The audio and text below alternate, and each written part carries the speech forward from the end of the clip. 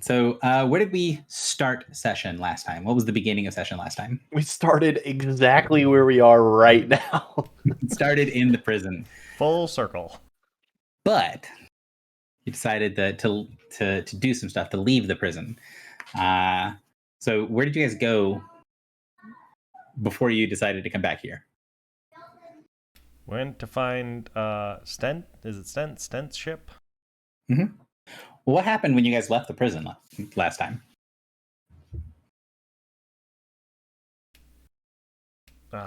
Something happened. Griffle got contacted by the ship, and it was saying, I don't remember. I'm trying to piece together if it was like last session, the session before, but then there was a whole bunch of stuff about how it saw. Oh, we got contacted by the other ship, didn't we? Or like processes had finished where it had seen the ship because we had asked, let us know when you see this ship, and it said, well, I did see it. It's no longer there. So when you guys had previously, the session before, left the Interlace, the docked ship at the prison, you'd given it a few commands of stuff to do. And then at the beginning of last session, Griffle was contacted by the ship and basically told by Plucky, hey, I tried to do the commands you gave me, but there's some problems. And then you guys headed back to the Interlace, which is where you kind of got the thing about sensors and sort of extra stuff. So, also, hello, Griffle. So what all... You found out some stuff about the sensors. They were able to detect the other ship. Yeah. They're very advanced sensors because I think they're for the planet because they could see like all the way down the corridor we had opened up. And basically had tracking and stuff for all the ships that it had seen. And basically we got told it had seen Stent's ship. It had come into range of the planet, overshot a little bit, but then immediately went to near the weapons platform and then cloaked. And then you also kind of got that there are two exterior sensor sections that the ship couldn't turn off, which was the spin disk platform in orbit that is connected to the hangar bay, and then the weapons platform orbiting on the north side of the planet. So you got some idea of where the ship was last seen. What did you do from there?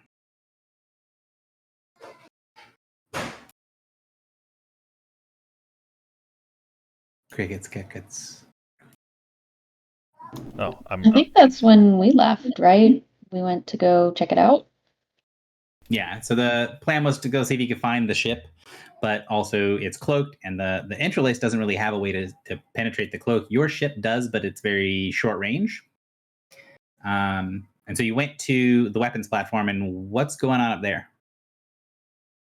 Well, first we discussed if we get Crom and decided not to, right? We figured he couldn't be that helpful in a firefight, so left him in hiding, right?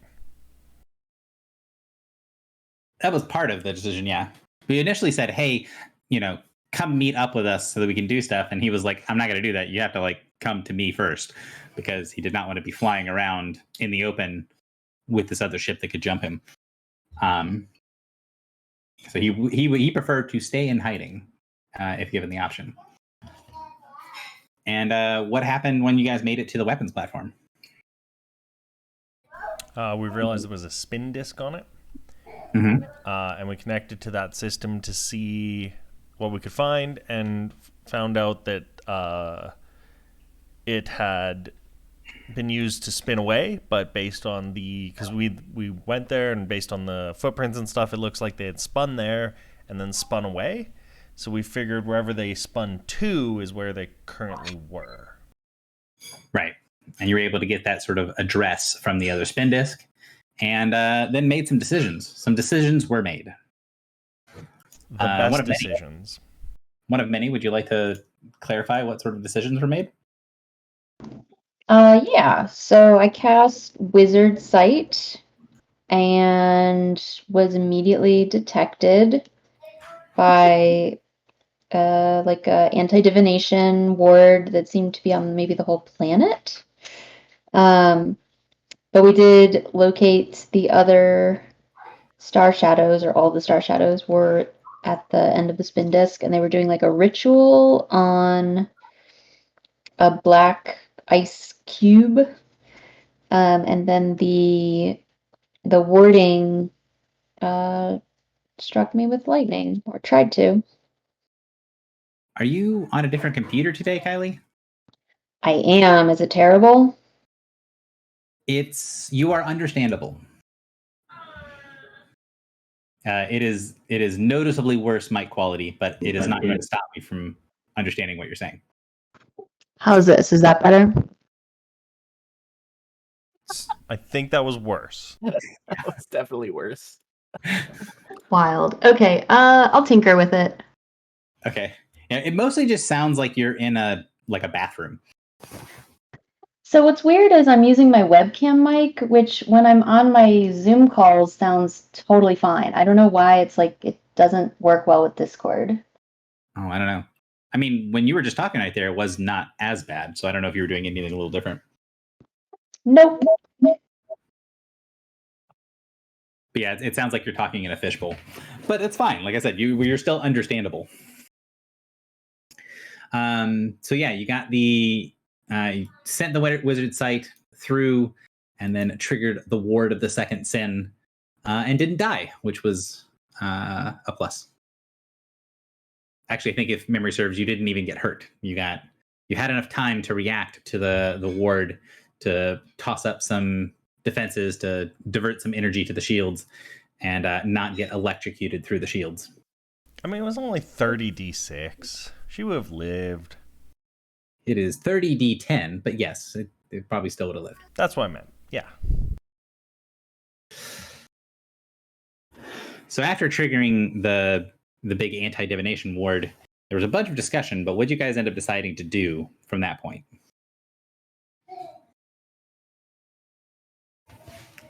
Go find them. Yeah, so went down to the surface of the planet, found the edge of the warded area, did some checks to try to determine how long it would take before that lightning thing would happen again. And after you guys found that it would be several hours, you flew into the warded area to go and find the spin disk. And where is the spin disk? Where is Stent and his crew? There's a big pillar of ice on the planet, and the spin disk is somewhere underground near that. Yep. And some other, probably not important detail was noticed once you guys got within 10 miles of the location.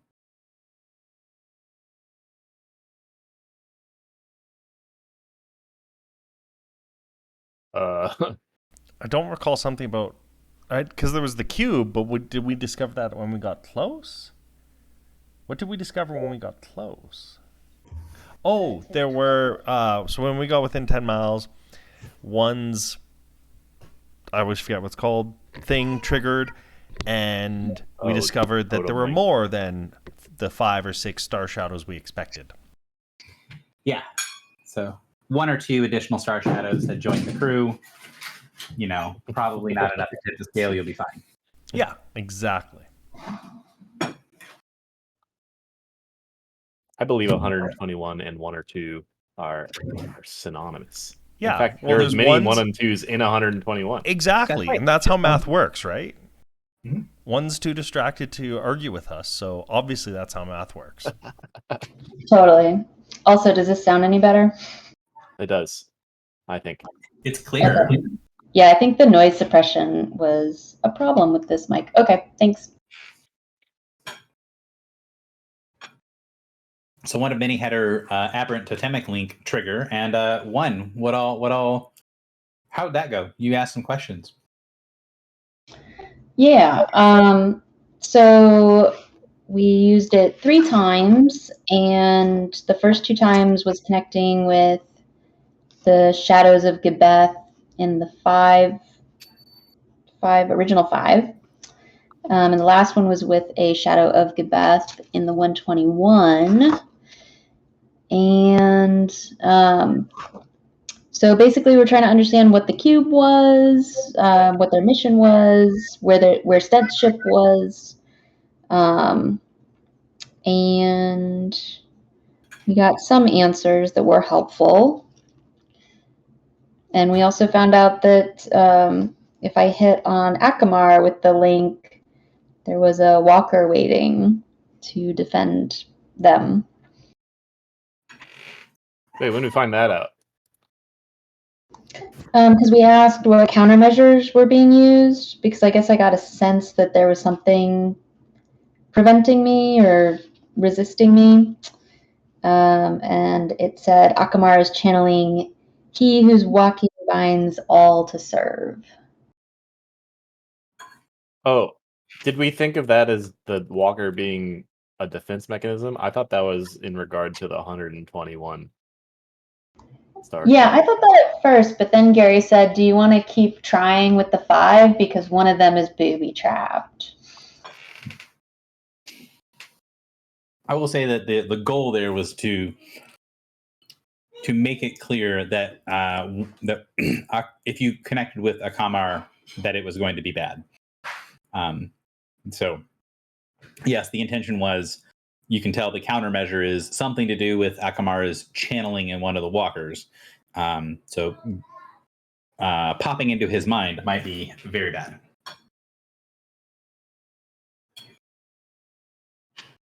So what are the 121? What are they doing? Or Trying what are to your break free. And they said they were imprisoned by the weakest of the queens, I think was the term they used. There was a term they used against the queen. And were they trying to break free? Pardon me? Were they trying to break free? They were trying to hack into the queen's defenses.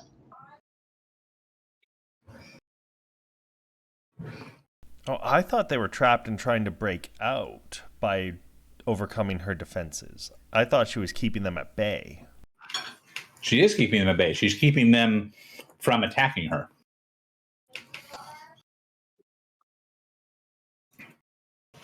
So the 121 are not trapped and attempting to escape from the queen. The 121 are in place trying to corrupt the queen with a constant series of assaults. Oh. Oh, I didn't think that was clear.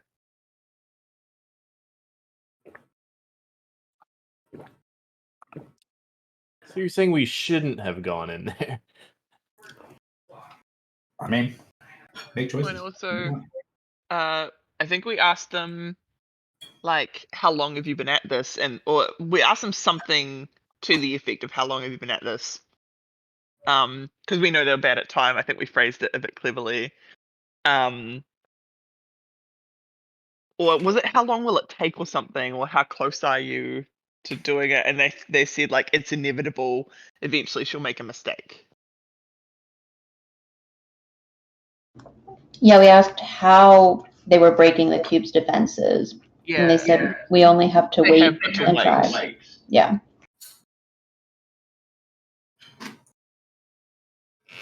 They believe inevitability is on their side.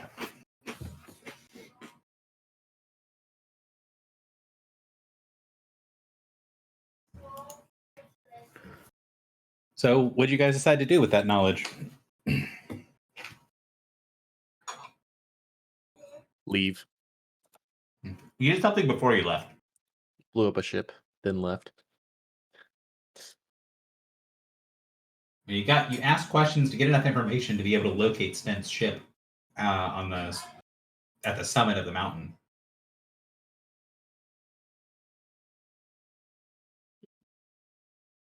And we also destroyed the spin disk at the weapons platform, right? Or we covered it? Correct. I mean, you guys used your ship's weapon to ventilate the entire thing and blow big holes in the station. So, yes.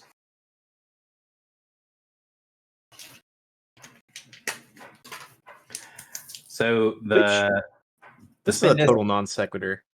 When we Okay. went to the bank the first time, which vault was missing souls that we gave souls back to?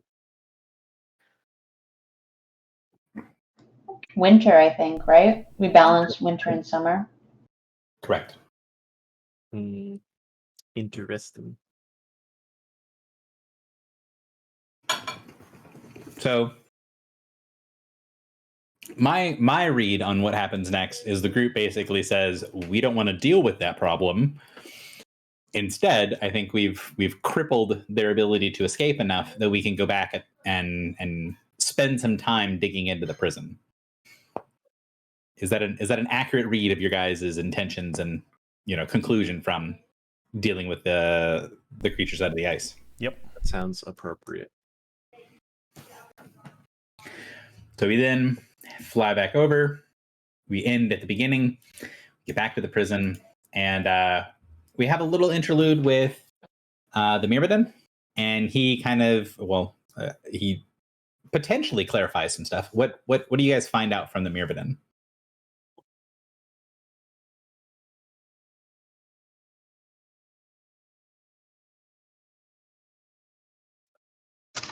I don't think we really found out too much. Just No, we did. we did. So so I think we found out a couple of things, but the one that I remember specifically is he told us that there was almost like a fairy tale or like a myth from the Formians of a time where their mayor was like one entity, like one person, and then something happened, like they were corrupted or they were like there was like a near miss or something, and then the queens broke the mirror apart into many souls, and then they said there would be many queens, many hives, and many mirror. And the Formian was basically like, I've heard this story. I didn't realize the story was quite so literal.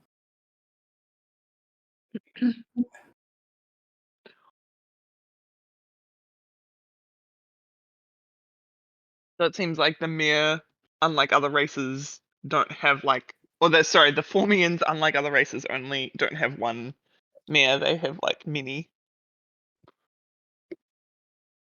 They do indeed. The Myrmidons, the keepers of the mirror. So you guys head back in, and then I kind of expressed like, hey, if you guys are going to, not really have a clock that is kicking down the door, you want to spend some time here and investigate and really dig into what is this place and how does it work. Here is a handout. So I gave you guys the handout for the prison. Here's all the details from it, giving you where each of the prisoners is located, what their names are, what languages their names are in, and the psionic impression. What do you get if you try to sense, at the door, as well as the prison is in varying states of disrepair. There are some pieces of the prison, there's some seals that are completely intact or nearly completely intact, and there's some seals that are significantly damaged. And so you guys kind of have this with the understanding that the weaker the seal, the lower the number is for seal strength, the less damage it is for the prison, the less it's going to kind of lead to a cascading failure for the whole prison. And the other piece is that like you can let things out individually. The more things that you let out, the more that chance of cascading failure happens. And you always have the out of you can pull the plug. Like you can grab the thing that is powering much of the prison, yank it out, and leave, and that will potentially open up all the doors, let everybody free.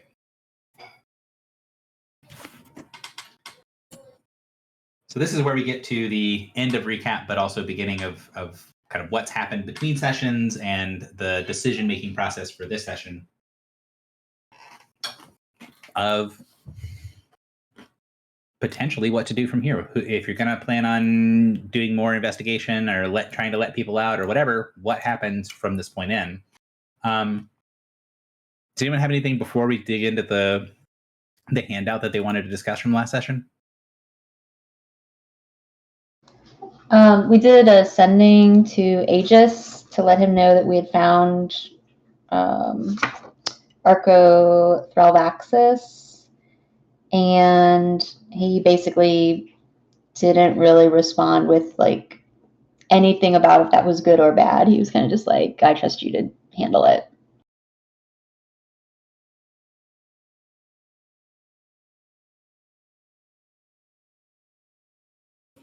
I think you asked for advice, if memory serves. Yeah, I think I said something like, we found him on this planet, you know, we're going to go find the Queen of Summer. What should we do? And he was like, deal with it. Quit talking to me, idiot. Well, I'm trying to see if I can scroll up to the exact wording, because it's more along the lines of like, listen, hey, I got a lot of shit on my plate right now. I kind of have to trust you to do something with this. So yeah, so you said in the cause of Matsevo found a factory in the prison containing the mirror, including Arcaria Thravaxis, pursued by Star Shadows. If we survive, heading to Lycosis, do you have any advice? And his response was basically, the war is heating up. I don't really have much of an ability to help you. And the attention there is that like he was sort of seeing this as a little bit of a call for help, and he's saying, I'm too entangled with what I'm doing. My legions are all engaged. I've got some shit to do. I kind of have to trust you guys to make the right choice. Yeah, but also like as we are thinking about what vaults to open, it wasn't like when we told An about the sire or whatever, where she was like, leave him alone. Yeah, where An said, do not loose the Dark Sire. He should be imprisoned. Oh, wait, is he here? Because if We so, already brought it up. We don't know.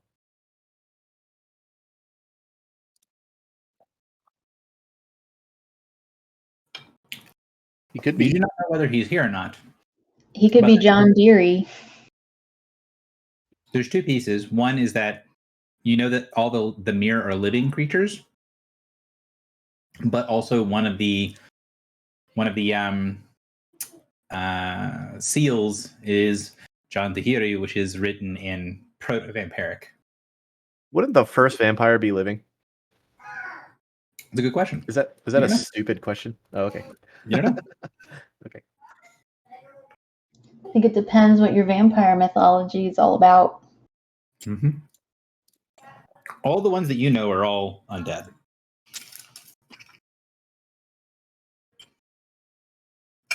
And the group has had a pretty extensive experience with vampires at this point to be able to say, you know, at least all the current ones are definitely undead. So, what to from here? What do you want to do?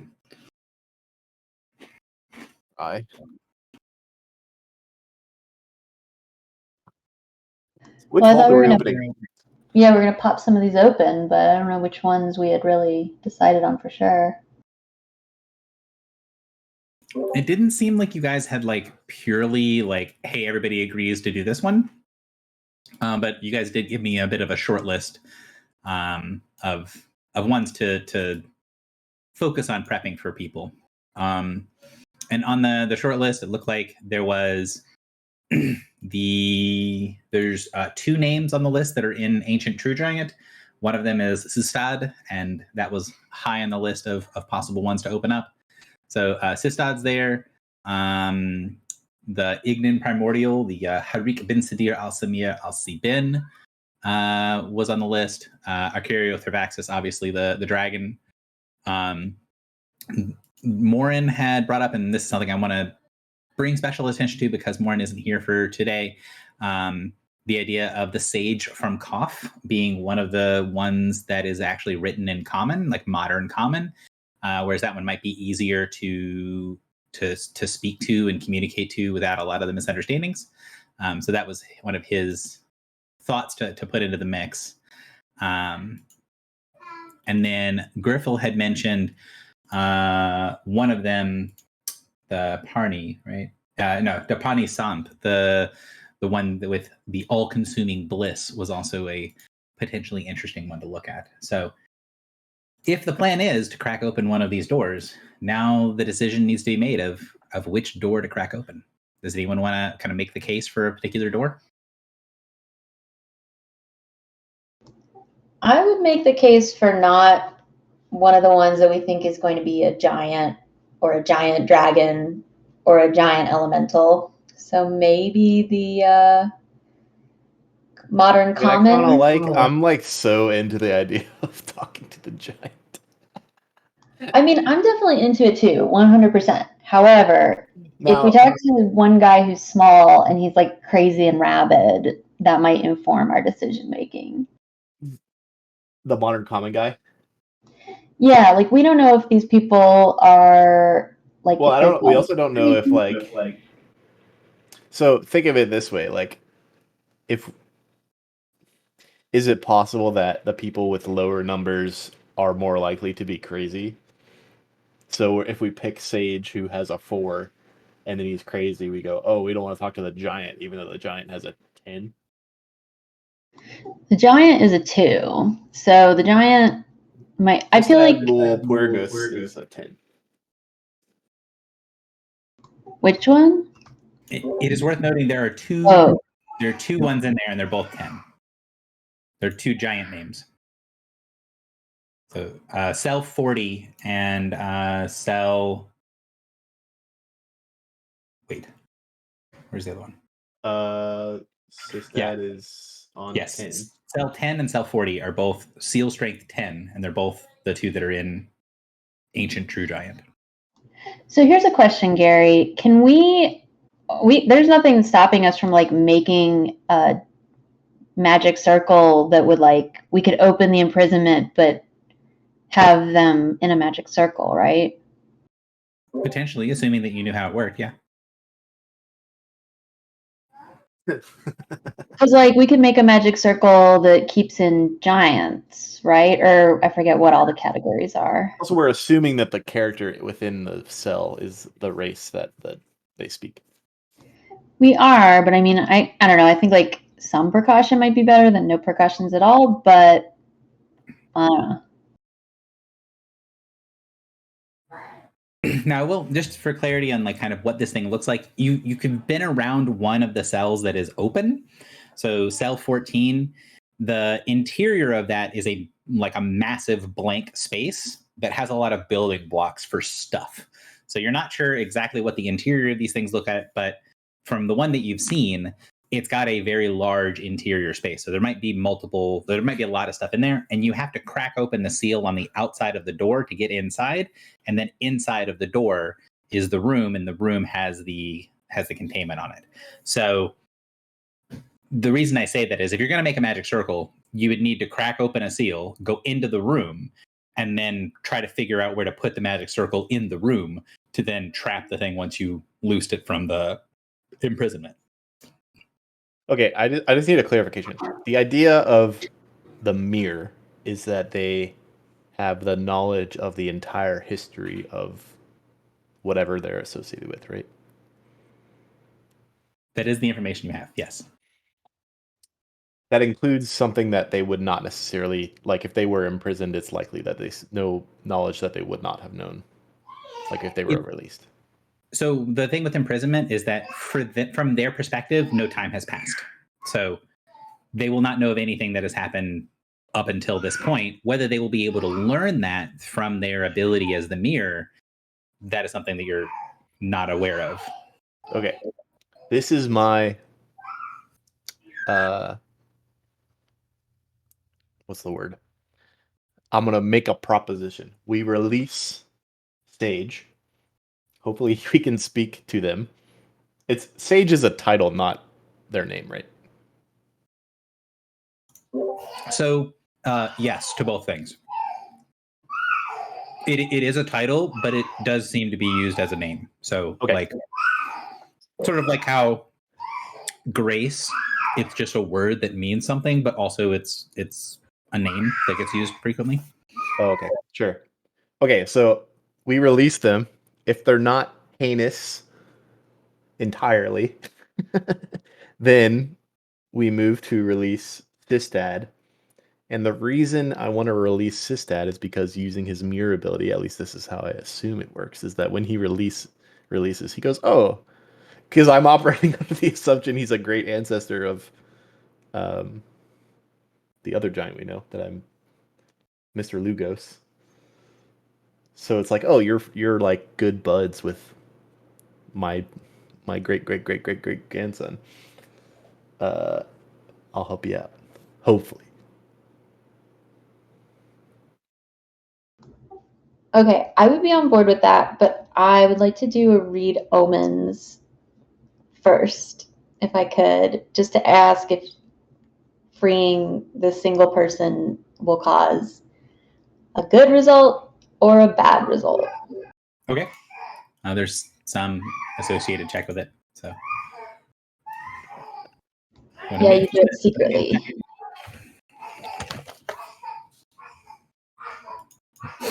Jesus, she's so lucky.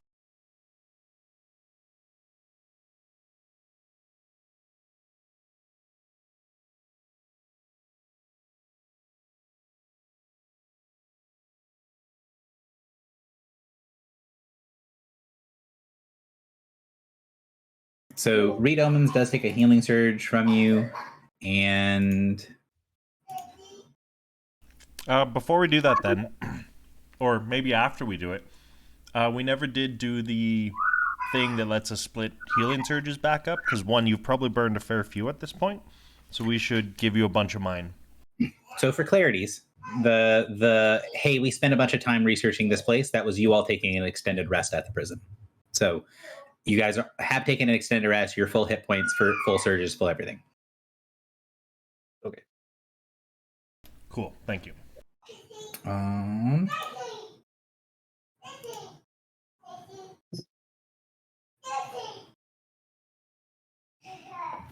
right, and so the question that you're asking is what happens if you open the door? Or Sage, right? What happens if we free what Philly said from their imprisonment ritual?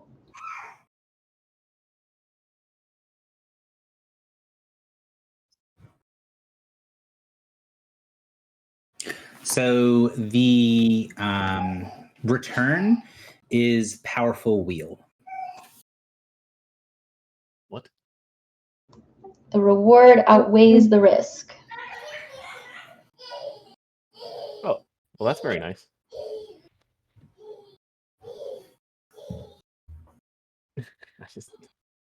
Your child sounds like a prisoner.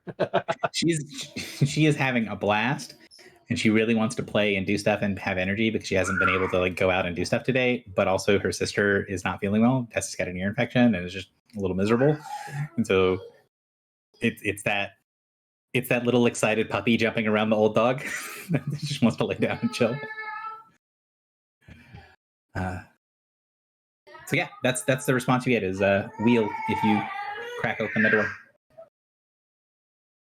I hate Then to I'm on do. I hate board. to be annoying. Do we think it's possible that divination rituals don't work well in here? Well, it can fail, and it didn't fail. Can it give a wrong result? Not without interference. Also, I would say that you, again, the taking extended rest here and studying things, the wards seem that sort of foil divination and cause a bunch of problems and stuff seem to be all outward facing from in here. So while you're in the prison, there doesn't seem to be anything bumping your elbow. But like if you cast Read Omens from the catwalk going into it, it would just fail. Okay. Well, let's rip it.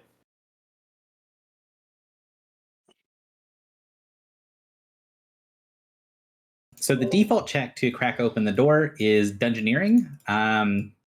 It is sort of working with a high-tech mechanism. So I need to know who is leading the check and then who would like to assist. We have a Dungeoneer. I believe that's going to be me. I can attempt to assist. Trying to see if I can I find have- more. What's the minimum to assist? We are 15, so minimum is half of 15. Brain 17. 17 is not half of 15. Well, he's saying So he's saying it's 10, 57 it's plus 10 plus half level. So half of 15 is 7 plus 10 is 17. Yuck. Okay. I have to roll to see if I can assist. I would have to roll a 3 or higher. I'd be 50-50 to assist. So I What think is Morin. Morin's? I don't think Morin has the wisdom for it. I'm going to roll just because it's the easiest way for me to do it. But hang on, you can assist with Arcana. So primary check is Dungeoneering. Secondary is Well, that would Arcana, just be Nature, or Dungeoneering. that would just be an auto. I can't fail with Arcana. Can Yeah, so multiple people assist. Morin can fail, but he has to roll a 1. So I went ahead and rolled his in the open. So that means Griffle, you're at a +6. Perfect. So 26 plus 6. 32. 32. And this is Sage, who is a 4. So weaker. So that is a great success on unlocking this. The prison's overall integrity is lowered, but it suffers no immediate damage from the opening of the seal. So there's chaos in the background. So the door opens up. So again, the look down here is you have these exterior doors. When you crack open the seal on the exterior doors, it lets you into the cell, and the cell is the place where the imprisonment spell has been cast. And when you go into the cell, and I make sure I'm on the right list. So this is number 7. Yeah, when you go into the cell, it looks like something of similar architecture that you guys have seen before, but the room itself looks pretty radically different. So I'll put you guys here.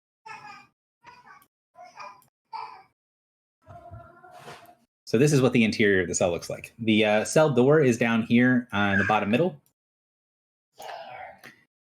And when you open it up, you can see that the interior of this has these, there's 3 on each side, these massive globes that seem to have some sort of like energy contained within that slowly oscillates, kind of like a light getting irregular electricity. So it'll glow very brightly and then it'll die down for a little bit and then it'll glow very brightly. It's not blinking. It's just maybe takes 30 seconds to get from as bright as possible to very dim and then back again. Does this look different from the other cell that we saw, the empty one? Yes, it does look different. So the cell that you saw basically was a giant blank room that is of similar dimensions than this one, but it didn't have all the stuff put into it yet. So like it's the same shape shape and size of room, but the interior of this one is full of machinery, full of stuff that looks like old Forerunner tech. So you head in and you can see that on the far side of the room, on the far wall, there is this sort of misty gate, this misty portal.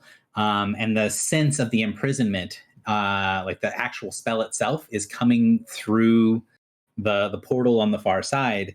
And as soon as you're in the room, you can sense that the actual imprisonment spell is attempting to discharge. It's trying to resolve like imprisonment ending, but it's not quite working. There's some mechanisms that are in place preventing the imprisonment from automatically discharging.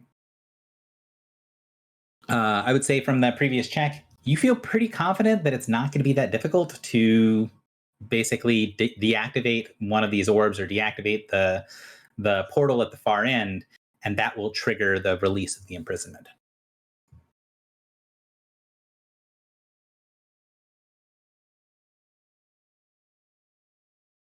Would appreciate if you place your tokens on the map. Now, why would I do that? I mean, you got to make skill checks with your tokens, right?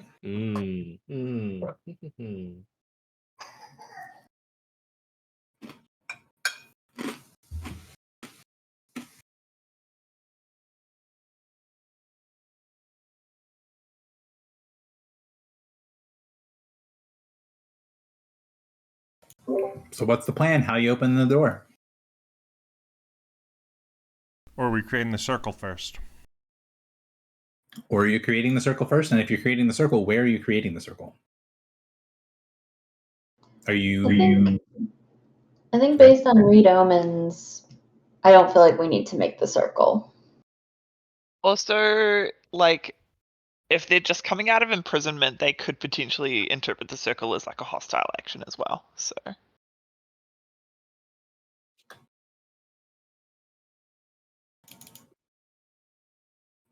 What if we open it and it's like Avengers Endgame and he turns to dust? So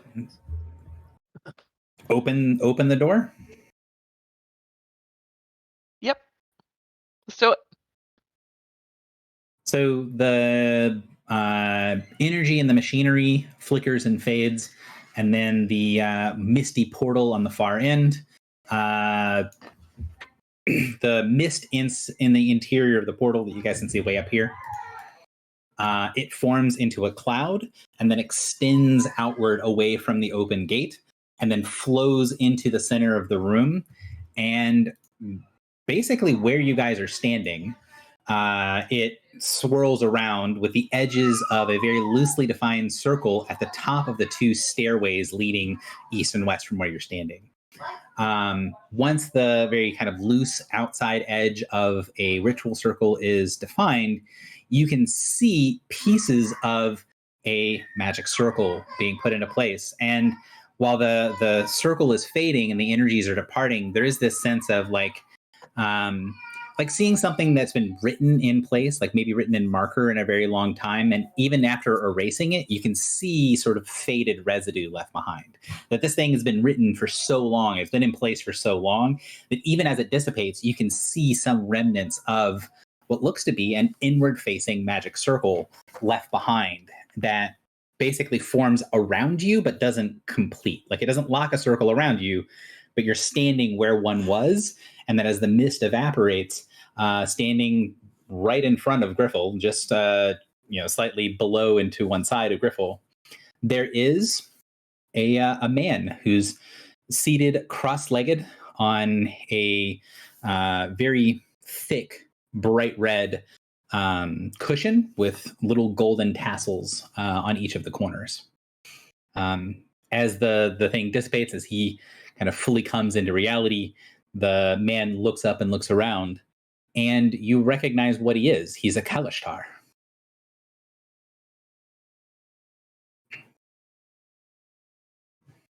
What? Do you guys know what do the players know what a Kalishtar is? Sorry. Yeah. Was that I Rachel do. or am I crazy? I just don't know what they look like or function like in your So thing. Kalishtar are native psionic humanoids.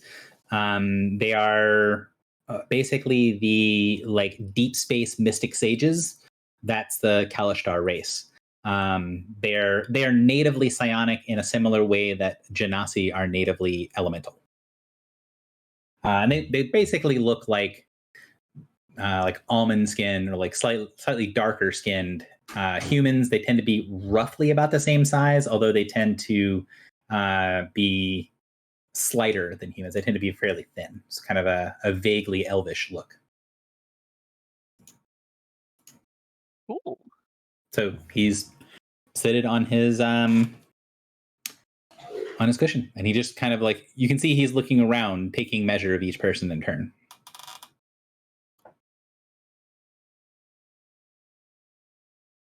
How are you? He kind of tilts his head to one side and looks at you when you speak. You can tell that he's trying to understand what it is you're saying. He pulls one of his hands up. He does a little motion with one finger, like he's circling something, and then he makes a pinching motion with the other hand. Like he draws a circle and then pinches with his other hand, like he's drawing from the circle. I look at one. Do I have any insight into this gesture? I'm assuming he's deaf. And he speaks with, like, mentally. You don't. The gesture doesn't look like offensive. It looks like he's asking a question.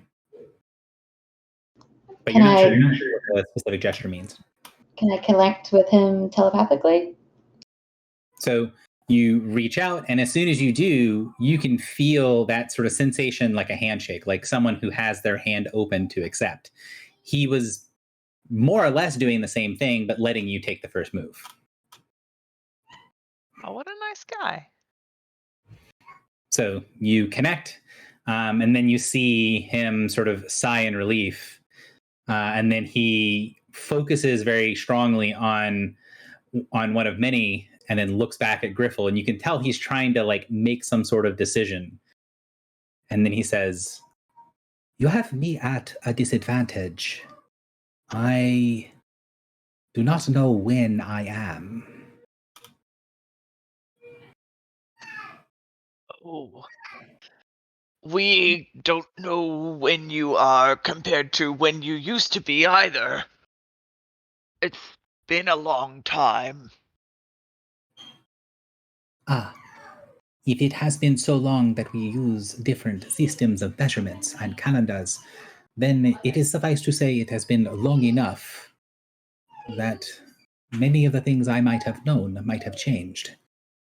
You seem to be fundamentally different creatures than I would expect to see and feel with my eyes and mind. One of you is wearing a shard. Another is haunted by a walker. I do not know this new world I am put into, but you seem very well armed.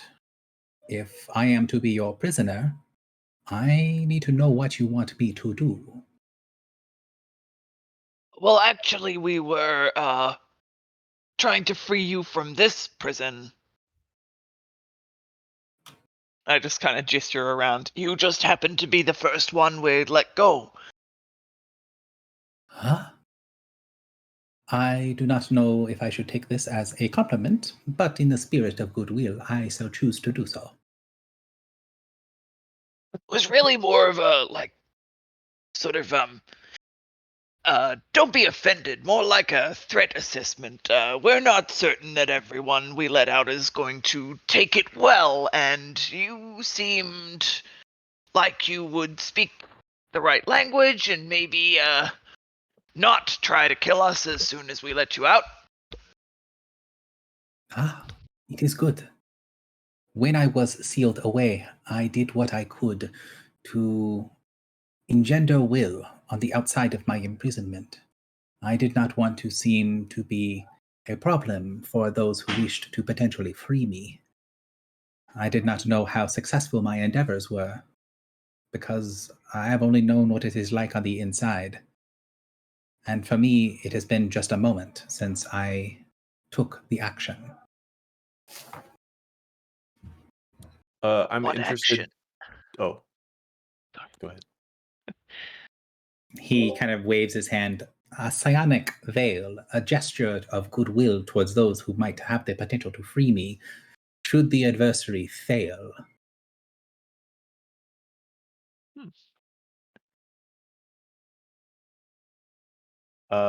I'm interested to know what you thought you were projecting.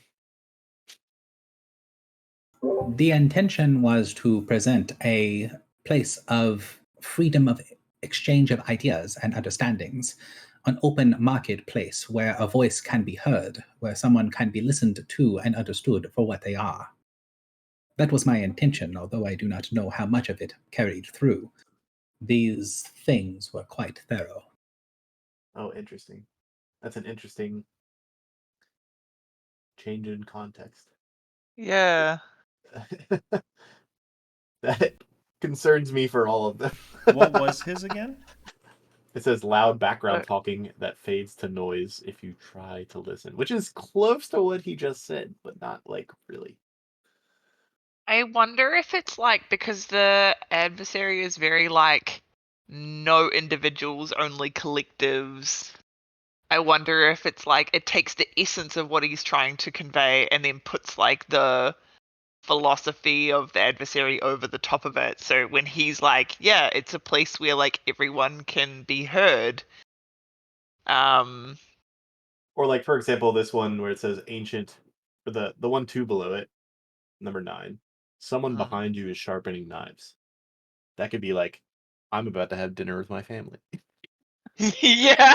Like, Yeah, I hear you.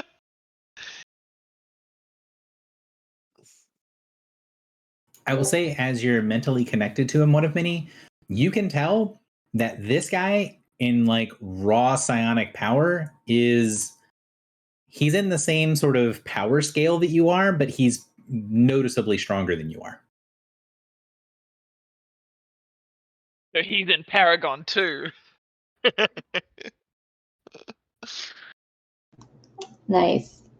Do I, because my character is a Kalishtar, but like reskinned, do I like sense any kinship to him that like maybe I don't know. So story-wise, you function completely as an Eladrin. We're just sort of using the mechanics of the Kalishtar because it fit your idea better.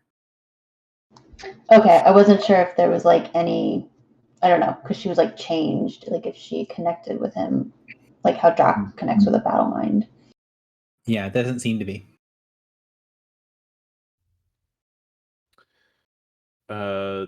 The sage, we would like to free everyone, I think. Do you think it's safe to do so? You speak of everyone. When I was imprisoned, I was the only one imprisoned. I do not know if there are others that were before or after me. This was not the place where I was imprisoned either. I was imprisoned elsewhere and I believe brought here through some conveyance. So it is difficult for me to say. However, if there are other of the Myr that are imprisoned, understand that they are power. We are power. And that power can be used for good or ill. It can be something that can be used to harm or to protect. And what would you say you prefer? What do you mean? What does he prefer? Harm or protect? She says, I am a protector of knowledge. I saw that I did not have the ability to resist my captors, and I did not expend efforts on futile needs. I was going to be taken, and I wished to be in as pristine of condition as possible so that, should I be freed at some point, I would be able to rejoin my people, to serve the Kalashtar as they have been in times past. I need to find my people again. If it has been a very long time, I do not know what has become of them. I hope that this sense of nothingness I feel, this cage I feel all around me, is preventing me from sensing them, not that there are none left alive to connect with the Myr.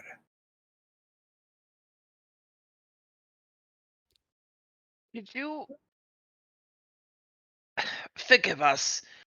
We are from a time when much knowledge in the world has faded.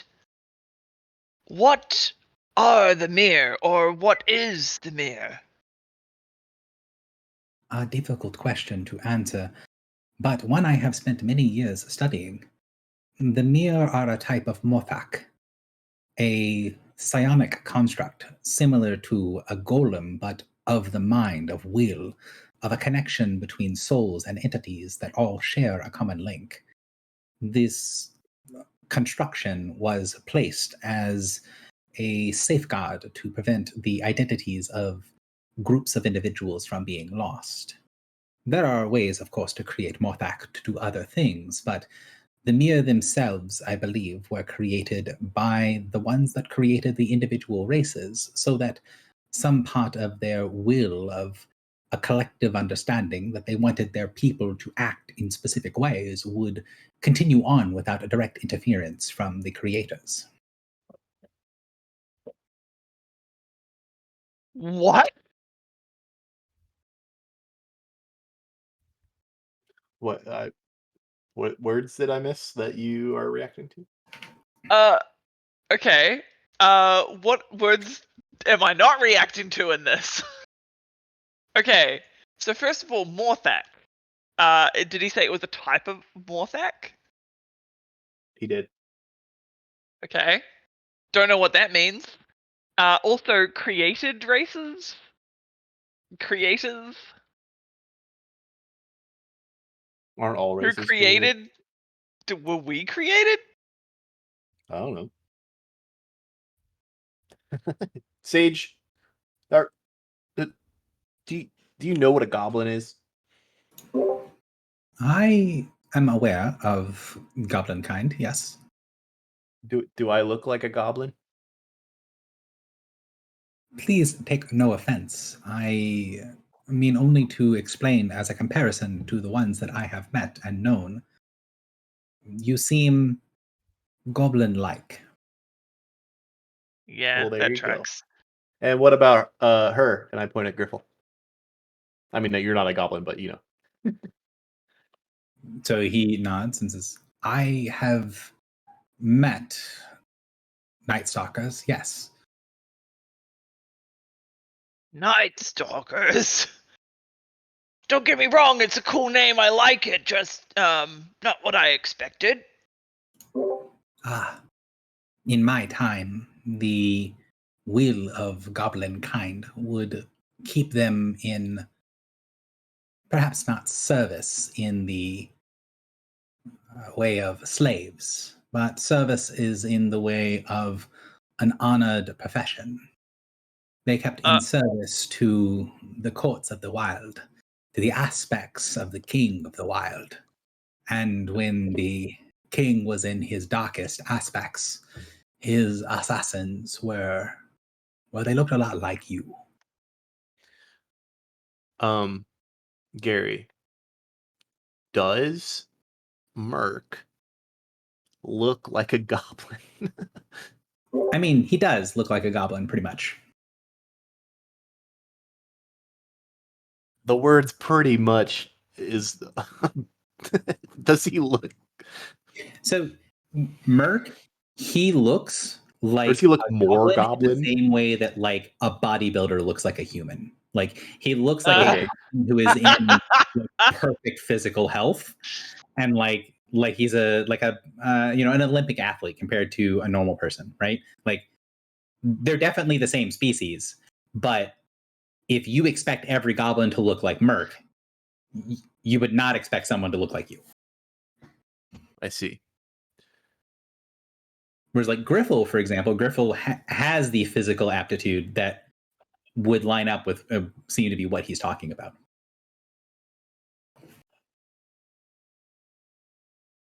Um,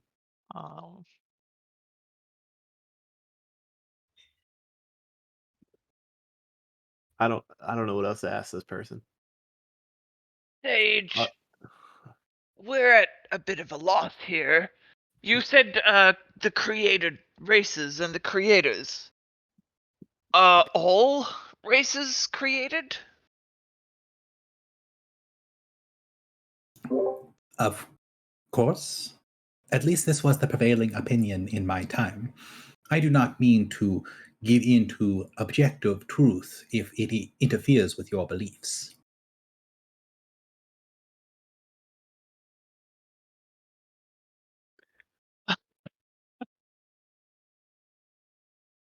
I don't really know how to respond to that.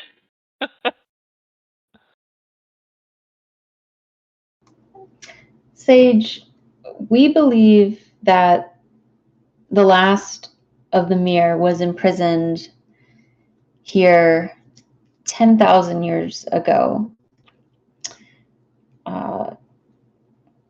We are still fighting the adversary, and we hope that freeing you and the other Mir will deal a blow to them.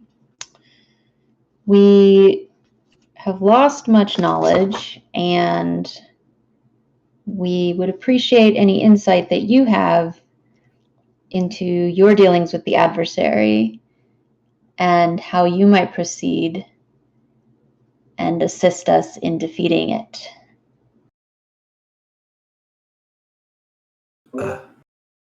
My interactions with the adversary are mostly on a philosophical level. My people did not directly enter into the conflict. We were serving as advisors, as crafters, as people to offer aids and rituals, but we did not serve directly in the conflicts. My understanding is more generalized. When the first battle was lost, and it was time for mortal kind to bear the brunt of the adversary's assaults, there were many different views upon ways to go after the solutions. There were many that put their faiths in their gods. They would be the most disappointed at the second battle against the adversary. The gods were slain in my time. I do not know if they are yet reborn here, but I do think there is likely to be something eternal to the gods, some core element or essence that cannot be completely destroyed. Similar to the Morphak that is within me, I believe it would need to be sealed away from the universe, or it would spread to another in time. But some of the Mir were willing to work with others. Some were willing to work with the adversary for different gains. Not all of the Mir, even with the great knowledge that we have within us, make decisions that are purely rational or that objectively benefit our people and all of mortal kind. There are some races and Mirs that are selfish or reckless. There are some that are uninterested in the philosophical battles that take place with good and evil and similar thoughts. Some of them would have been ones to turn against all other mortals if they believed they would be the ones to serve on top at the end. There was one of the Mir that I had contact with, and I would hope it is one of the ones still locked within the prisons here. The only of the Mir that I met personally, I do not wish to encounter ever again.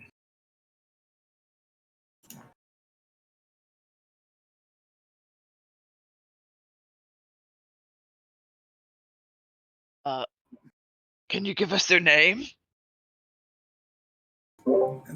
Their name is... It is a difficult to understand series of concepts and phrases. I only understand it psionically, but think of the weaving of many things all in together, woven finely and intricately until looking into the pattern would drive you into madness. That is the essence of the creature's mind. You see him kind of look around for a second and say, if you have a writing utensil, I could write the symbols. Oh, yeah, I handed my notebook, for sure. Okay, so he takes it and he kind of writes down onto it. And you can see that he kind of like writes something and then he looks at it and then he kind of like erases sections and like rewrites it. It takes him a couple of tries before he's satisfied with what he writes down. And then he hands it back to you and you could recognize the name on seal 44. So cell 44 is who he marks, the one that's written in Proto-Supernal.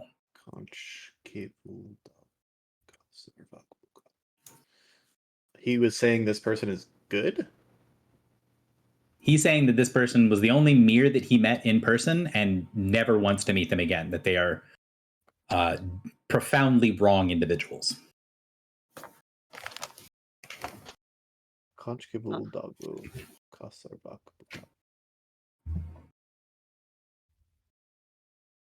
He thinks that at least in some way this one worked with the adversary. Okay. So all Mir do not oppose the adversary. But then why would they be locked up? Because maybe for the It is- magic to work, they just volunteered to help the adversary. It is a common tactic among the lowest of thieves to have lackeys and bootlickers and then betray them at the crucial moment. I see no reason why the adversary would keep its word. True. Sage would never mind. Well, I was gonna. What was the question that you asked, Drock? Oh, Why if they're working with the adversary, why would they get locked up? Like, so I guess the ultimate question is, what is the point of locking up the mirror? the sage know that. Drock Is it- asked that question. Yeah, I would ask the sage that. I understand why they would lock me away. There is a ritual I developed that was becoming common practice as a use of defense against some of their magics. When they were able to attempt to destroy our own will, a desert could be created within the mine, a hole that would suck in any magics that would be alien to that mine. This protection was very valuable for soldiers. It would prevent their control techniques from taking over entire armies. I believe I was targeted for the creation of such a ritual. So this guy developed the mind blank ritual. He did. Oh, Hey man, that's pretty cool. I was about to ask, would that ritual work on one who's already been corrupted, basically? I mean, like, one of many would recognize enough of the sort of shop talk to recognize he's talking about it in sort of academic terms, but he's describing the ritual mind blank.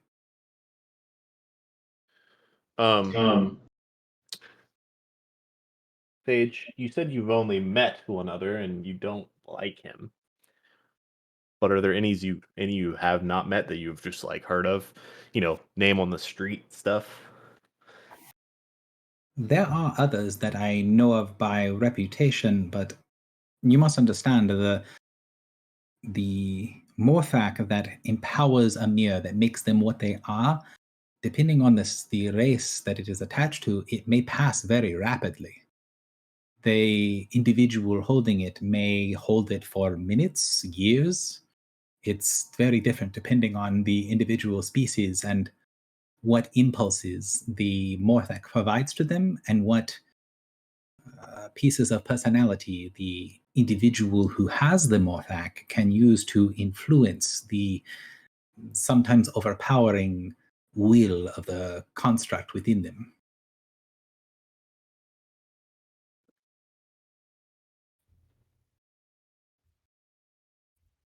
So he doesn't know of any personally, basically, but he's like, that doesn't necessarily mean anything. He knows about some of them, but how accurate that's going to be is going to be based on the individual, and the mirror can pass, so he doesn't know any of the individuals.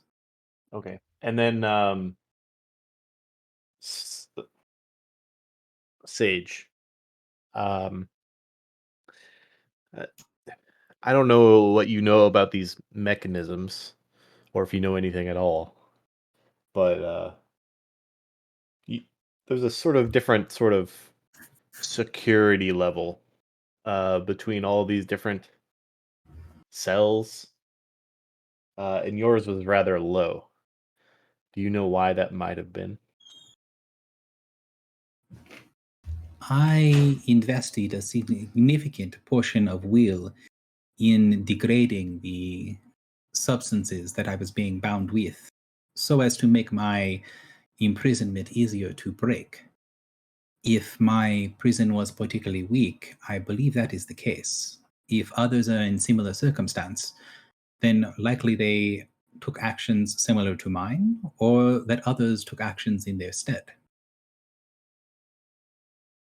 So as he's sitting there and he's thinking, and he says, "You say that there are others. Are they imprisoned close to here? And what sorts of information do you have of them that I might be able to offer assistance?" I would show him, I imagine in our notebook, we have a list of the spreadsheet essentially, and tell him they are just out this door. That was a demonic. I don't like it. And you could investigate them with us if you are interested. So giving him the notebook, you can see that there's this immediate, like, he doesn't quite snatch it away from you, but he is very eager, right? Like, he gets this thing of, like, he's trying to help you with information. You can tell, at least from everything that he seems to be very genuinely trying to help, but that he's kind of discombobulated by the gulf of time since he's been sealed and the lack of information.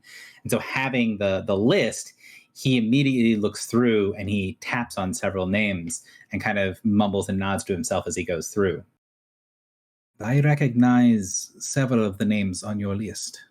I did not know many of these were the Mirs, but if you are certain that each of these that is listed here is a Mir that was imprisoned, or is at least imprisoned in the same place as the Mirs, yes?" That is our understanding, but you are the first that we have opened. So he taps on the first name in the list. "This I recognize, the ruler of the dragons. We recognize him too. I know by reputation, but I did not know it was Mir. I believed it was the scion of their god. Although both in the same mind does not strike me as difficult to believe, given the devotion to their progenitor that the dragons have. This other one here," he points to the fifth cell. "I recognize this name. Anyone from my time that has spent any time in the deepness of the dark would recognize the name of the ruler of the city of Brass." Ah, Wait. Sorry, I ran away. Wait. I need you to tell me if that's a good person. Is you want to tell you're asking him, is this person a good person? Yes. He says, "I do not know the cultures and norms of your society. I can only say by mine, and by the markers of my society, I would say that the Efreet is a most dangerous, devious, and cunning person. They are someone who is willing to be cruel if it serves their purposes, that they would honor only a bargain in so long as it served them. I would not trust them as an individual, but again, this is a reputation. Reputation can cut both ways." He's got a pretty cut down security level. We know Ignim Primordial, right? Someone? One of many? Actually, one of many. Go ahead. I only know how to say the dirty stuff. No, this guy yeah. the rest of it. So he goes down the list. There are some of these that I can recognize information about, but I do not know them as individuals. He taps one of the names. This one is one of the Pratani. They are powerful kin. They are holy spirits that inhabit physical bodies. I know of their reputation as well, and this is a marker of a family name, a family of great influence that is well known to my people. Who is that? That's number 13. That's Pratani Patal. So he kind of goes down, and as he makes his way down the list, he kind of gives similar sorts of things of like, he can give details of like the name of things, but you can tell a good chunk of what he's saying. He's sort of saying to himself, like he's trying to like suss out information of the list as he's going and speaking his way through. And as he gets deeper into the list, you can tell like he's trying to catalog a bunch of stuff. Like he's like, okay, well, I've heard of this stuff. I've heard of this stuff. What's the context for these things? And as he gets down to lower in the list, he shakes his head and says, "Cool, Valier. This entry, if there is to be one of the Titanic mirrors, I would have guessed this would be so." So number 40. What do you mean Titanic mirrors? Like really, really big, or? A race of titans. They are the greatest of the giants. They live in great oceans and among great skies, command powerful elemental forces. They are similar in many cultures to the gods that are worshipped in other cultures, although they rarely consider themselves as such. This one in particular, this name is known to me. He has a reputation for being a protector of the small folk, of being someone that would fight for mortal kind. I wonder why his security level is high.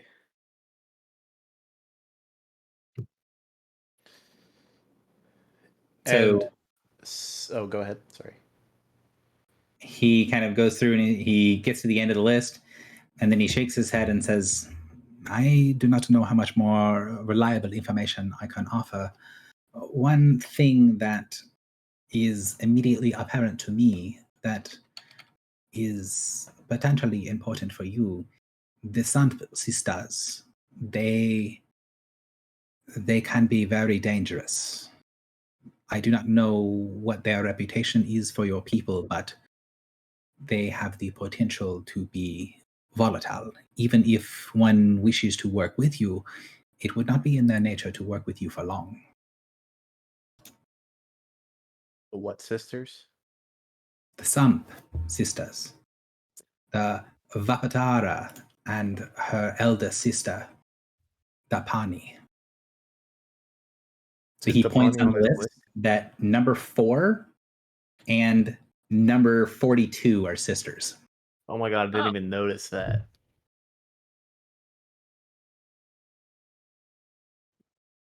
Interesting.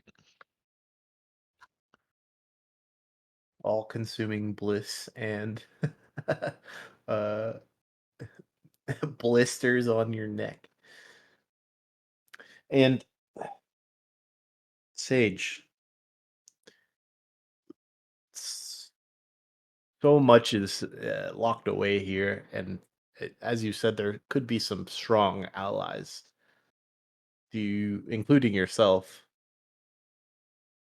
do you feel like freeing these people outweighs the dangers of people like the Sept, said the Sept sisters?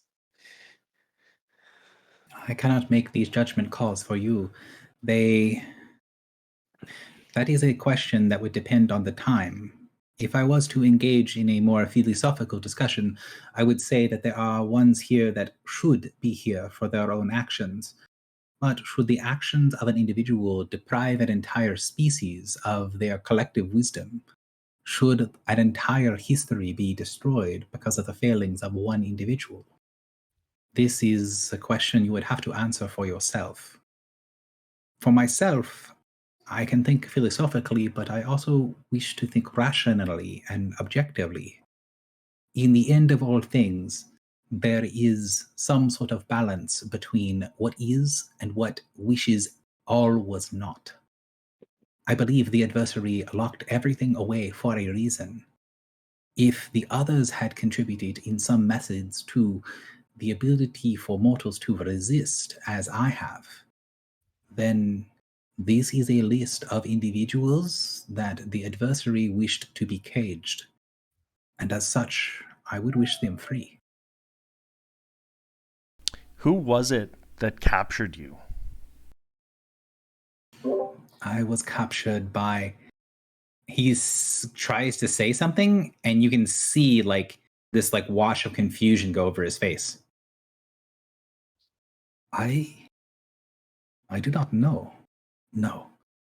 That is improperly said. I know who captured me, but trying to will that thought, that concept to you, it feels as if there is some sort of barrier, a void that absorbs and negates my thoughts. I have not encountered before. Yes, this is a forbiddance. They are common now, but This they can guy be broken. existed before forbiddances. The forbiddance is a tool of the adversary. If you can name a forbidden entity, you can break the forbiddance. For example, we do not know the names of the 13 gods. Nobody does. He nods at that, and then he like, you can tell he's trying to think about it, and then you can see like the effort of trying to think about it. Like he pulls his face back and shakes his head, and then when he pulls his hand down from his face, you can see blood streaking out of his nose. I think perhaps I should acquaint myself with the particular dangers of this age before I attempt anything too close to portions of my mind that feel they are damaged. I do not know if these are scars left on me specifically, or if this forbiddance thing you speak of has reached me in my imprisonment, or potentially a fundamental element of reality has been changed. It is something that I wish to help you with, but if it has the chance of killing me, and it has the chance of giving someone who does not understand what it means to be mere the power of the Morthak I contain, I must be wary. This power, when it passes on, it can destroy many people before it finds one who is able to properly sustain the existence. I do not wish to lead to the deaths of some of my own people, especially when I do not know how many have survived. And if you are the last of your kind, does the mirror go away? I do not know. I would imagine that a Morthak without a host would go fallow, or it would attempt to find some way to connect with something that was close, a sister species, perhaps an artifact or item that is heavily connected to that species. We have religious icons and relics in our species. Perhaps one of them would have the capacity to contain a Morthak, at least for a time.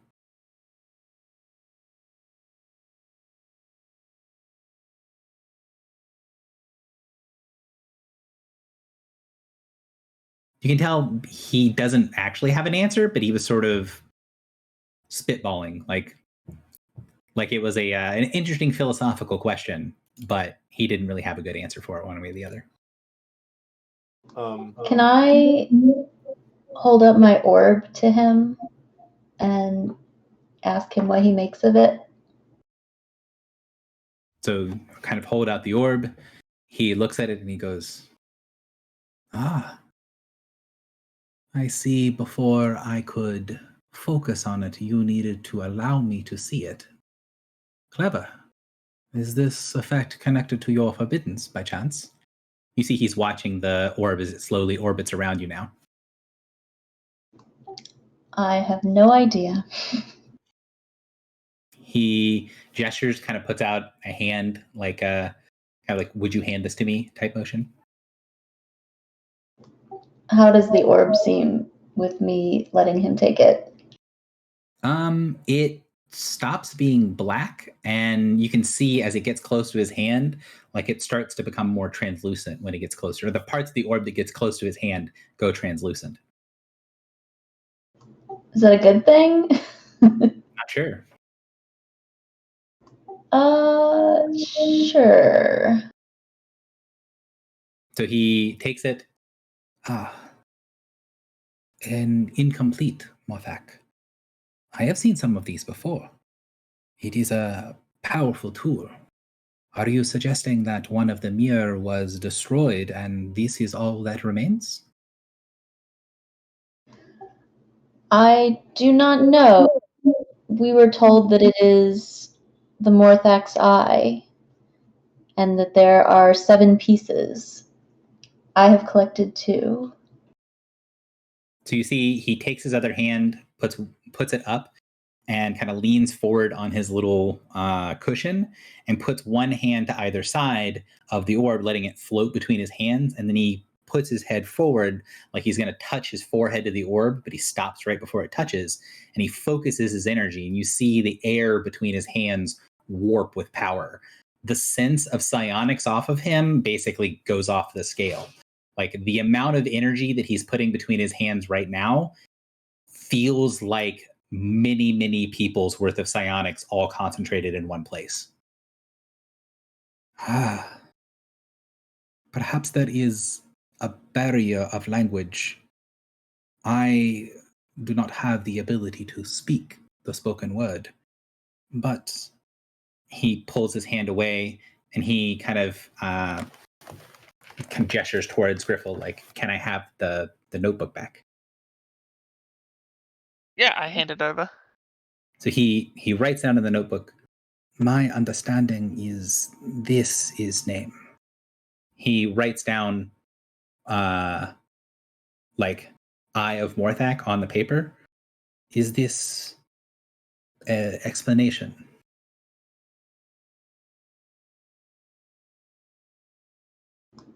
That is my understanding.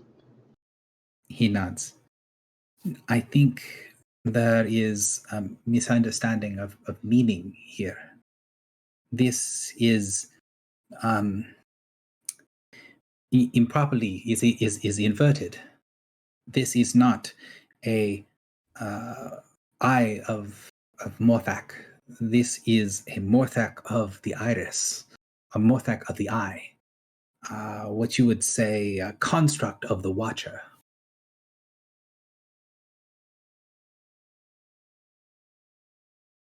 I thought it was only Mir who had a Morthak. A Morthak is simply a psionic impression, a created thing. That's similar to something like a golem or an automaton with a certain amount of will pressed in it. The golem is the physical body, but if you imbue it with a certain amount of will, of presence, something similar to a soul, like a golem body could be similar to a physical body, so a Morthak is similar to a soul, something that allows more complex reasoning and energies to pass through. This is, as far as I can tell, one of the Morthak of Iris, which would mean I have heard of it as something that is incredibly ancient. He allows the orb to float back towards you. Thank you for your insight. I understand through communing with it, that it can be restored if I gather its remaining parts, and that this will be some tool against the adversary, though I do not fully understand how. Nor do I. I have limited information when it comes to objects of the iris. There are tomes and things that I have read in the past, but they fade from memory. If I was given time to meditate and search my mind, I might be able to find some details. But what comes to mind quickly is that there are many ages of the world. Many, I guess, have passed since I was a current creature, but in my time, there was an age of plenty, one that we were in before the first and second battles with the adversary. And before then, there was times of peace and harmony, times of gods. Before that, still, there were times of troubles between gods and primordials, between the created peoples of the universe, a very young universe. And before that, still, there were artifacts of the iris. Things in the most ancient tongues, in the most ancient tales, tell of the iris as pieces of something from long ago, perhaps a different iteration of the universe. These are things that the gods, the immortals, the things that stretch their mind and presence back to the beginning of the universe, they call these pieces of iris ancient.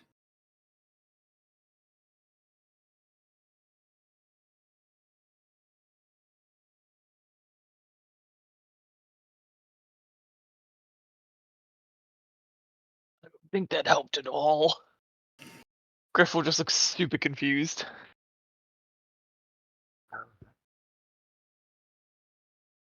So he'll kind of, as people give him a blank look, he'll say, "I'm sorry. It is suffice to say, it is not a, to my knowledge, direct tool to be used and employed against the adversary. It was not created to go after them. It is not designed to fight back. Not like that." He gestures towards filibuster.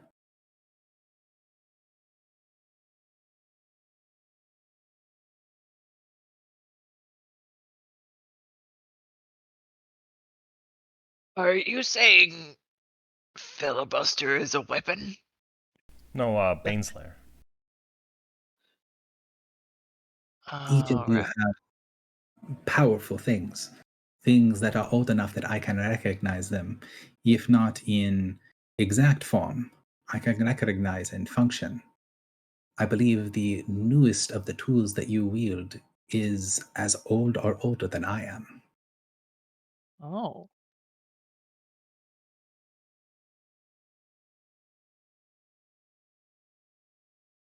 For a supposedly complete victory, the adversary sure left a lot of really useful things lying around.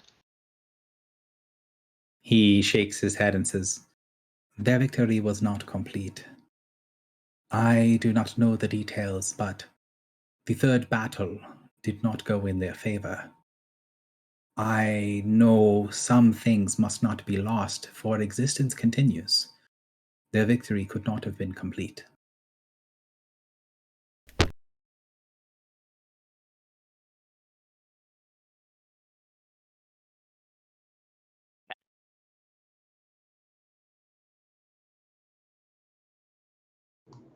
Since you mentioned the time before the adversary, do you remember its rise, where it came from, and how it gained strength? I was not aware of the adversary as a thing other than a curiosity. Individual, very minor incursions into our reality were, I do not wish to say common, but they were known. Creatures from the outside that managed to get in from one method or another, but this was believed by many, some of myselves included, as a fluke, a random happenstance, individuals making choices and entering into our domain. This, I do not believe, is true.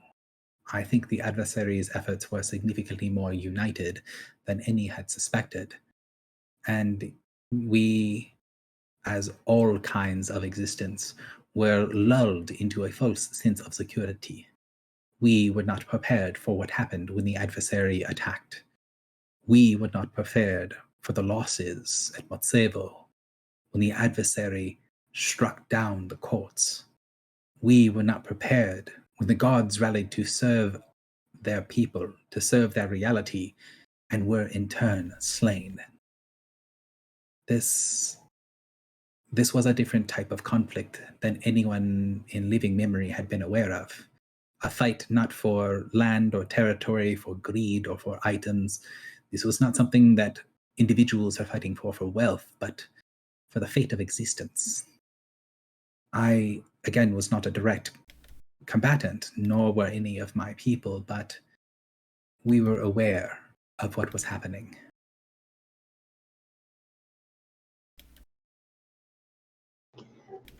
And in our stories, we have knowledge of the Forerunners that we have conflated at times with the adversary.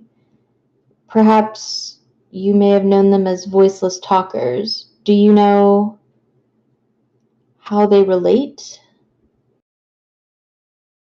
I do not recognize your Forerunner, but the way it dances across my mind, it is an old title, something of your kind, not of mine.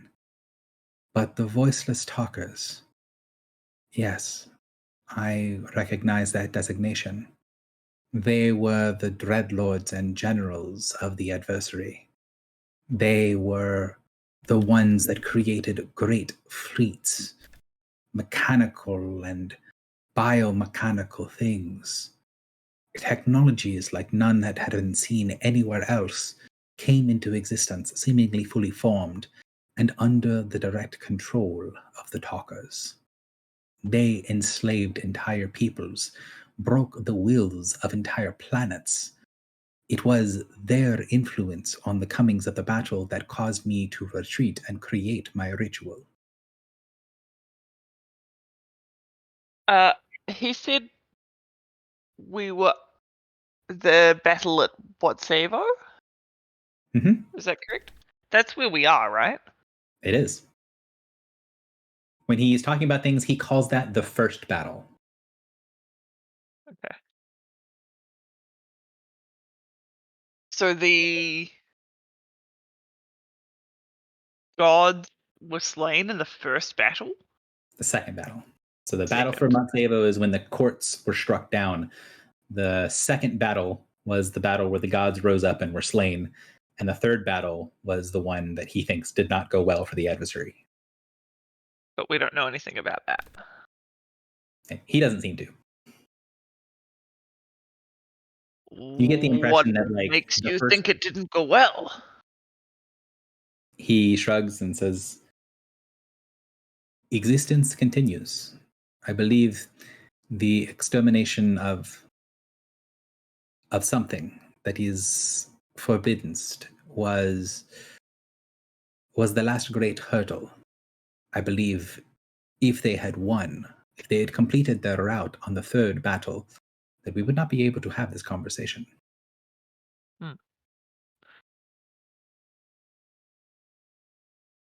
Sage, this is perhaps something you may not know, but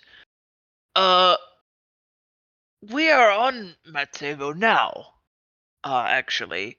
And outside the planet is sort of half ice.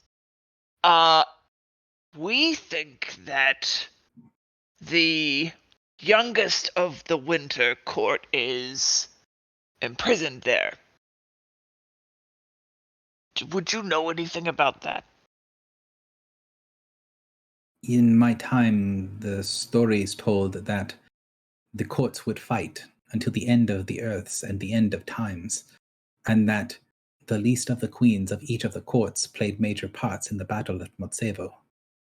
As far as I'm aware, or at least in the time that I was aware, the battle for Motsevo was technically still ongoing, with Winter attempting to press its luck. where Winter and its queens were attempting to close the gap to try to fight back against their losses and reclaim the planet. I don't have a lot of knowledge of that. It was not the theater that I contributed in.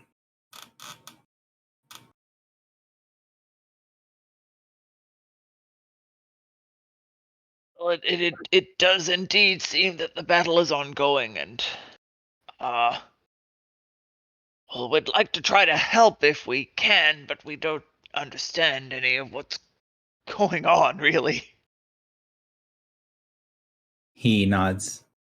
I have much to learn of what is current, of what parts of my knowledge I can access without causing direct harm to myself. But as soon as I am able to properly understand what traps are placed within my mind and consciousness, I will do what I can to offer advice and assistance. It has been my role in the role of the Karashta Mir to advise those that wish to understand the logic and the exact persecution of a plan of action.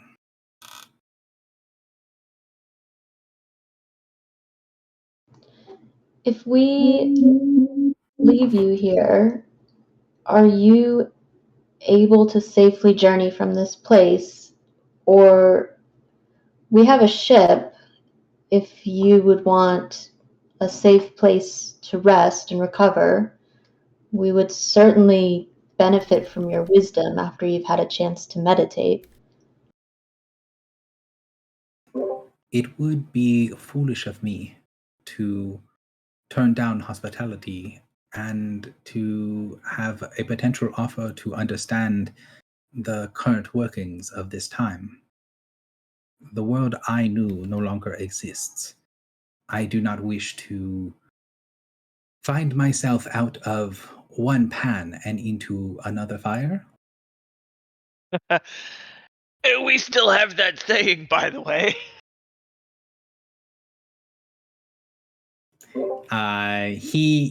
He actually does do something like a chuckle, but it is this sort of like squeak instead. Like he makes the motion like he's laughing, and you'd feel some sort of like amusement in his psionic communication, but he makes basically no noise. Like he's probably mute.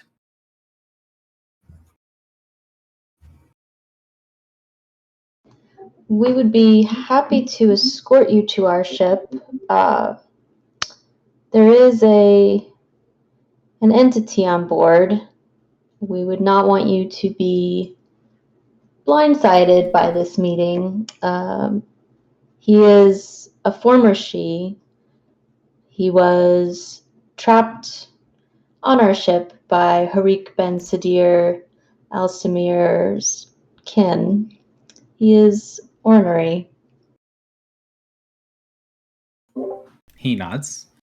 And this individual is someone that I need to coexist with in order to take advantage of the potential safe harbor your ship represents. He may offer you a deal, but you do not have to take it. But he will speak with you when you go aboard.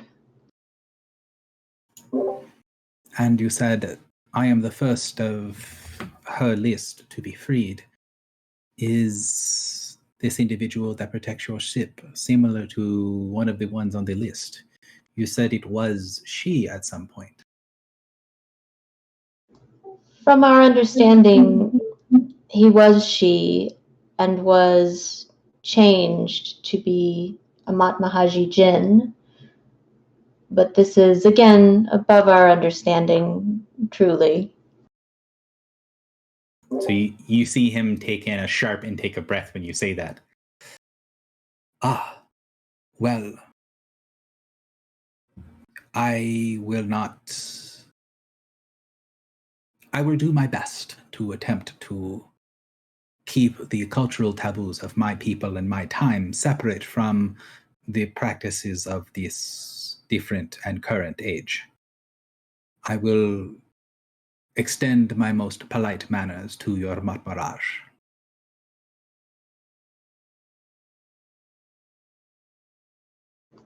That may be wise. He's judging us so hard right now.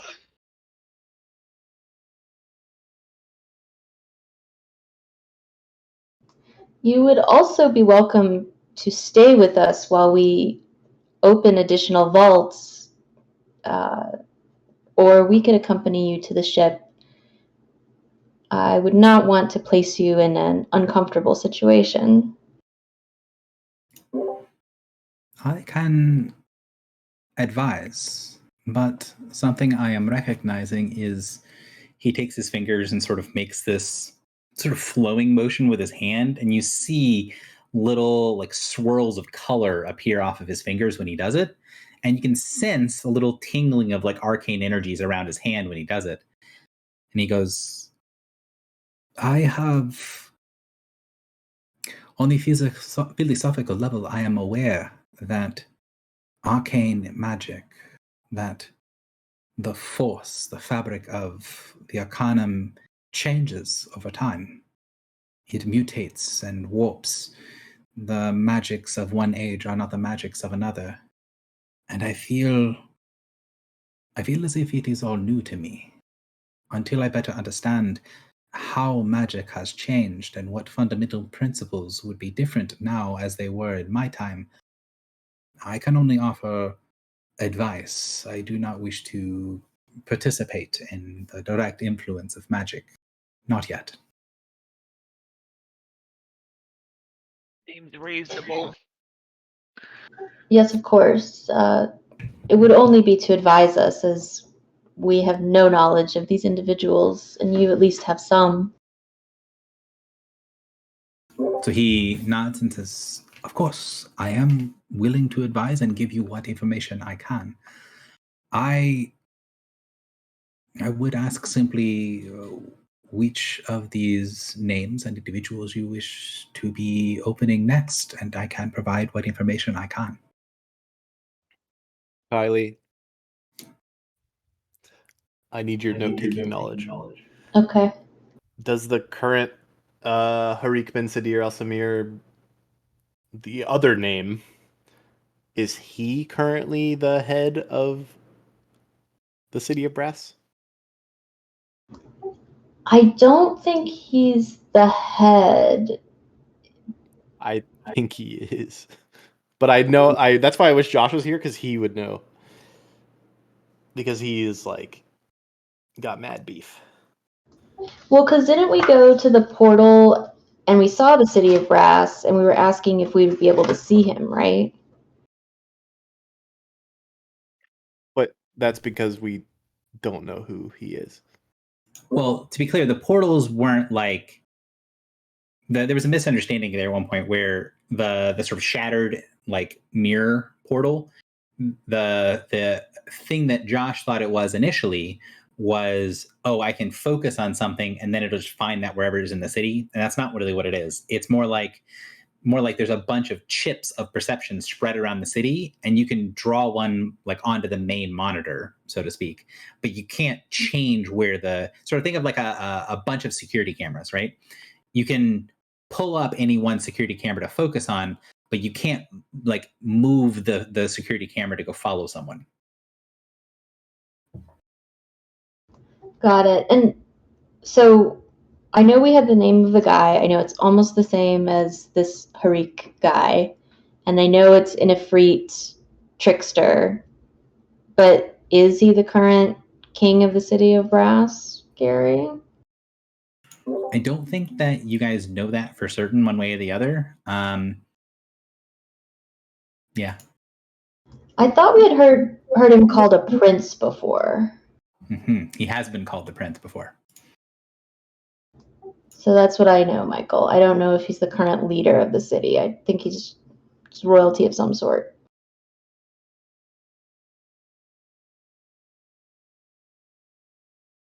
And he is in the city because we were told, I think by the Sphinx, that we could go there and kill him. Or by Lugos. Lugos wanted to kill him. Maybe that was it. Well, you guys basically say, "Hey, do you have a way to deal with this?" And the Sphinx let you know that Lugos had once bested him. So Bedvir and Mesan al-Harik bin Sadir al-Samir had fought at one point in the past, and Bedvir came out ahead. Got it.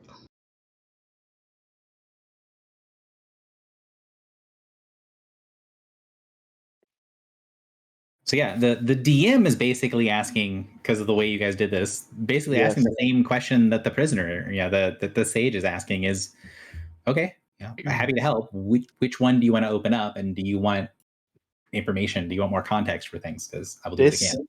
Okay, Gary, you've never specifically ever brought up a deal we made with Al in the first like 4 sessions.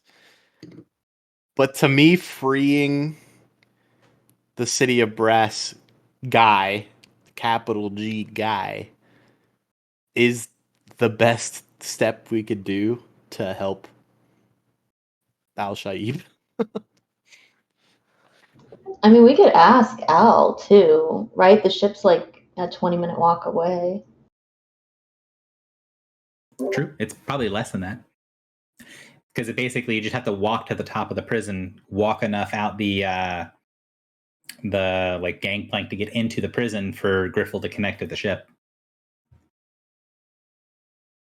So I would say we could ask Al what he wants.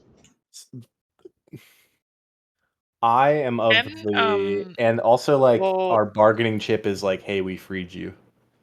Which maybe isn't a bargaining chip if we just do it. So I could. Foxy, you were going to say something?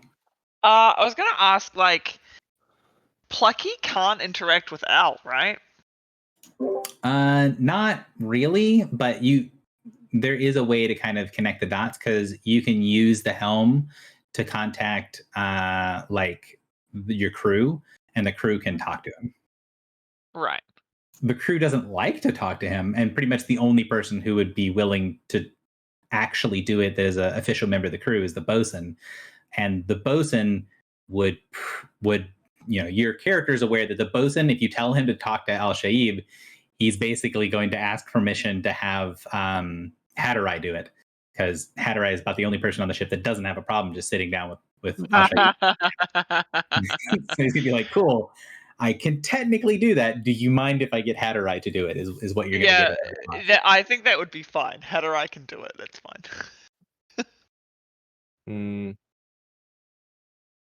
I think that's a good idea, personally. So, do you want to head out to the edge of the prison and send up to the ship? Well, if we're doing that, wouldn't we just go to the ship? I mean, gameplay wise, it would not take any more like narrative time, but it does take more physical time, because actually walking all the way to the ship would be like an hour and a half round trip, whereas walking up to get to the edge of the gangplank and talk to the ship would be like 20 minutes round trip. So like you could totally do that if you wanted to, but your characters would kind of need a reason to fully go to the ship, because it's just such a further walk. Sage, Dragon, Bliss, and Harik. Okay, Harik is one of the people you prep. And to be clear, I have prepped to some small extent everyone in the prison. It's just depending on which one you pick, there are different events, and they take varying levels of preparation, and some of them that are very involved that I have not prepped. If we do those, it's going to have to be we're going to have to do this next time, basically. Like I don't want to screw it up by forgetting stuff if you guys change course and do something else that is a big event. Are there any other people? This is a question for the team. Any other people who you would like to go to next? I still think the giant would be a good idea. The one that he said would fight for the little folk. Yeah, I don't think that was one that we prepped because we didn't know. But yeah, Chilvar. To me, that's like Chilval. we just we free everyone, and that's a happenstance. So how you pronounce that guy's name is Coulevier. You know, vowels help with pronunciation, Gary. They do. I don't. Just bring it up with the Welsh people. Fuck, I don't know. So I feel like since we got pretty lucky with the sage from Koth, I would be inclined, because he said Pratani Patal was a good guy. He basically so Pratani is a family name, and he knows he knows the Pratani family has a very powerful positive reputation. So he doesn't know the individual, like Patal specifically, he doesn't know, but he knows that family line have a very powerful reputation. A powerfully good reputation, I should say. And this also goes back to the idea that not all Mir are necessarily good. And all, like, well, he said the family, so it's not necessarily the Mir's associated race. So maybe this doesn't hold as true, but it's possible that the Mir ship was passed to a bad person in this case. Yeah, I mean, the conclusions that I have drawn that might not be right are that if they've got a high number seal, maybe they're just happy to be there, and so they're bad guys. But then Kulavar is there in the high numbers, and so is the Kristad Lugal Puergus, who I think we wanted to talk to. And I would definitely stay away from many of the ones that he said were sketchy, like the sisters and the proto-supernal guy.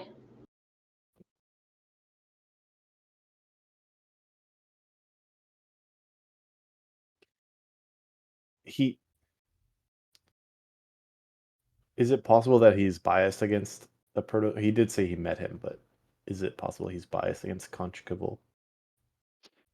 I mean, yes, but also he's saying it sort of upfront, right? He's like, I really don't like this one. This is one that I know personally and one that I met, and I have an obvious bias because I don't like them. So, like, got it.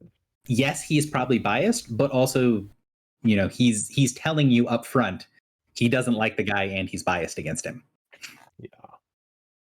Okay, I'm not. That wasn't even someone I was really considering, but okay. I think we go ask Al what he like if he thinks we should free Harik bin Sadir, especially for his own benefit. Yeah, so if Al doesn't say yes, I would not open that guy's vault. But I do think ultimately we should free all of these because, like the sage was saying, to weigh like one person against the collective racial memory. I think that totally vibes with our whole, I guess, mission statement. Yeah, I just don't want to be here when the bad ones open up.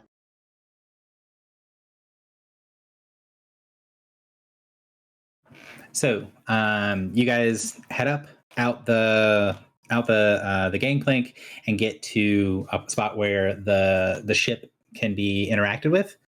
And so Foxy, what are you saying to the ship? What are you passing along? What's the message? Because it's kind of I'm going to try to do it quickly, but there's going to be a little bit of telephone game to get to the target. Okay.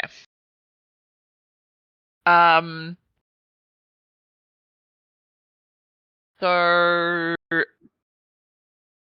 I would just first ask, like, ask for like confirmation of contact. So come in.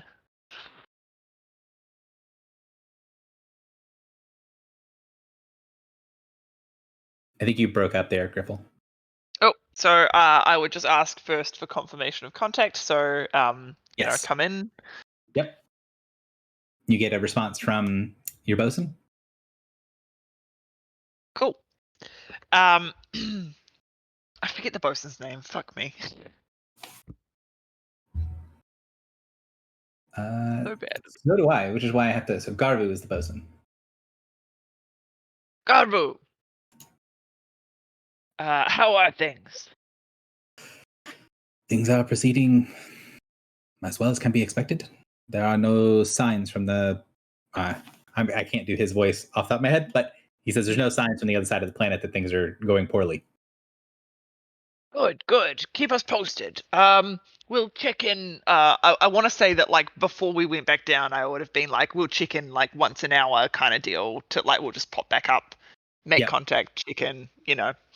I was like, I know we had a bit of time left before the chicken, but we have freed one of the prisoners, someone here, and we would like to speak to Al about some things.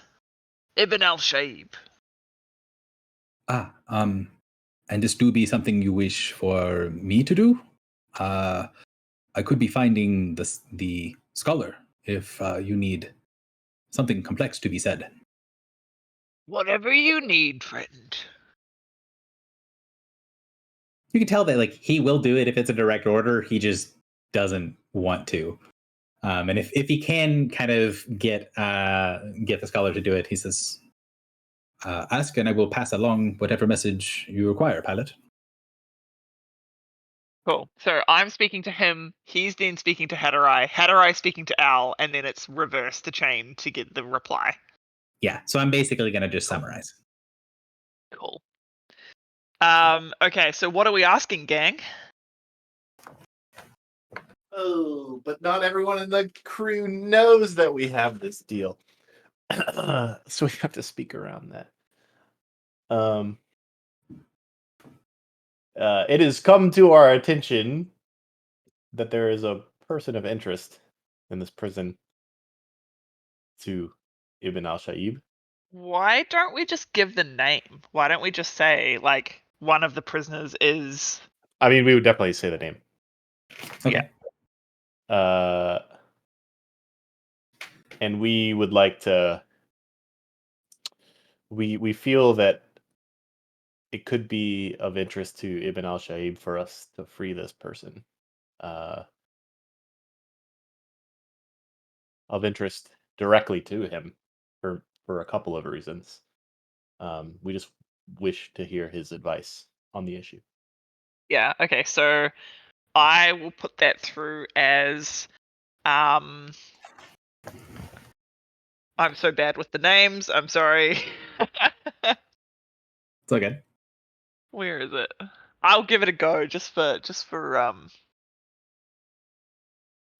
So Harik bin Sadir al Samir al Sabin. Right? Yep. Okay. So I will give that name exactly.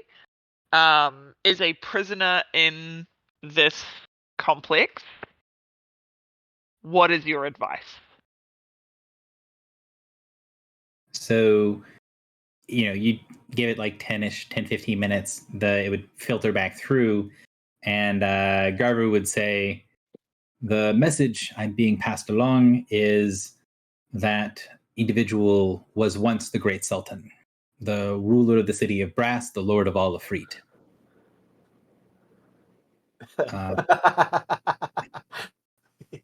As he betrayed Yan Sibin, so too was he betrayed by his second.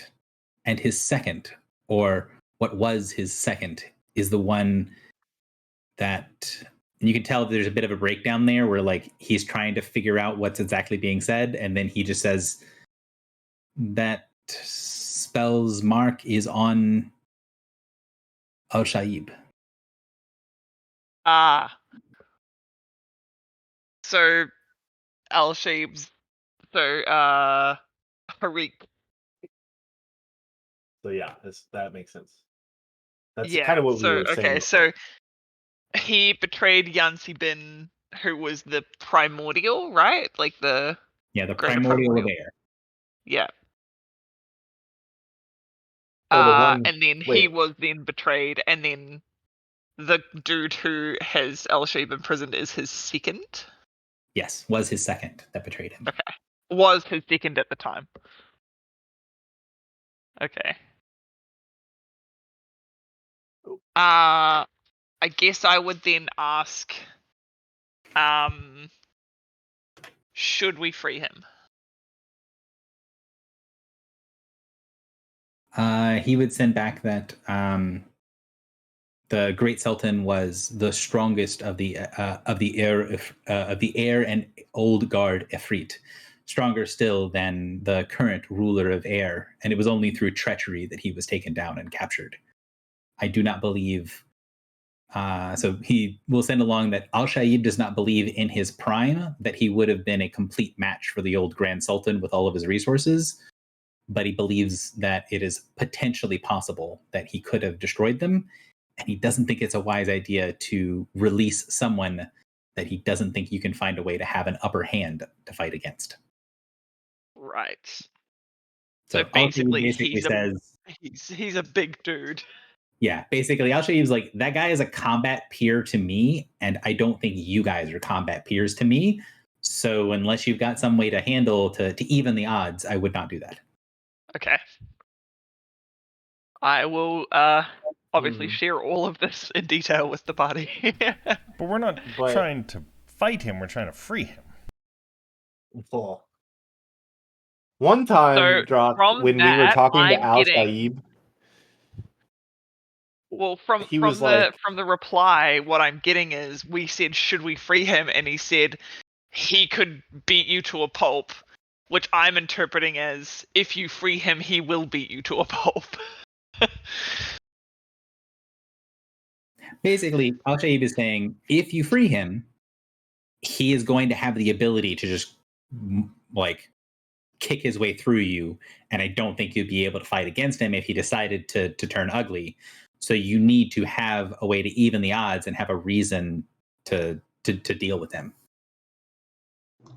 But we have a lot. I mean, he doesn't know what happened to his second, who is now in the city of Brass. I mean, he probably has bigger fish to fry than us. True. Which is why he didn't just say no. He said, be aware, this thing is way more powerful than you, so you might not have any control over what it does when it gets out. And that might include him stomping you into the ground if he feels like it. One time, Al Shaib said, if you stand next to me when I am free, you will die. Yes. So we're used to this sort of thing.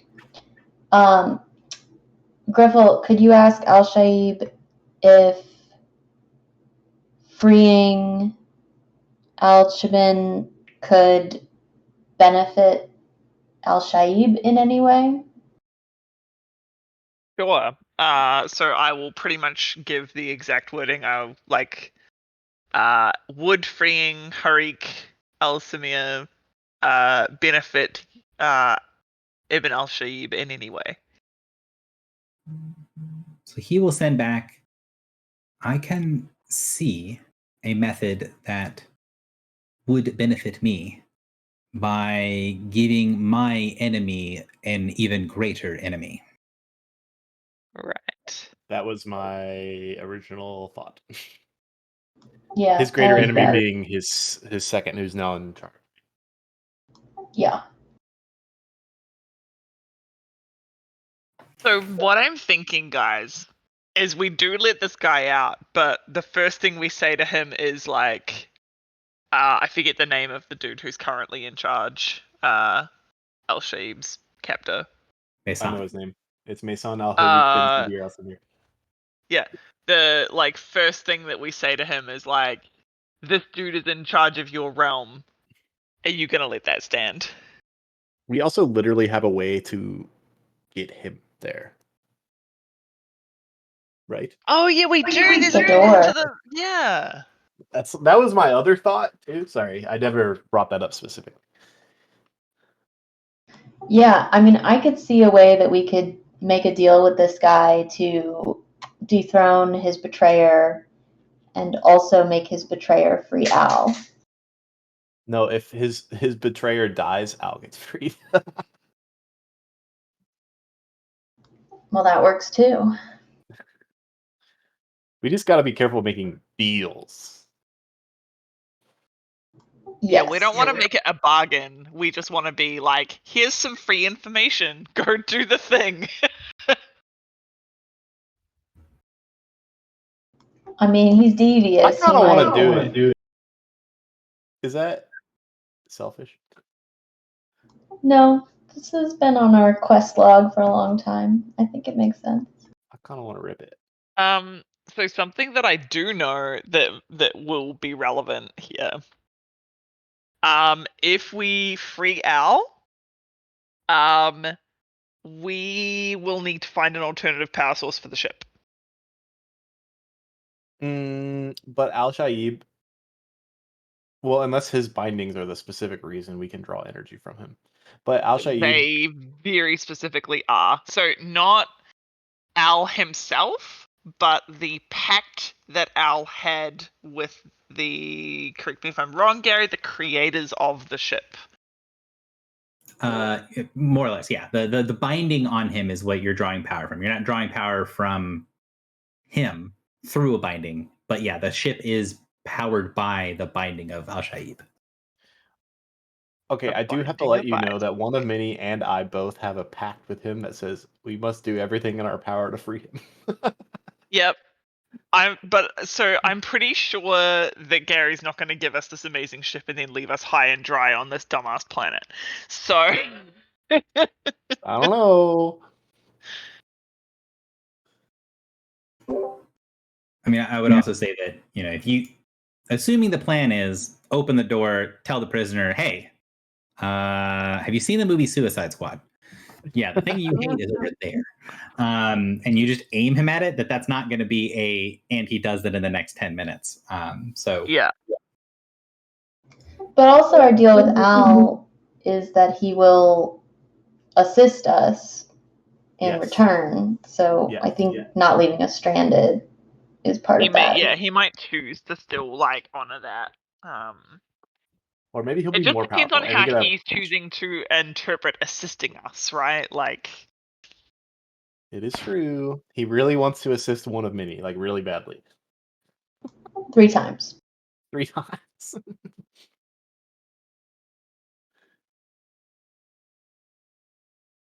So does Drock have an opinion on this? Because it seems like from my understanding, the conversation is either freeing the Efreet or freeing the giant next. I'm leaning towards the Efreet. It sounds interesting, and we know more about him. While we can't fight him, we know more about the situation and what might be a deterrent for him to attack us. We have information he wants. We can give it to him. We can tell him how to get out of here. I think it's the better choice.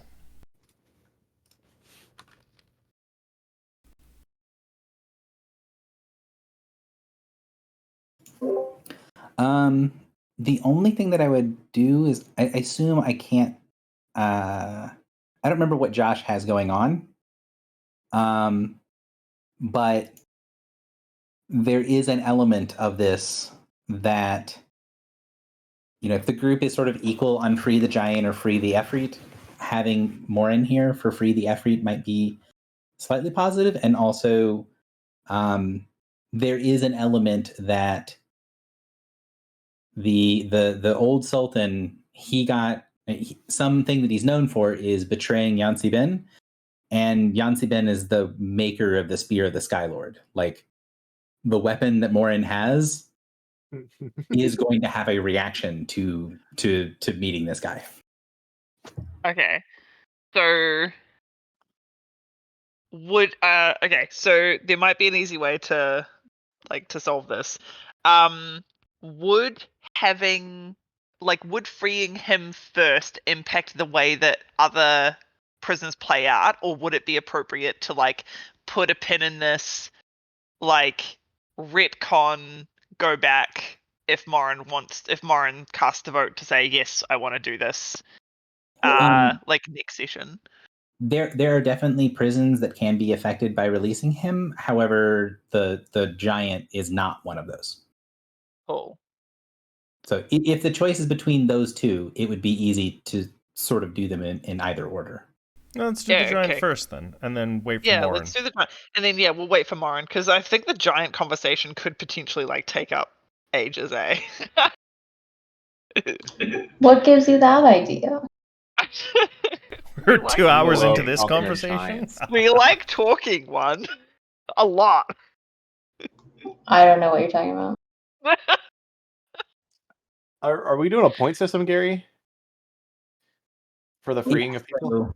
So basically, the difficulty and the damage of the that is dealt to the prison is based on the points.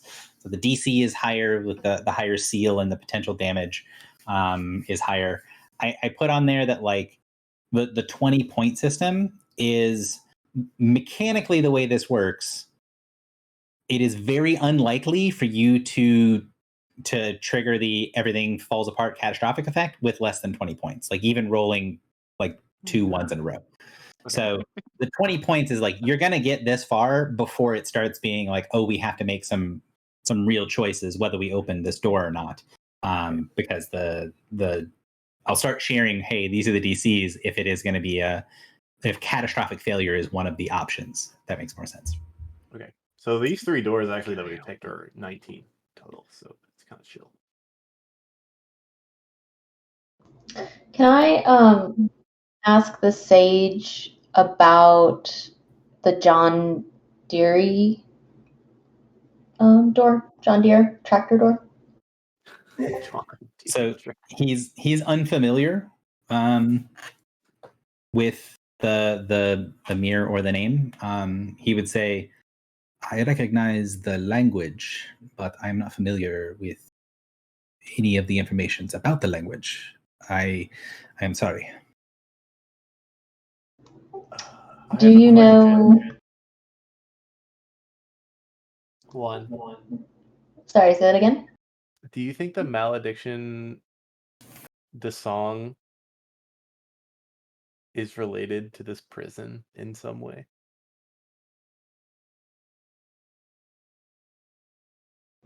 Maybe like a betrayal or something. Well, the malediction to song specifically targets all descendants of its target, or like all relations, right? That's like the idea. Yeah. And this is targeting Mir, who are sort of like the progenitor almost of a race or something. Like again, like related to all pieces. Who do you think was maledicted? That's not really what I mean. Right. Like a similar magic, like a Morthak. A Morthak is related to the malediction. It's kind of like a fucked up twist. Like, is the malediction to song like a fucked up twisted version of this magic? I could see that, yeah. And the reason I say that specifically is if for some reason John Deere is the sire de song, and and on is like he should stay locked up, is like like I don't know. I don't know what I'm making out here, but it just feels weird. Well, I want to ask the sage if he knows what was it called, the Dark Sire? If he knows of the Dark Sire.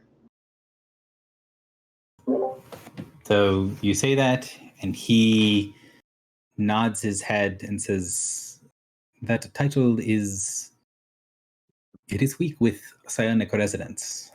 It is something you have been told but not experienced, and so I do not know how much of it translates to my knowledge. Your Dark Sire could be many things. What context is this name or title in? He is the sire or father, I do not know if it is by blood or by magic, of two powerful vampire houses in our current time, Ondasong and the Night King. He shakes his head. You have a name and a title. The song name, it is not familiar to me, but you use the Night King. What is the name of that individual? Gary, I if think you want we me to look know. through my notes, we'll be here for 10 minutes, but I You do have it. Basically, he's going to say, "Could you use the name instead of using the thing?" You know the name of the head of the Turi. So Yep, so I say it loudly and proudly. Huh? So the NPC is basically just saying, "I need you to be more specific because that title is a little different for me." Yeah, I would say the name. So he says, then the one you are calling the Knight, the Dark Sire, is the one that had the proper title of Night King in my time. Yes, I know of this individual." That's interesting. And this individual is not related to John Deere. It is related to, but it is not the specific individual. The original Night King, the one in my time, is one of the aspects. And then he kind of like does that scrunched face thing again and goes, I will do my best to try to explain in a way that does not cause pain. There are rulers of fairy. In the different seasons, there are different rulers. For the seasons of summer and winter, there are queens. And you can tell while he's talking, he's almost like he's very carefully going along, trying to feel if he's going to trigger forbiddance because it's causing him pain every time he does it. And he says, in those houses, they are 3 in each. In the Court of the Wild, it is a bit more. There is a bit more of understanding of aspects of different pieces of the same whole. The monarch of the wild is a single individual with many aspects. One of his aspects is the aspect of the kill, of the end of the hunt, of death, of night, of what life can be brought from death. That individual is the Night King. It created many things of undeath to serve in endless hunger in the night. And they, in turn, gave some small portion of themselves to immortal peoples and created a race. I believe the original stock was humanity, but they were altered and changed, further and further bound into the darkness and into the original Night King as sort of vassal members of the court. It changed them into a creature we call Vrailoka.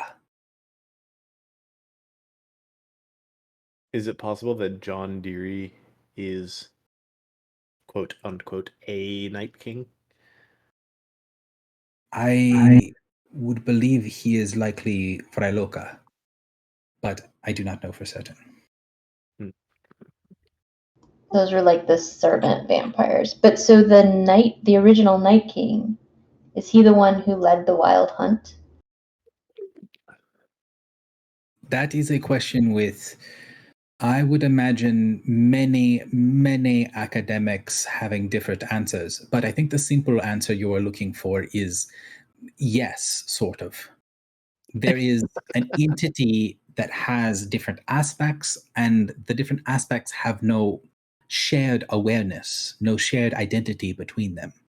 One of the aspects of this individual was the leader of the hunt, a name that I am aware of, but I do not wish to recall for painful purposes. The other individual, the one you are referring to as the Night King, the Dark Sire, is another aspect of that same individual. Do you know the one that we know as Merc? He smiles and says, "Yes, the king of the goblins. I am familiar with him." We have recently freed him from a different imprisonment. He was on this ship hunting the voiceless talkers. As is something he did in times of ages past. Was he an aspect of the king? A servant of the king. The creature Merc, as lord of the goblin kind, he was able to do certain measures of things like the hunt. I am not an expert scholar in the ways of the fairy, so there are others that would have better answers for you than I do. But what is, or what was, common knowledge to the academics of my age were that these lords and ladies of the Fae, these she creatures, they were very powerful and they had a portion of their master's nature within them. The creature Merc is both lord of all goblin kind, but is subject to the rule of the king of the wild, and would do whatever the king commanded. And I do not believe, although others may have better information than I do not believe it matters in what aspect the king is currently in. I believe Merc would obey him regardless.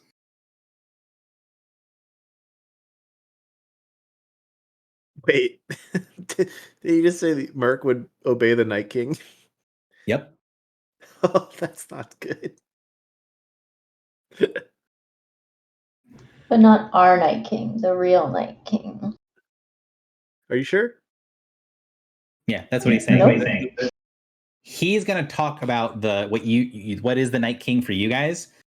He calls him the Lord of the Turi. He's not going to refer to him as the Night King because that's confusing. And the thing that he's saying is what was called the Night King in my time, what I think is what you mean when you say the Darksire, that is the one that created the original vampires, that created the vampire courts. And the word created implies living. If you ask him, yeah, he says that the Night King was living in so much as the aspects of the fairy are considered living, but scholars can disagree.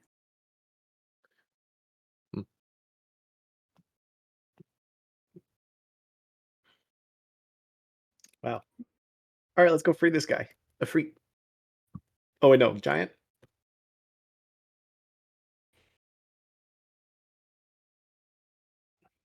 Is that what you want to do? Go free the giant? Yep.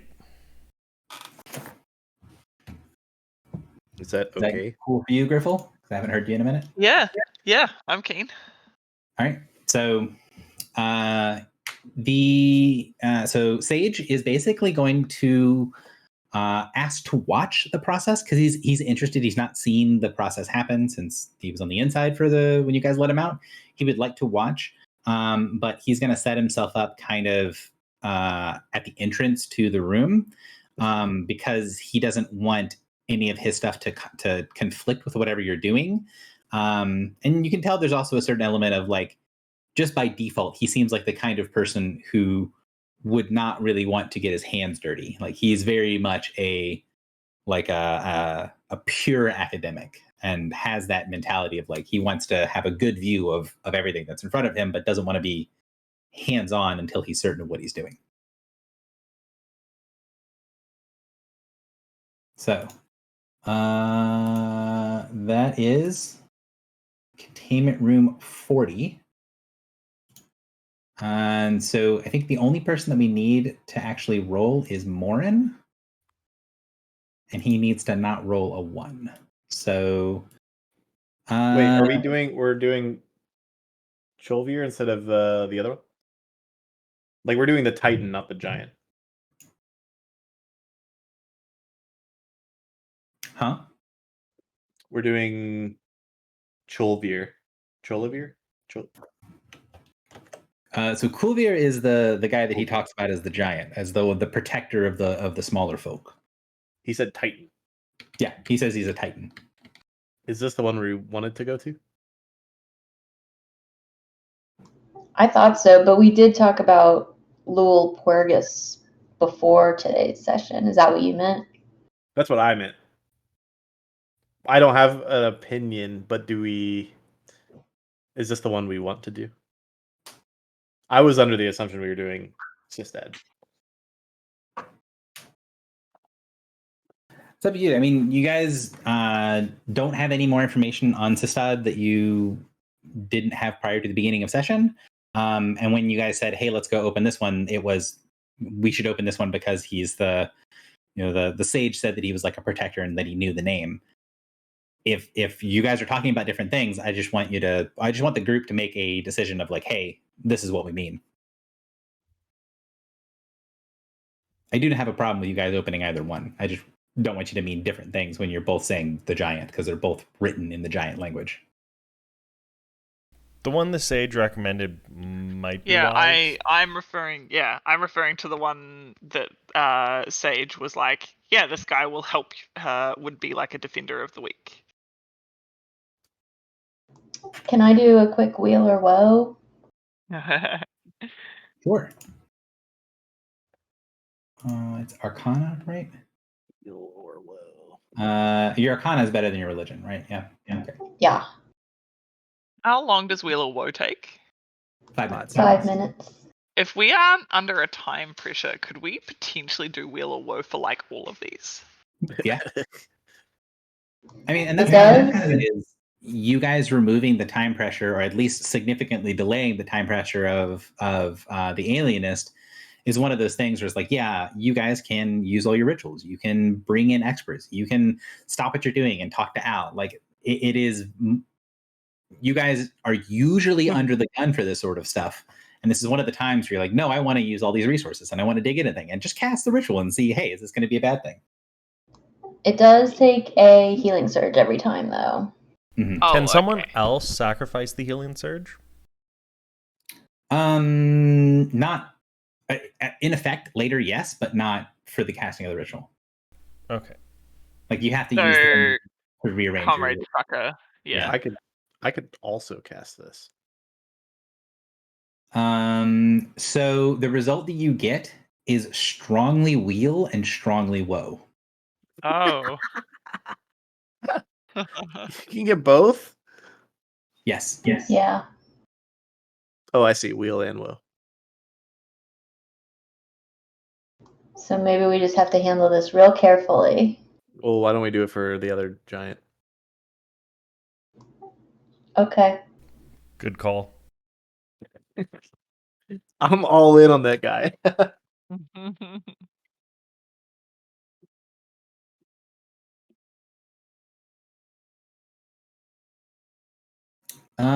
It does not fail and does not give you a result.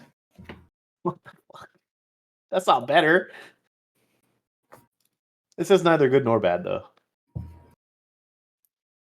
Is neither good nor bad better than extremely good and extremely bad? So the nothing result, like the null result, is like getting something that says like uneventful, whereas you can get wheel or woe, or you can get kind of a weak wheel and strong woe, and you can kind of get some variation of it. This is like the what you get from the ritual from the first one that you did, or the second one that you did, whatever, was like it could go either way, right? It's could go very bad or very good. It's sort of in the middle. And then this one is it's kind of a null result. Like it doesn't think anything is likely to happen that is either objectively good or bad. That's So the guy might just be like, cool, thanks. Catch you later. Yep.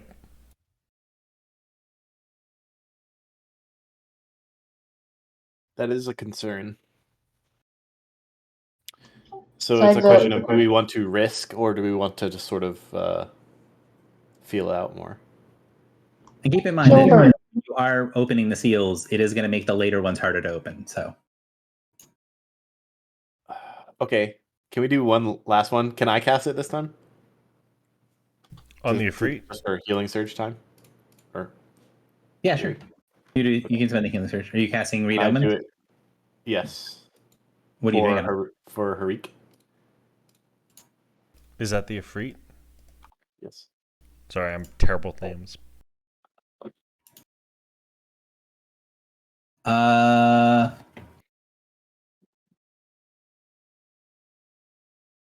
So the result from that one is woe. It's not a very strong woe, but it is woe. So this doesn't all, just to be clear, none of this necessarily means it will be bad. It just seems it's a sort of like weighing the sort of, it's like probability basically. So it will benefit or harm you or an ally. And it can only see half an hour into the future. So like if you press a button and then in 3 hours that blows up the whole planet, you will not get anything from this ritual at all. It doesn't know that that button will blow up the planet in 3 hours. It's only giving you the 30-minute chunk of after the decision is made. Now that is interesting. I was thinking of using it as like, will this person immediately kill me? As its main purpose. Which is kind of the intention. Yeah, it's meant to be, what is the immediate effect? A little you said woe's for, not bad. so for Harik it's like minor woe. I guess we're still waiting for Josh, but I don't really want to wait for We're Josh. probably gonna take So some. patient. I'm probably gonna take some fire damage standing next to him. That is true.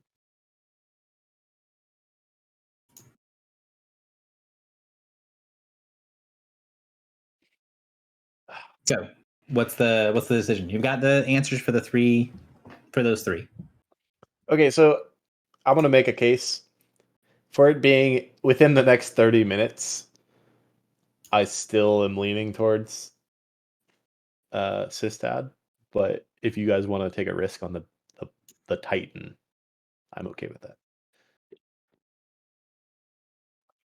Griffel, you have an opinion? Which one is instead? He's the other Which number? giant guy. Give He's me a number 10. So Ancient True Giant is a seal strength 10 and is mocking jeers, always hitting you from your blind side. Okay. And that's the one we got strongly woe. Or mildly woe. That No, is it's the neutral one. Nothing. Neutral, okay. No, I reckon we go with the other dude. Sage seems pretty switched on. Seems like the kind of person who's actually trying to help us. Has been pretty free with information, all things considered.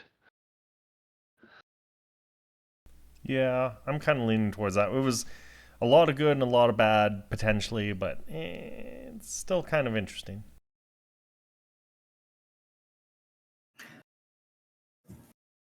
So if that's the case, Foxy, would you mind rolling a d20 and let me know if you get a 1? I'm basically just having you roll for Morin, so I'm not doing it. And then everybody else auto assists. So then it's Foxy's the one doing the main roll, I guess. So yeah, Foxy, you're making the assist or making the check at +6. Oh, so engineering. Very good. 7. +6. Oh, with the +6, so 43. Yeah, 43. 43. Sorry, I don't have a bonus to add to my skill check thing, so. No, it's fine.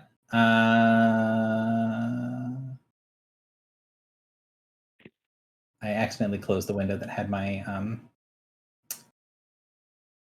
spreadsheet for these things. So 1 second, sorry. The result was 33. 43. 43. So great success.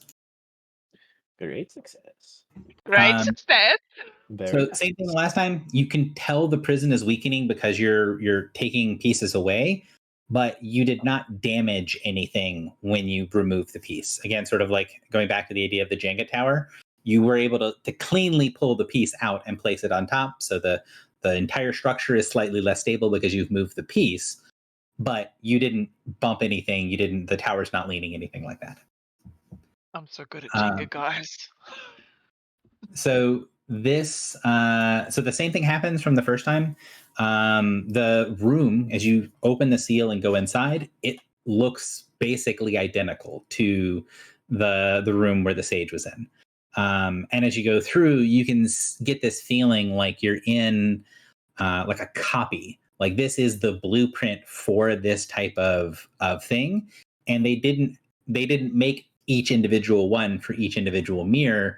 They made sort of a generic cell that is way bigger than it is needed to for, like, for example, Sage. Sage was someone that looked kind of tiny in this massive place, but you're getting the impression that the Titan is not going to look tiny compared to the things in this room. And the same thing happens, but this time when the mist comes through, you can see the circle that gets formed. The outlines of the old magic circle is formed around the entire central part of the room. So it goes up on the pedestal that's on the stairs above you. It goes down on the floor and the stairs to the right and left. And where Griffle, one of many, and Filibuster, where you guys are standing, is starting to form into a person. He's going to basically, more or less, for lack of better terms, he's going to spawn where you are and potentially crush you if you don't move. I move. I assume you move as well, Drunk? Yes. I figured that was a given. I want you to move to where you're going to be. Oh, okay. Yeah, fair. So there is a forming of something, and you can see that there is motion and movement. There is this chaotic look to things, where when you let the first guy out, when you open the prison and Sage sort of formed, he was just sort of chill, relaxing on a cushion, sitting there, like someone who was just, sitting in their living room. This shows like something that is in motion, and as this huge body forms in front of you, there is this great an exhalation and this wet stickiness that sprays across everybody as a great gout of blood, a spray of blood from his mouth comes out and washes over all of you, drenching you in blood. Love that for us.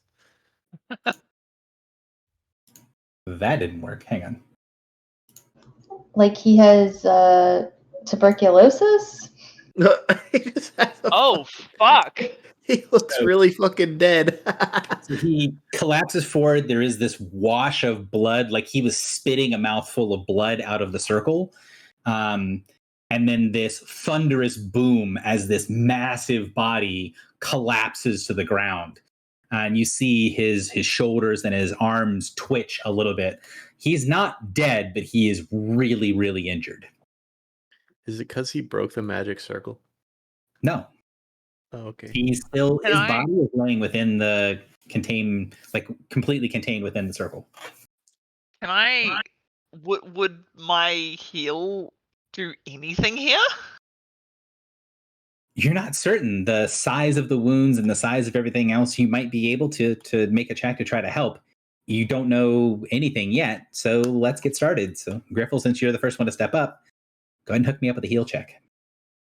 Wait, before that, can I use Good Omens? Sure. Here you go.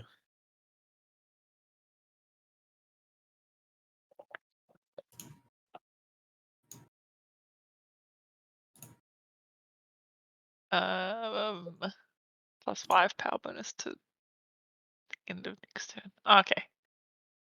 That's basically just gonna help us save this guy's life. Oh no. I assume that doesn't have the +5 in it? It does not, no. Okay, so with the 25, you can see he is just completely covered in wounds. The wounds on his side are definitely the ones that are the worst off. So he has a wound on either side of his chest. His arms and his face and his head are covered in these little burn marks. that are each, little compared to his size, but they're the size of like dinner plates. These scorched, bloodied areas that look like they've been burned away. The armor and stuff that he's wearing looks really weird. Like the sage, his clothing didn't look all that. It looks slightly exotic, but didn't look that completely different. This guy's clothing looks bizarre. Like looks like something that you've not seen any armor that resembles the armor this guy is wearing. And yeah, it looks like you're not exactly sure what he's got going on, but he's very injured. You can see signs of recent healing, potentially magical healing on him. So he might have either healed himself or had someone giving him healing, and that drew away some of his internal reserves, i.e. you think he's low and or out of healing surges. But this is him at the end of some sort of pretty potent battle. Who else would like to go? Because we kind of have one round, one moments to Maybe discuss. he's at the third battle. Can I use Sharp Praise thing where she lets me have someone else use a healing surge and then he gets to heal? Sure. Would Griffle be okay spending healing surge to toss some healing? I could spend a surge if that works. You can. You're going to need to move up. So if you want to move up, the Sharp Prey can do that. Sounds good. Did I ever give you a token for Sharp Prey? Is that a thing that I've done? Yeah, it's my own token, and then it's like multi-sided. Right. It's like I vaguely remember doing this correctly in the past. That's right. Choose side. There you go. Take on a raft on a Monday morning. Oh, what a terrible sight to see. So you see, like the energies flow from Drock to Sharp Prey, and then Sharp Prey sends energy into the body. When it does, you see his body sort of twist, and you can hear this sort of scratching, crackling sound, like bits and pieces of his body are trying to heal, but it feels like some of this energy is maybe breaking parts of his body as it's healing.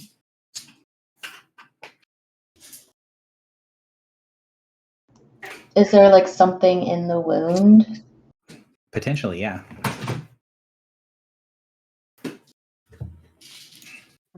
So what is Drock doing? You move up so that you're there to be healed. If I heard that from the wound, I would definitely start investigating the wound to see if I can see anything that might be interfering. So you kind of go to the sides. You can look into the two bigger wounds, one that he has on the top right portion of his chest, and then the other on the bottom left portion of his chest. You can see that the hole in his gut is writhing and moving like there's something inside of it. And the same is true of the top of his chest, like there's something sunk into where you expect his lung should be.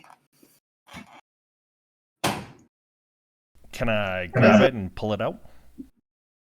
So you go, you grab hold of it, and as soon as you grab hold, like touch it, you see little like bits of muscle and flesh tear away, and underneath the flesh inside of the giant's body there is something metal and mechanical that then rips and tears its way out of the giant's body.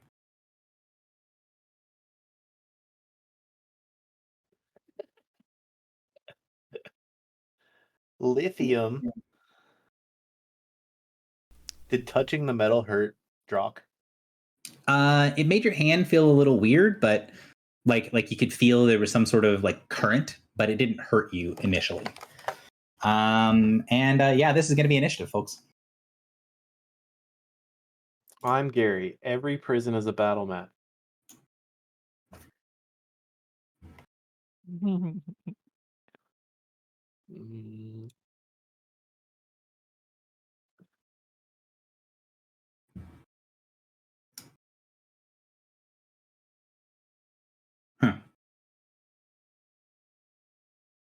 Funny enough, I feel like in this instance, Good Omens like is actually an initiative bonus.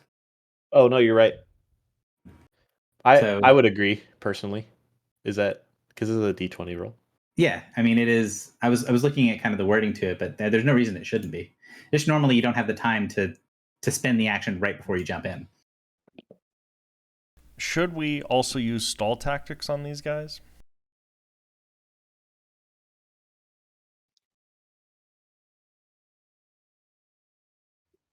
That's your thing. Why is he rolling so many times? Stop rolling. You're rolling too much. That's too many times. This is fucked up.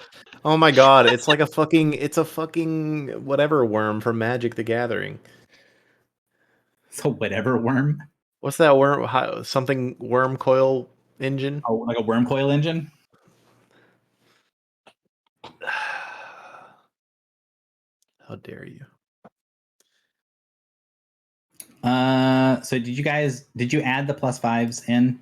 I Or- did. I I don't think did, anyone yeah. else did Drock. I did, yeah. What's the +5 from? Good Omens. It's just a +5 bonus to initiative. I never know if I should use stall tactics. What do you guys think? I mean, it's your character. Yeah, it would be effective against both of the creatures that you can see. So Yeah, which is all the creatures on the map, right, Gary? Because yeah, it's there's all the only ones two. there. There's only two. I'll leave it. There might be bigger fights coming. I don't know. We'll leave it. It's a daily, so I'm not going to burn it here. All right. So these things kind of rip and tear their way out of the giant's body. You see a little bit of flickering electricity go from the body of the fallen giant across the creatures, and as the creatures basically tear their way like alien style out of the body to come at you, you can still see the giant taking great shuddering breaths and coughing up blood from what looks to be only one functional lung. The giant is not dead, but he's in really bad shape. I understand the, I understand the ritual now. The parasites, as they break out, you can see that while these things look a lot more mechanical in nature than the ones you've seen before, the body plan is the same as the Forerunner parasites that you've seen before. The bodies are mostly these long serpentine things, but they have one arm with a long pointed piercing claw at the end. Gary, when literally the very first session of this video game, of this tabletop game, we walked by a worm on the world ship. Does this remind me of that worm? It is the same recall generic category of creature. They're both parasites, but this is a much more mechanical version. The parasites on the ship are all just fleshy. These things look like they're 75% plus mechanical. That's interesting. I wonder if the adversary has had a sort of reverse issue where it's gotten more fleshy over time. Not sure. So it is your turn, Filibuster. It is. I guess Drock, technically you can, move if you want to be somewhere else. Can I stand on him or? Yes. Okay. Then. So the giant is going to count as difficult terrain during this combat, and that's at least how he's going to start. And then if there's changes, I will let you guys know. Are these aberrant creatures? Yes. Are they? Yes, they glow with aberrant light in the eyes of the sword or spear.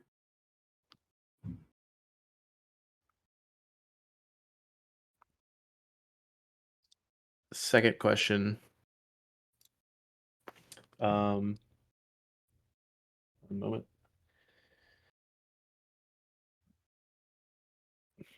One. When you would you get like to swap places with vulnerable me? when you get vulnerable damage, it does not stack. It's always just the largest one, right? Yes. Okay. I am going to Yeah. Sorry. I thought I knew what it was gonna do. Where's that button?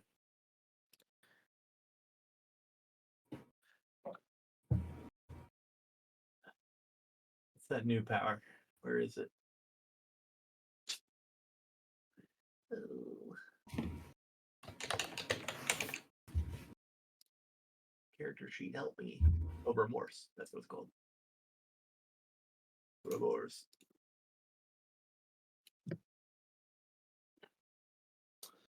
And the remorse would be basically like, I guess right here. Or maybe I shouldn't do this yet because no one needs a heal. No, I'm overthinking it. Gary and I talked about this. Okay. So like right there. So a 32 versus will on the parasite one. 32 will connects. Yeah. And then 35 will on the other. Mm-hmm. Okay, so that is Vuln 10 and Dazed. And so I'm just going to put the dazed on here. You guys can do the Volt 10. That's also without a +5 on my d20, and that will end at the end of this turn. Then I'm at action point. Okay.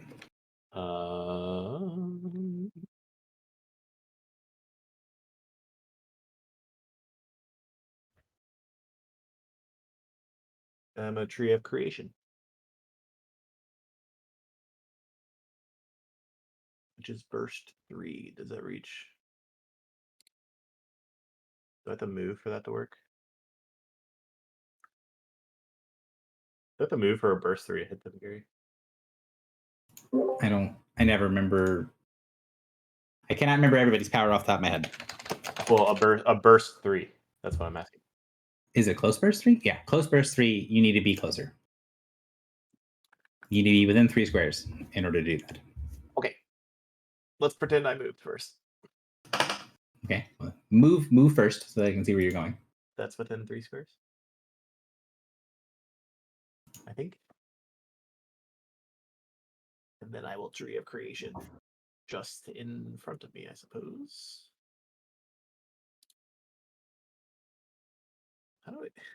What is a burst 3? Am I stupid?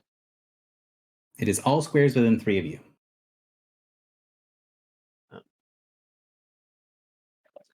I am struggling.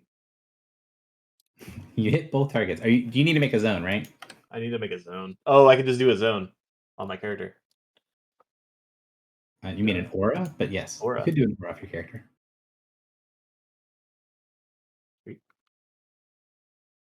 That's not a square. Oh, let's make it a square.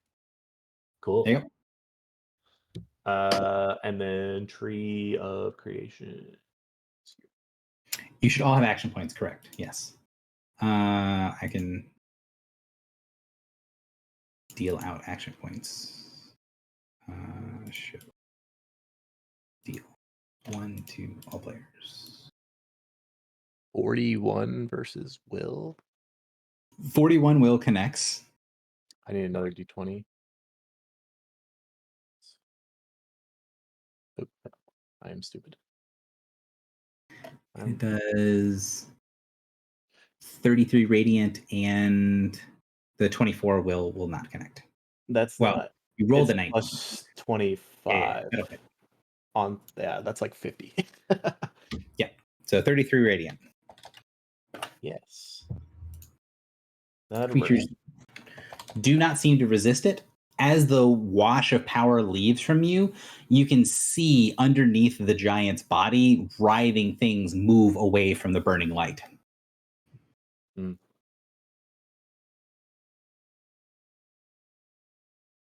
That is my turn. All right. Why do I see letters on the initiative? That is a great question. Okay. I don't know why I did that.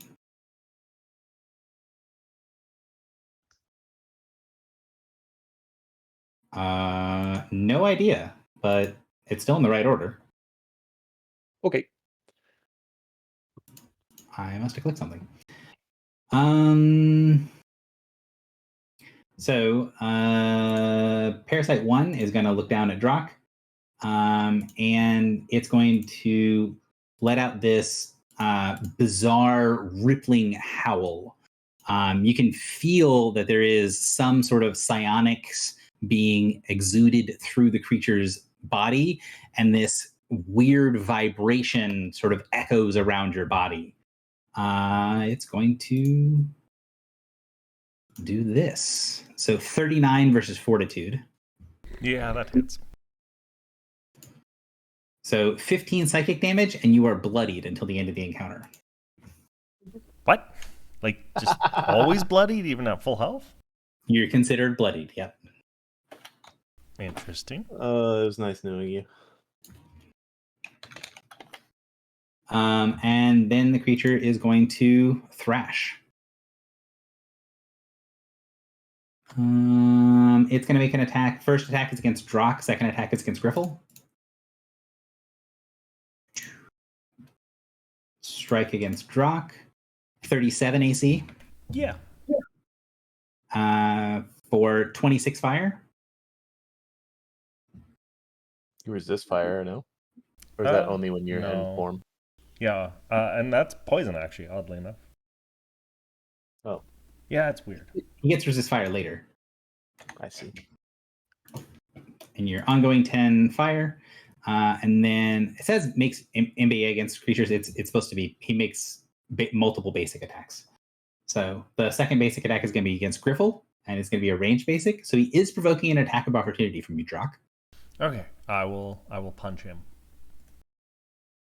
Punch. 36. 36. I think connects. Yes, it does. It's for 23 fire. Yeah, 23 fire plus the 10 from, or the, he has a weakness or something? The vulnerability. So you can tell that the creature is vulnerable, but the creature does have some native resistances, and they seem to be canceling out. I.e., it is resist 10 fire. All right. And Griffle, it is going to send a warped thought your way. Whoops, that is the incorrect thing. Hang on. Gary, did that creature take 2 actions? He did. Yes, he took a minor action and a standard action while he is dazed. It's a miss. That's fucked up. It's going to slide you to there. Parasite 2. Minor on Griffle. How is it doing this? So it can take a standard and a minor while it is dazed. It is the implacable trait of this creature. That is a hit. So you are bloodied until the end of the encounter. And then he is going to do the same thing. Snap, snap. So basic attack, again, first one's going to be after Drox, and then the second one's going to be at Griffle, but he's going to do 2 melee attacks. So first melee attack is 27 against Griffle, 27 against Drock, which I assume is a miss. And the second one is against Griffle, is a 36. That's a hit. So 35 fire.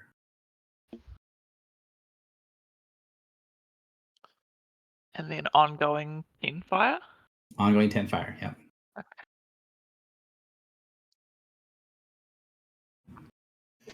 And those are the parasites. One of many. Go ahead.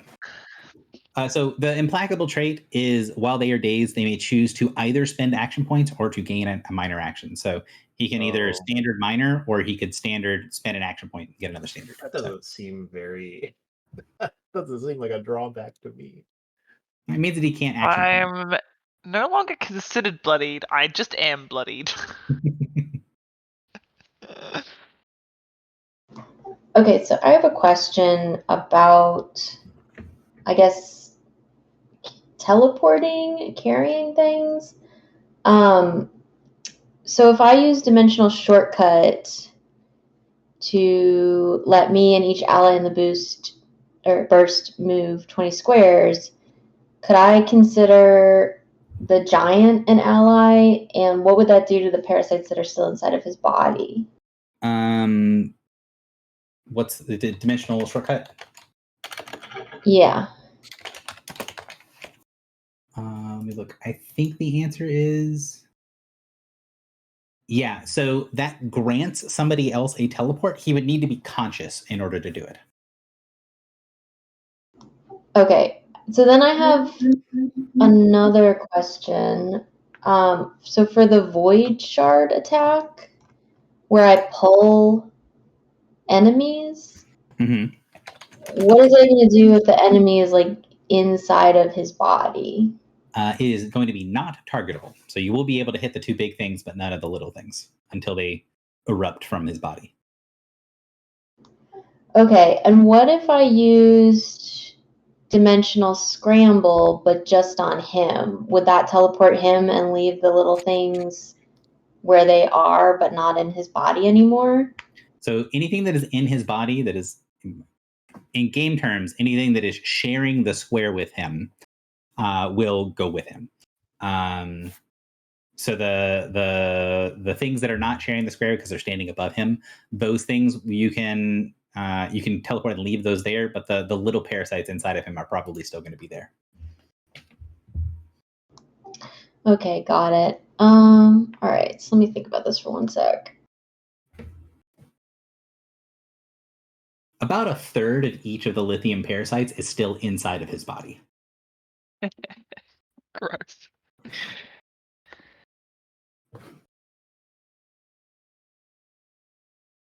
I'm assuming they are smaller. Or do you mean a third of the big ones are still inside? A third of the big ones. Like for lithium parasite 1 and lithium parasite 2, 2/3 Oh, they're just of like the body sticking is out of him. That's what Yeah. you mean. Okay. Okay, one more question. Do I feel like there's any reason that these would not be able to be dominated? It depends on how much of a construct they are. They look like they've got living parts, so they probably can be dominated.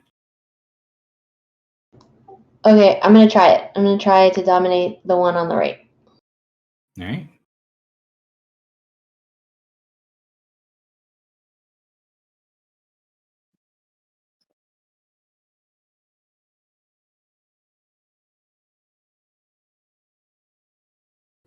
Is that including combat advantage? No. Okay, so with combat advantage, that'll be a 33 versus will, which connects, and it is now dominated. What's giving combat advantage, sorry? They're dazed. Right. Yeah. So, bam, dominated. What exactly does that mean? So it means that when it gets so it can't take any actions, including free actions, when it is not doing stuff. It still is considered an enemy for like powers and abilities, and it can't give you other stuff.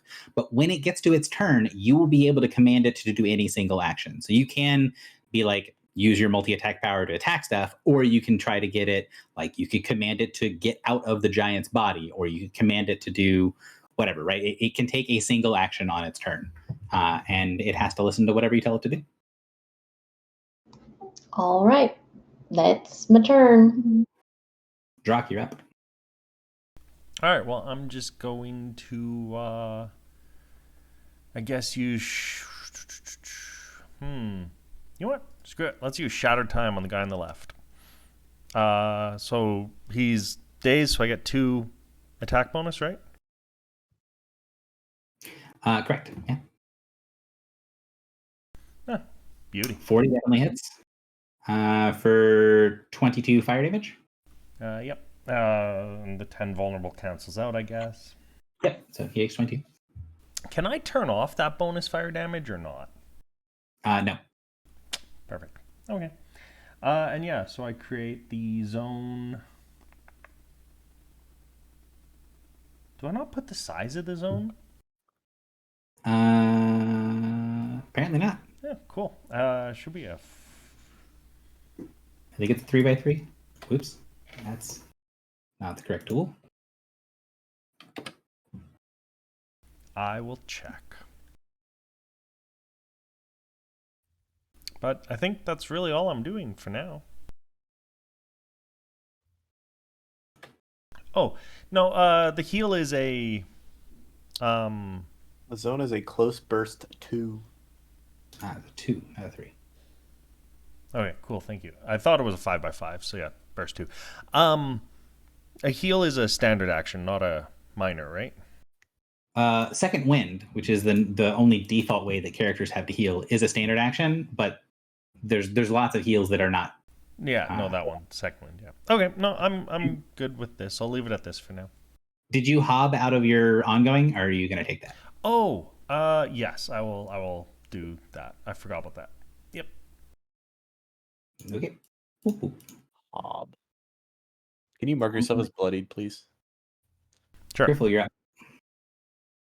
Ooh. I have been thinking about this. I'm putting a turn together. Just need to check the wording on something.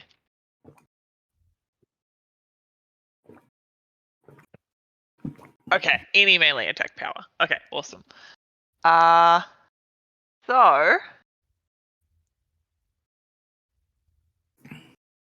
since I'm considered bloodied, I have the backlash tattoo. So I would get the MBA upon being bloodied, right? I believe so. Okay. I would like to retroactively take that because That's fine. I didn't want to interrupt the turn. Sorry. It's all good. And it is one of those things of like, there's not a lot of powers to just say you're not bloodied. So Yeah. Well, I am actually officially bloodied anyway, so. all right. No attack bonus currently. So that's a good roll. Yeah, the 52 is going to connect. that attack bonus is incorrect in some way. Yeah, that is. Oh, there's a 21 at the end. Why is there a 21 at the end? What the heck? I don't know, but Okay, well the roll is a 10, and the bonus is 21, so it'll be 31. So 31 and so 33 with combat advantage. Yeah. And you don't have nimble blade or anything yet, so it's just 33. I don't believe so. I know it's on your list of things to take. I don't remember if you have it yet, but yeah, It is on my list, but I have not taken it yet. No. Cool. Hit for 22. Just damage, flavor damage, or is it? I'm still doing radiant and fire damage. It does not resist radiant, so it will take 32 points of damage. Cool. Okay, so my official turn now. I kind of would like to do. So I'm gonna drop a minor action into an offhand diversion on this dude, the parasite next to me. Okay. Parasite 2. So I'll hit that. Where is that? Offhand diversion. Hopefully the bonus is correct on this one. Looks like it is. That's it. That's correct. Cool. So 23 damage, and that's going to grant CA to until the start of my next turn. So 32. I would then like to. Yeah, I think I want to do it. I think I would like to drop a.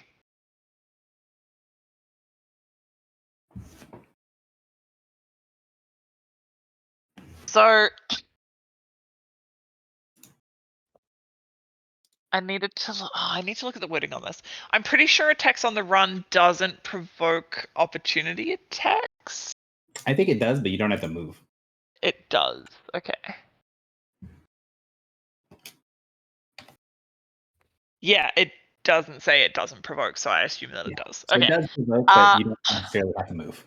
Cool. I would like to drop attacks on the run into this dude.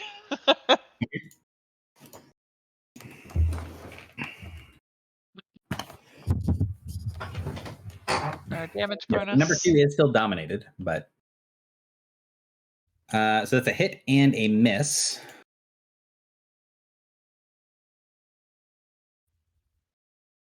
So, do you have anything you want to do to try to re-roll or do anything with that second hit, or?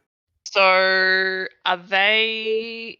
Yes, actually. I will use my gloves of recovery. And I'll make that. I'll just roll another d20 if that's fine. Sounds good. That is a 17, and the bonus is 21. Yep. Oh, it's the same amount. Cool. Yep.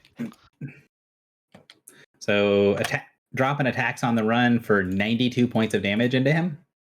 Mm-hmm. Ow. Excellent. And then I would like to shift back. What's the blue again? The blue's mine. Shatter time. That's the area. Cool. I will be inside Shadow Time. Yes. Cool. Griffle, two things. One, if you want to move further, you can, just because the creature that you're attacking, it can't make attacks against you. It can't make opportunity attacks. I would still like to be in. Actually, no. I will move back out. I will move out. I will go like over here. Okay. And then the second thing is, did you take your ongoing at the start of your turn? I did not. Do that and hook me up with a save. Cool. Sorry, my bad. These Yeah. guys. Sorry, Gary, I didn't take my ongoing either. Would that trigger before or after Hobgoblin? Yeah, you get to choose. So I assume you're going to choose to not take the damage. Correct. Unless there's any reason why I would not be able. So I've got my +2 to saves. Yep. So if there's any reason why I would not save on an 11 for these guys, I know there was one fight where a standard save was not enough. I'll let you know if there is a save penalty in the fight, and there is not a save penalty in this one. Cool. So the end of the round happens. The giant sort of struggles a little bit. You can tell that it's more like weak flailing than it is like it's basically a death rattle. It's not actually him really doing much of anything other than showing signs that he's not quite dead yet. When he does that, you can see things start to crawl and slither out of chinks and holes in the armor as other smaller parasites come in and join into the battle.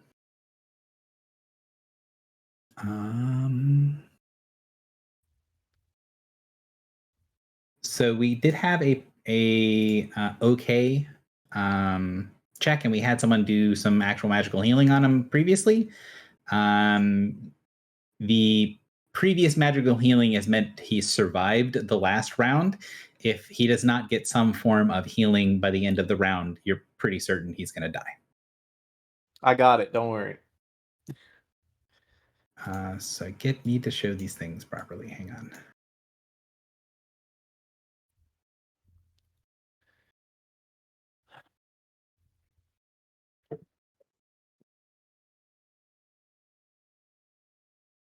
Why is this making me do these one at a time? I don't understand.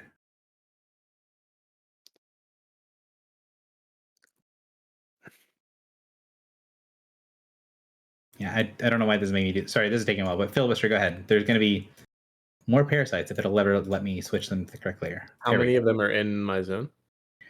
4 of them, so technically 6 of them. Okay. Minor action, sustain zone. Cool. Which is. Do you need me to click the button?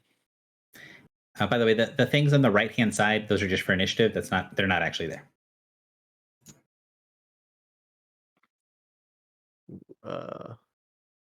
Am I stupid?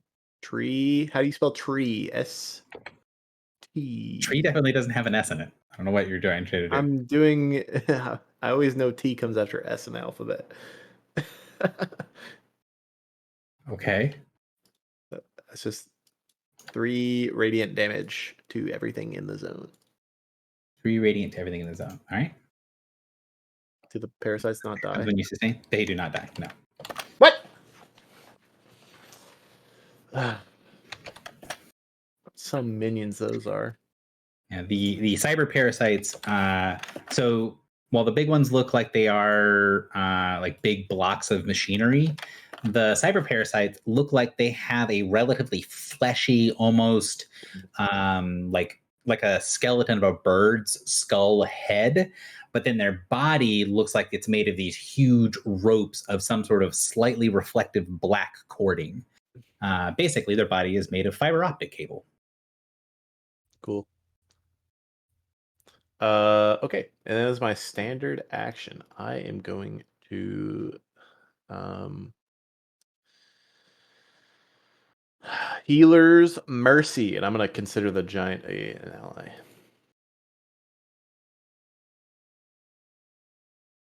He is definitely bloodied.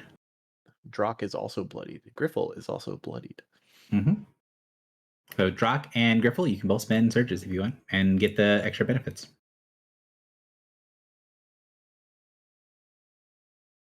So it's just a surge. Is there any bonus to the surge? Oh, anyone healed receives a +2 to attack. You get a +2 to attack rolls until the end of my next turn.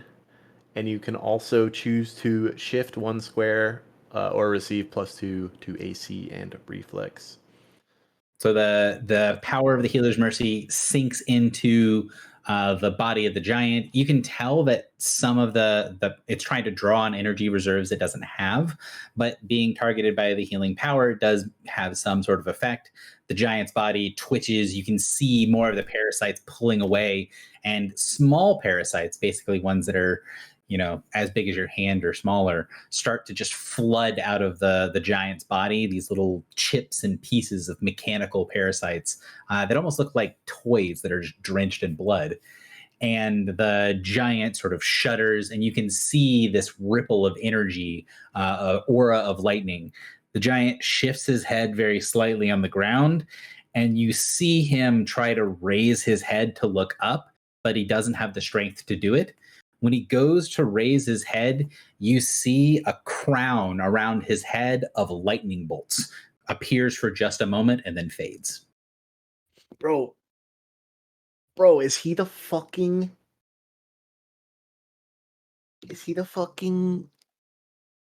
patron saint of Lugos? Like the god? You have one more action. What would you like to do? Is he the foe hammer? I can turn my move into a minor, right? Mm-hmm.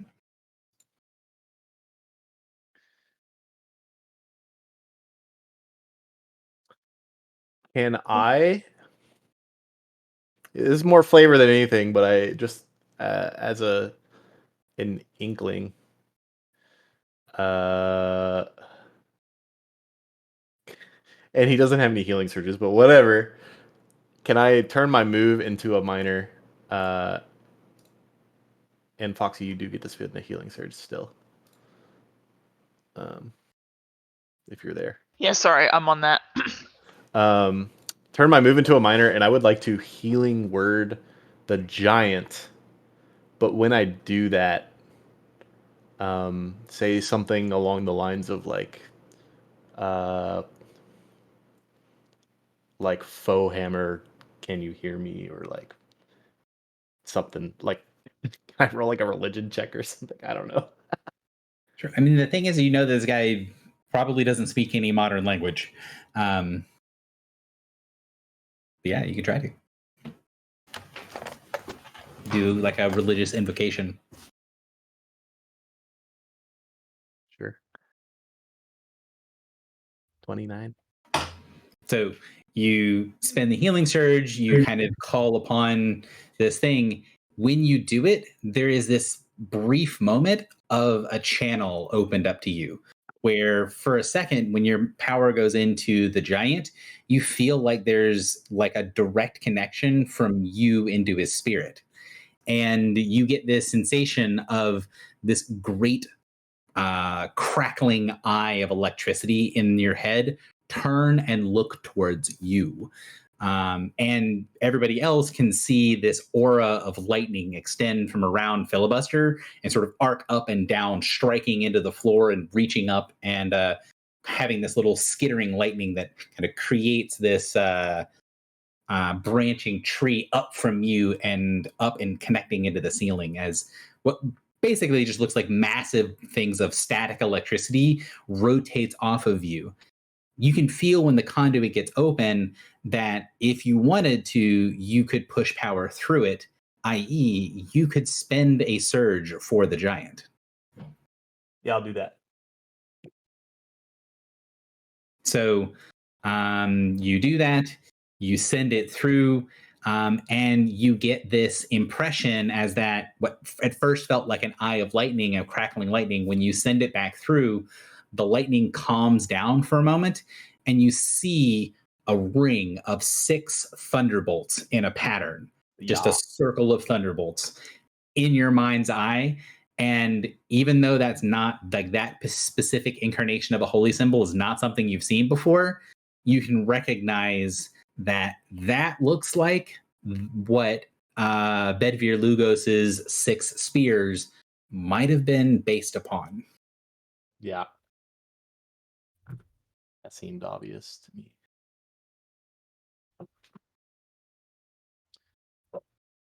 All right. Parasite. So it pulls away from the body of the giant, and it lets out this loud, chittering cry. It focuses its attention on you, Filibuster. They're not dazed anymore, right? They are not. Cool. Don't say that. Oh wait. Yeah.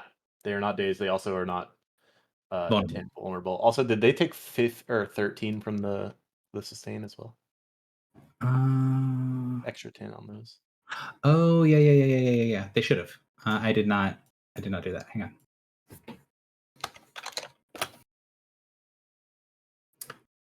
That will be enough damage to bloody the dominated one. Good.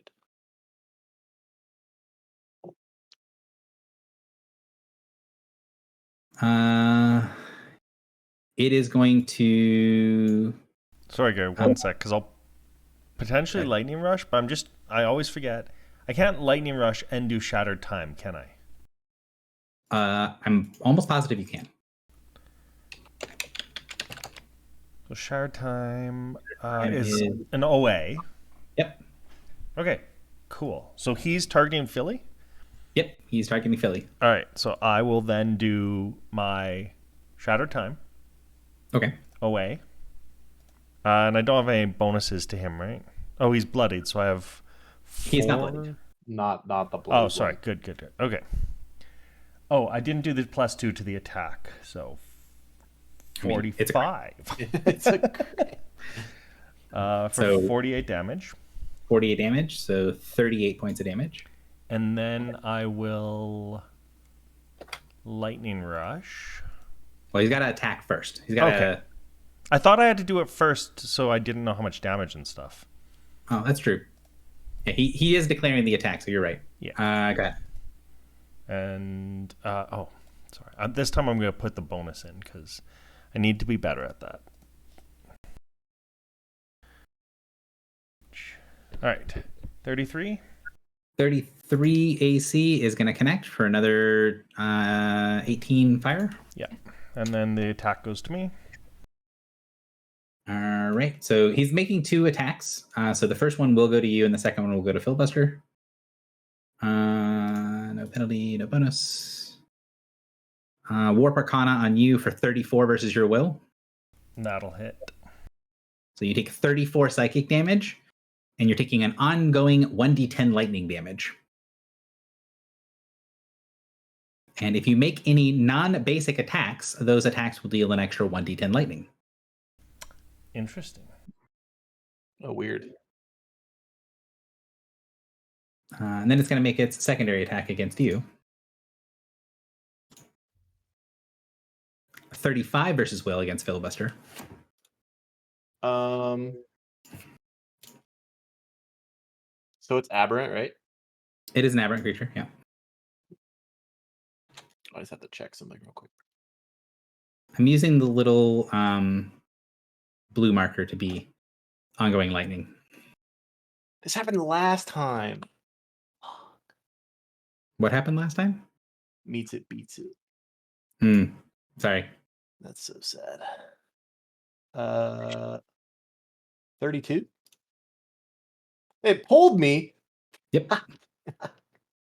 That's not. Does your tree stay where it was? No, the sustain minor moves it.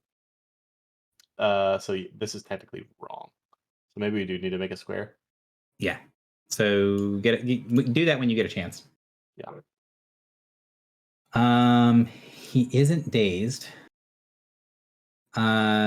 So he's gonna do parasitic roar, and get a grab from the parasites. So you're gonna need to move that to be the correct place. But Yeah, I gotta remember where the correct place was. It's like Parasite 4 is going to attempt to grab Drock.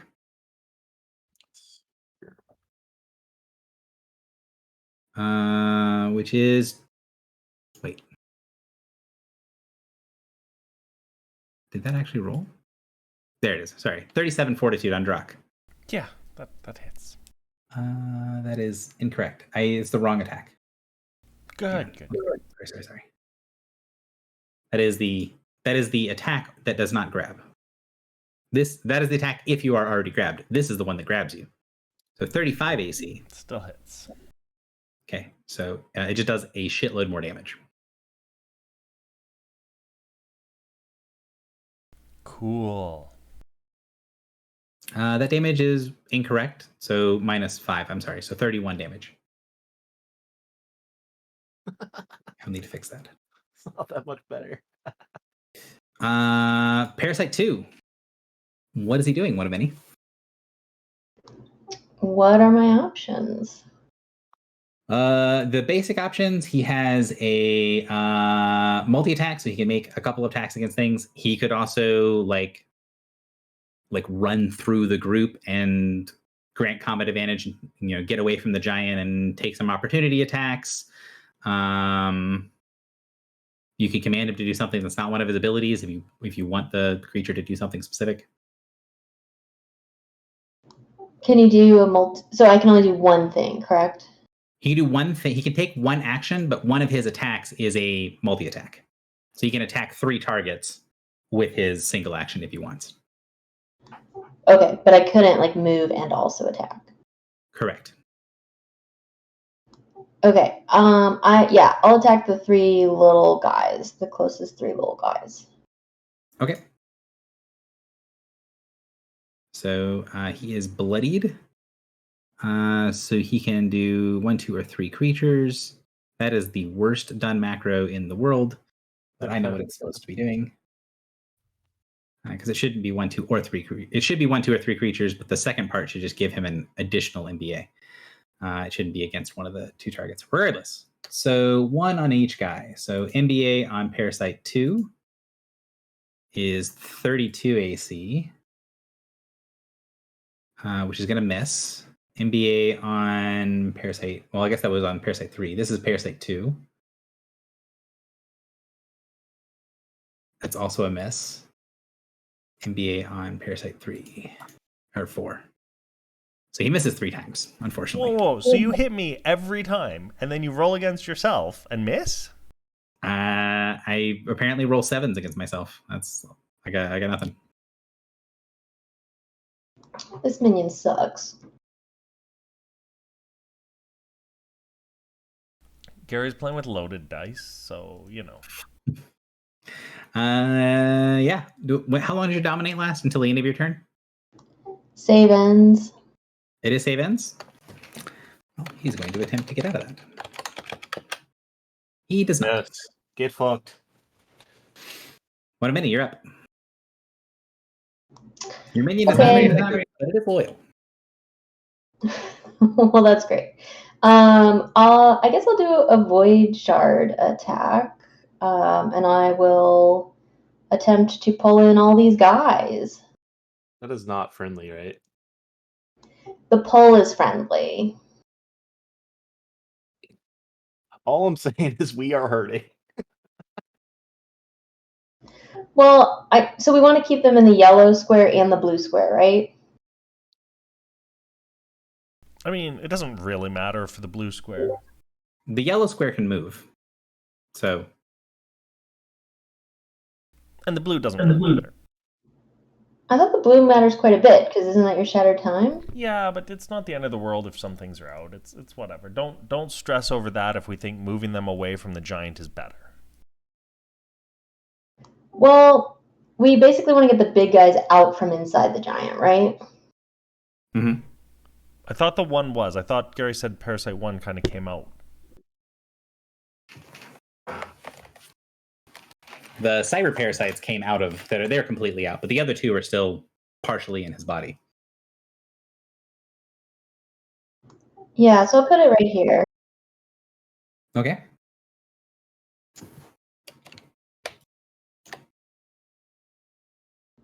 And it's burst 3, so they will all get hit by this.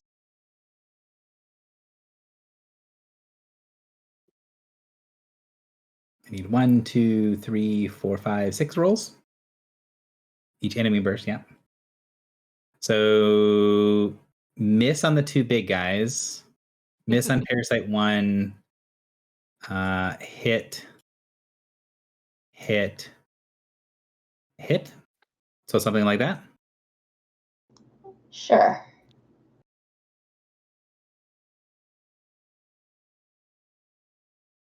Okay. Anything else? Are we worried, guys? Do we want to Yes, please action again? point. Okay, I'll action point, even though you didn't give me one. Unless this giant does some crazy shit at the top of the round, this is not looking very good.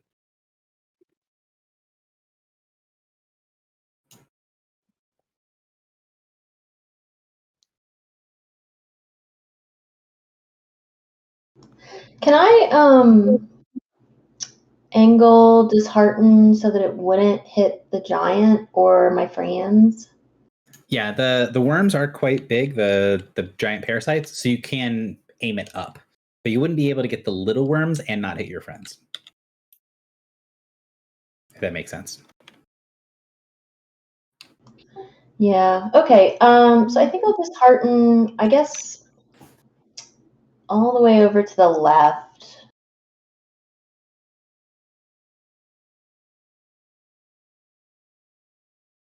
So I'll get the little cyber parasite 1 and lithium parasite 1.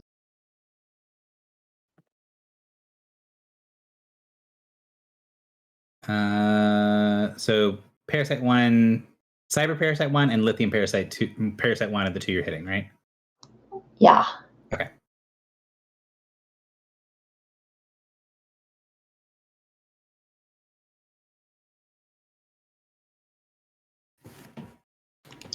The 39 is a crit, though. Cool. Sorry, I'm trying to look up one thing real quick.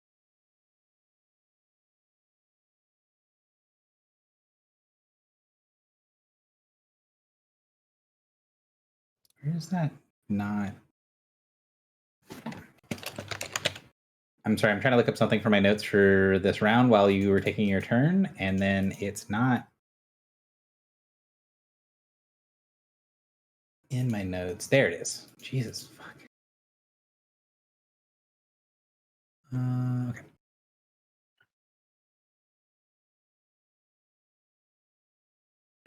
Okay, so the 25 on the parasite is a miss, and then the 39 is a crit on the cybernetic parasite, or the cyber parasite. And the crit was some amount of damage? 46 against aberrant creatures? So That's an additional, no? yeah. So it deals the base damage is so should be 12 plus 17, sorry, 12 plus 15 is 27, 27, 46, right? Yeah. 73. Ow. Surely that thing is dead.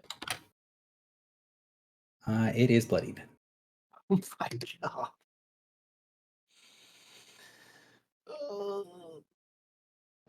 It's also psychic locked and disheartened. It is a creature that is now made of 95% sadness by volume. Also, we will crit on it and the lithium parasite on a 19 or 20 until the end of my next turn. Okay. Anything else? That was a lot. No, that's it. Drock, you're up. All right. So You- Okay. 1d10, right? Yep, I'll do it. You take your turn. You take 2 points of lightning damage.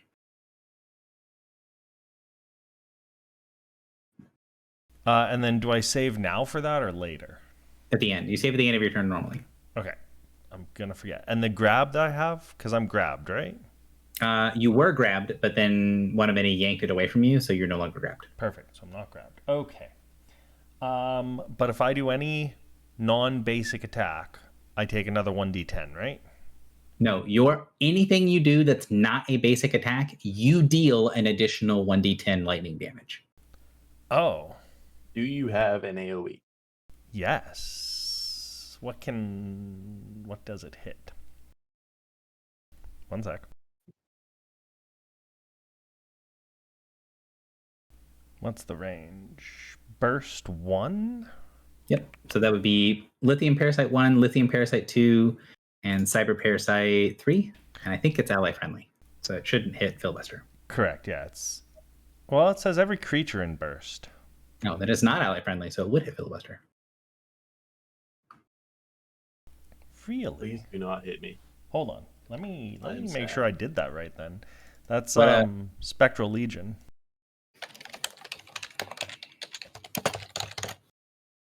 Spectral Legion. Easy Powwow. Spectral Legion is not a close burst, so Why do I have Spectral Legion Augment 2 as burst 1 then? I don't know. That's not what that power does. Yeah, I have it up and it's wrong.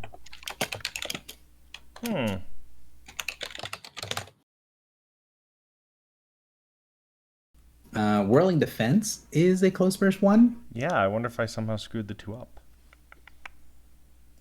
Do you still have Whirling Defense? Because I wanted to keep the one that could do both, but let me just read. Anyway, until the end of my next turn, every creature in burst. Yeah, because I have it as burst 1, which is, Whirling Defense. yeah, I don't know. But that is not what that power does. So if you're going to need to either have Whirling Defense or Ego Crush as your AoE if you want to have an AoE one. So we'll discuss that at the end. But what do you want to use? What do you actually want that to have been? Well, I want it to be the. Well, the other one I could use is Rebounding Dance, right? Yeah, a Rebounded Dance isn't a burst, but it hits 2 targets. Yeah, so maybe I just do that on the two big guys. Okay. Don't kill my dominated guy, though. The Dominated guy is just barely bloodied, so he's got some room for more abuse. And I'm not that strong. Do I have any bonuses? +2 attack until the end of Philly's next turn. I think that one's over though, right? Yeah. No. No? Nope. I healed you on my turn. Oh, okay, cool. So then I have that. And the dominated one, do I get any bonus to him? Yes, +2 to hit. Nice. I'm gonna augment this. I don't remember what it does, but we're gonna do it. So I'm Name gonna it. add the 2 from Philly's thing, but I won't add the other 2 for Lithium Parasite 2, so he'll need an additional 2. Okay. Are they both bloodied? Only Parasite 2 is bloodied. Okay, so Parasite 2 gets 2 more damage and 2 more attack and 4 more damage if it hits. So also you got a 19 on Parasite 1, which one of many is that a crit on Parasite 1? It is. Nice. Oh, is- perfect. So you critically hit for 69, it looks like. 50. Nice. 69 because 1d10 lightning damage, unless you included that in Oh, somewhere. I did not include the 1d10. So he is now bloodied. And then the other one takes. Could you give me a d10 for the other thing? So 29 plus. Yeah. Plus 4 from Gauntlets of Blood, so 35. All right. So you're now aware of. So when you strike into the blurring fast, bam bam strike into the two parasites, that arcing energy from your arm as it goes up your arm and down your weapon and strikes out into the creature, you see that electricity dance all over the creature's body. It does not seem to be damaged by it. In fact, this thing seems to be hyperconductive. That seemed sort of expected.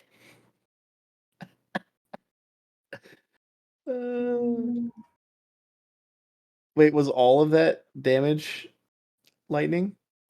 No, just the D10. So Okay. 1. Not on the other one. The other one got 20. So he's got 20 temporary or 10 temporary hit points. Sorry, not 10, yeah.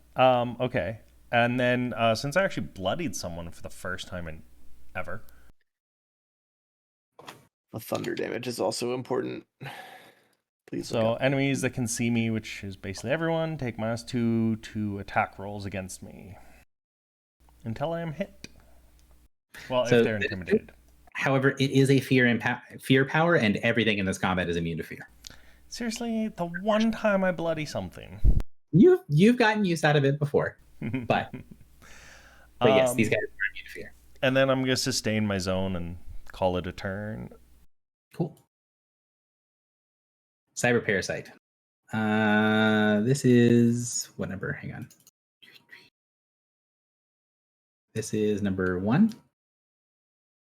Yes. Cyber Parasite 1. He is locked down here in all of the sadness. So I guess he will slither up and charge at one of many. Griffle, I don't know if you've got I don't know if you still have Mighty Hue, but I'm making attack against one. I do not have threatening reach. Mighty Hue doesn't care, I don't think. Doesn't it? Let me know.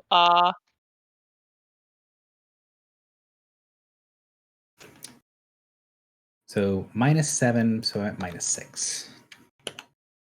Why would Mighty Hugh not care? Because Mighty Hue is not a threatening reach. It's a... I don't even have it anymore. Okay, I didn't remember if you... I knew you were going to retrain it at some point. I didn't remember if you still had it. Yeah, I think I've already retrained it. I don't have it. So, It is apparently, though, still on my thing, so I'll just delete that. So 24 AC is going to miss on one of many. Yes. And that's it for his turn. Griffle, you're up. Okie dokie.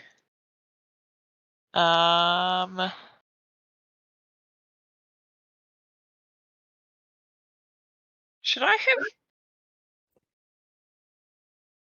Yeah, I should have 4 encounter powers at this point, right? You should have 3 from your class. You should technically have 5. 1 from your theme, 1 from your Paragon Path, and then 3 from your class. I might actually still have Mighty Hue and not have it on my cheat sheet. Because Ruffling Sting, Pure Glow, Offhand Evasion.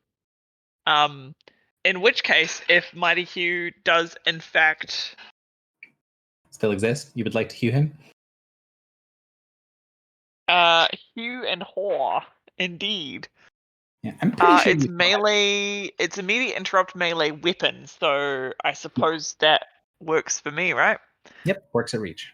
Hell yes, let's do it. Okay, so this is gonna be. I'm gonna have because I apparently I don't know what I was thinking, but apparently I got rid of the macro for. Oh no, I didn't.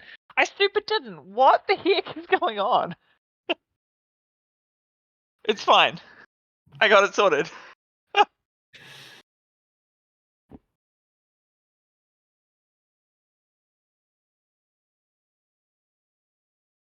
So that is a 39. I think that's probably a hit. Definitely a hit.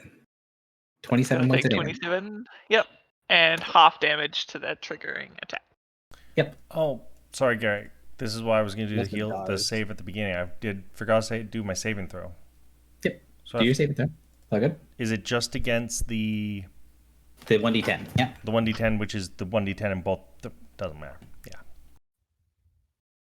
Go ahead, Griffle. So now is your actual turn.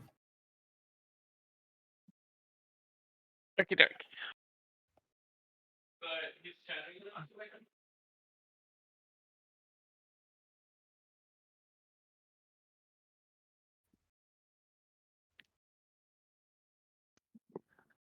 Sorry, my flatmates just came downstairs and started having a conversation at the one time where I actually need to talk.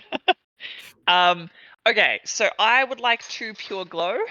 Because why the hell not? 1, 2, 3, Okay. 4. I believe that hits everything. It Yep. does hit everything. Yep. Cool. Does that matter We if you put a not kill the box down parasite? for it. Well, first of all, let me hit the button and then we can resolve.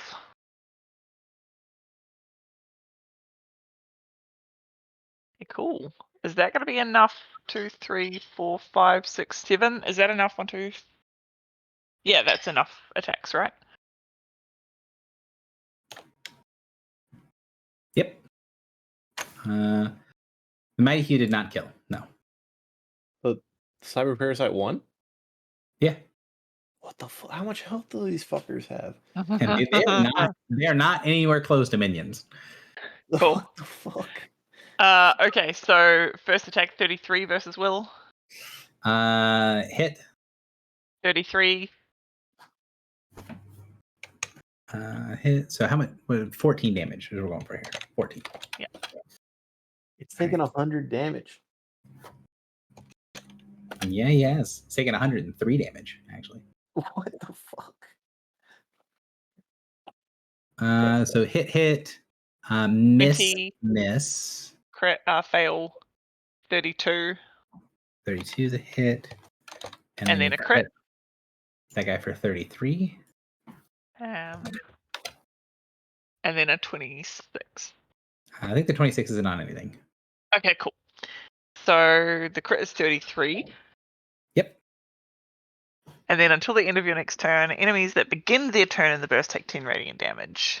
Correct. Bzz. And then I still have so you still have Parasite 2 dominated, right?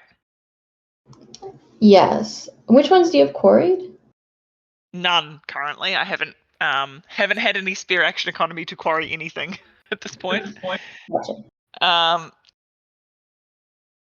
I have to quarry the nearest things to me though. So I'll quarry the cyber parasite that's like here, this one. I can't see a number. Two. And the numbers are the white things, the number. Okay, yep. For the numbers, yeah. No problem. Yeah, I'll quarry him. And then I do feel like I want an action point at this point. Or maybe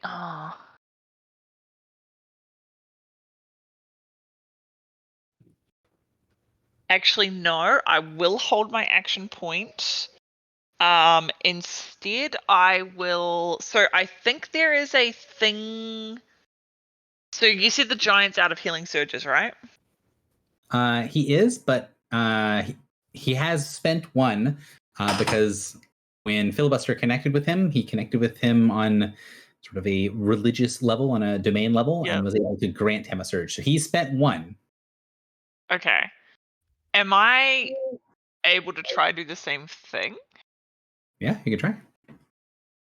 Use a power 'Cause and then give me religion or something else that is a justified skill check. Ooh, actually, hang on, I might have something for this. I just thought of my. Oh no, that's for me. Where's the thing that I can use on other people?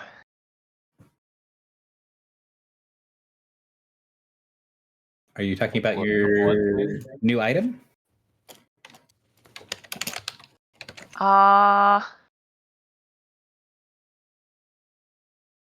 you mean the sun blessing? Yeah, I would. Well, no, because it's his surge value, so he doesn't have surges to heal. But that's the same thing that Filibuster did. And then if you successfully create the connection, then he can spend one of your surges instead of one of his own. Okay. Well, I can also do Rising Sun as well as a minor, and get everyone gets so it's burst 5 and everyone gets 5 HP. So it's not a lot of HP, but it's like not nothing. Yeah, it's up to you. You technically have most of 2 it- minors. You could do both. If you wanted to forego coring. Yeah, let's do both. Okay, so let's not do the quarry. Let's do Rising Sun to start with, just to give everyone a little bit of a top off. Okay. Everyone gets 5. You don't have any charisma mod? No. Nope. Have you heard me talk? Oh shit, what was my... Oh no. I think it was 50. You should be able to control Z that, by the way, Phil. Okay, sorry. That was... Can I?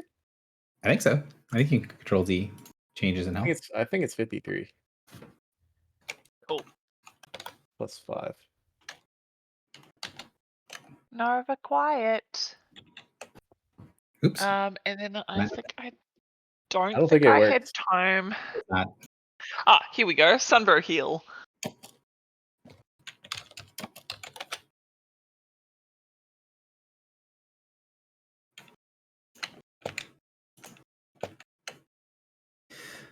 All right. So by default, it is a religion check to try to create that connection. Cool. Although if you want to justify something else, you may do so. My religion isn't very good. I think I would like to. I think I would like to justify insight. Mm-hmm. Because I think what I'm trying to determine is like if his sort of like the way he responds to a dire situation, like this is a life and death emergency, and I think Griffel believes that you can tell a lot about a person by how they respond in a life and death emergency, and so I'm trying to like, he's like pretty immobile, but he has done things, and I'm trying to sort of be like, what can I discern about his beliefs and his domains based off of how he's like, is he like defiant last stand kind of thing, or is he like desperate hope, or that sort of deal? You're pretty certain this entire thing started with, from his perspective, right? No time has passed from when he sealed until right now. So while he was being sealed, the action that he took as his final action was to spit a mouthful of blood at the person sealing him. Cool. Can I justify the inside or no? Yeah, no, that makes sense. Yeah, I'm giving you sort of like context for, that seems to be what his reaction is. He does seem to be attempting to resist. Cool. 26. 26 is a success. So when you push the power through, you sense the kind of dancing in the pure glow around you in this kind of very in a very joyous way, sort of disjointed from like the horror of the combat and these creatures coming around you. You see the little image of the Fox of Light, basically prancing around you in the area of the pure glow. And that connection snakes out from you to the great creature, and you see there's this glimmering golden beam, a tether between you and the giant on the ground. And you see the fox kind of come up to it and kind of bat at the thing, strumming the cord slightly.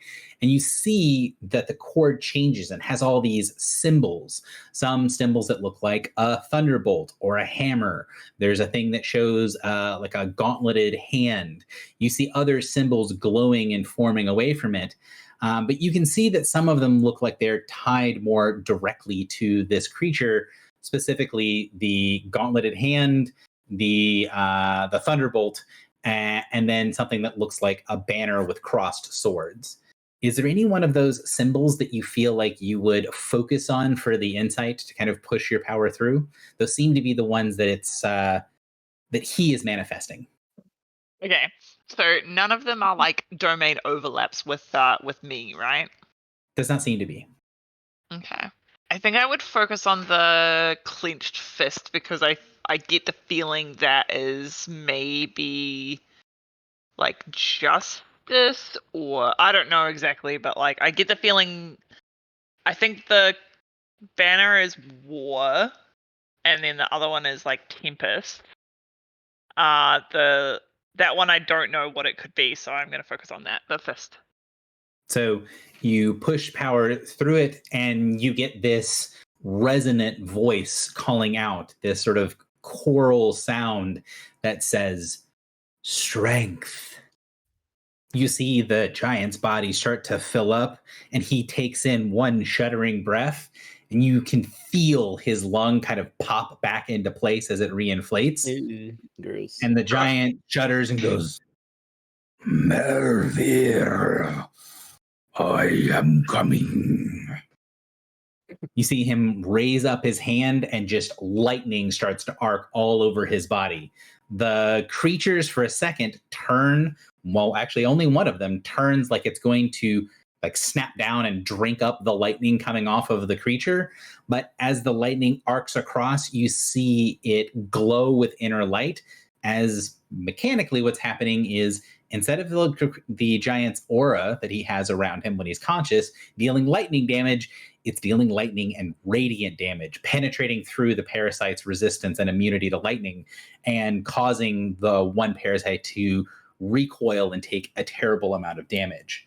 Mechanically, what this means is the giant's aura is now active as he's regaining consciousness. I don't know what that means. I would also just like to note that I used all of my like super duper sunbro powers in one turn. So like both of my Paragon Path powers and then my Paler Sun Blessing as well.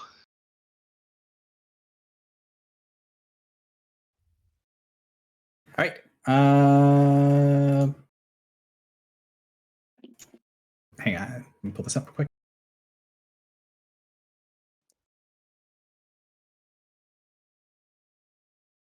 Is there actually an aura? There is, but it's not attached to the correct token, so I'm trying to find it real quick. Oh, okay.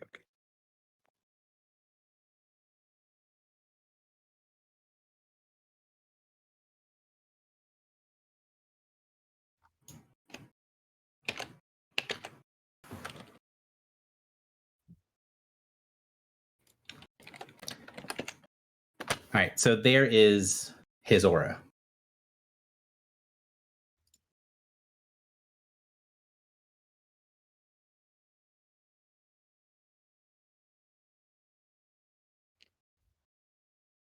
Oh, it's because I see what the problem is. I couldn't click on it because he's on the map layer. He's not on the token layer. Now, does that include us?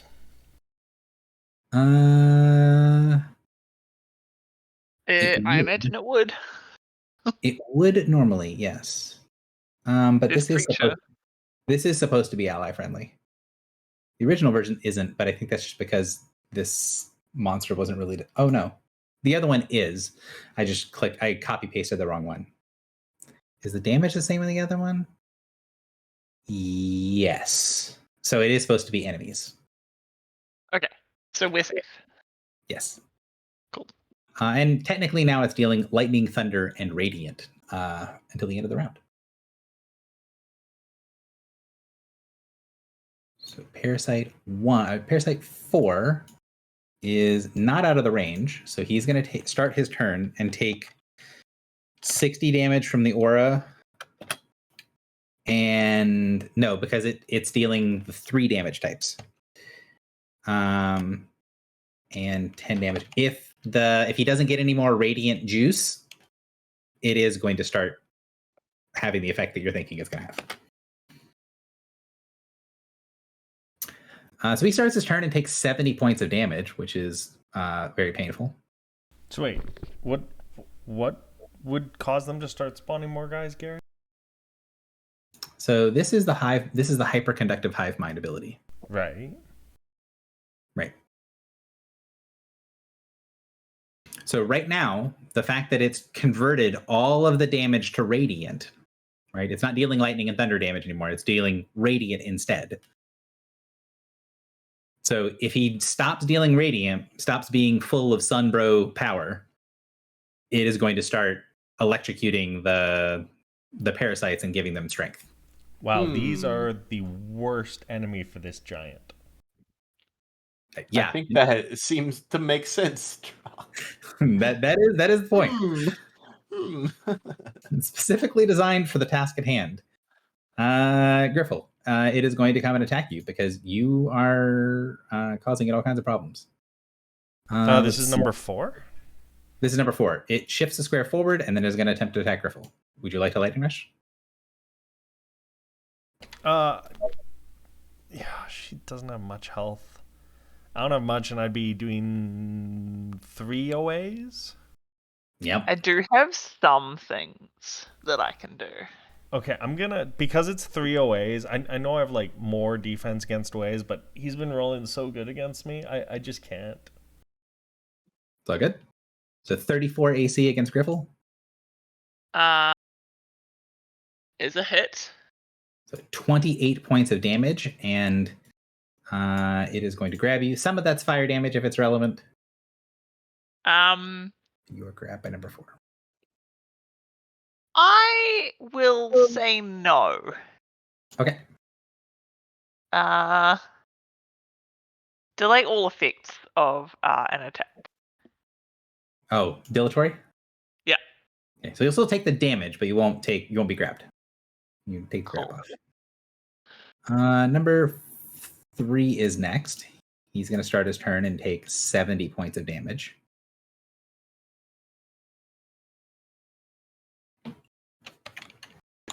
They're still not dying.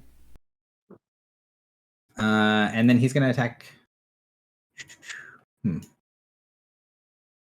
Yeah, probably attack Filibuster. All right, so Yeah, I'm going to do Lightning Rush? shower time first. Okay. Do I have any bonuses in this case? Nope. Okay, so You still attack the 2 attack from Philly. Mm-hmm. He's not bloodied, right? Correct. He's not bloodied. He might be in a moment. 41 is definitely a hit for, and he is not resistant to fire damage. So 23 fire to him. He is not bloodied. And then I will lightning rush as well.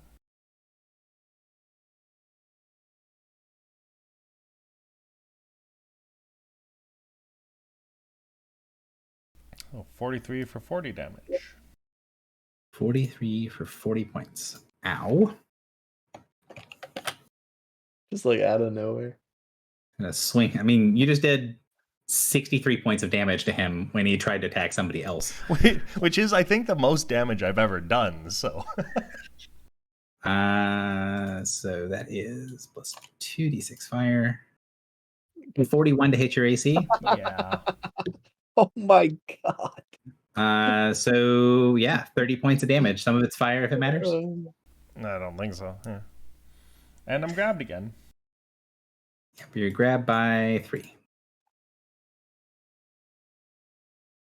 Oh, I forgot to do in both cases. No, the 1d10 damage is over, right? Because I didn't save. You didn't save. You should need to do 1d10 damage to him twice.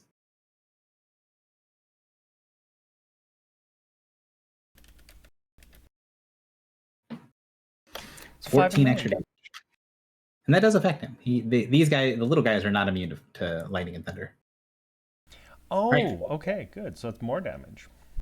So it is actually more damage on them. On the big guys, they are immune, so it does not benefit you to hit them when you've got the lightning and thunder thing on you. And Unless so you want everyone to do more damage. what which, you know, causes them to do the spawn? I think it's thunder lightning damage. Oh, thunder. No, thunder thunder damage. Got it. Okay, cool. And the aura that they're in, unless it gets charged with radiant power, will do both of those things. So Parasite 2 is the one that is quarried. It is in an area of shattered time. Both targets look like they're equivalently weak. So let's go. Yeah. So it's going to Drock. So it's going to come up to Drock and stabby. Actually, no. He's got a ranged attack that he can totally use from here. He is going to warp thought on you. So terrifying thought on Drock, 37 versus Will. Yeah. What's your will? Not enough that you can buff it. Okay. So you take 23 psychic, and then Filibuster, you take 9 psychic. I take 23. Okay, so that puts me at 0. Do I automatically take it because he got hit? Yeah, he gets hit, you auto take the damage. Am I considered a target for the -2? No. The -2 is on Drock. This sucks. I think it's the first time Drock's gone unconscious and that I can remember. He's died before.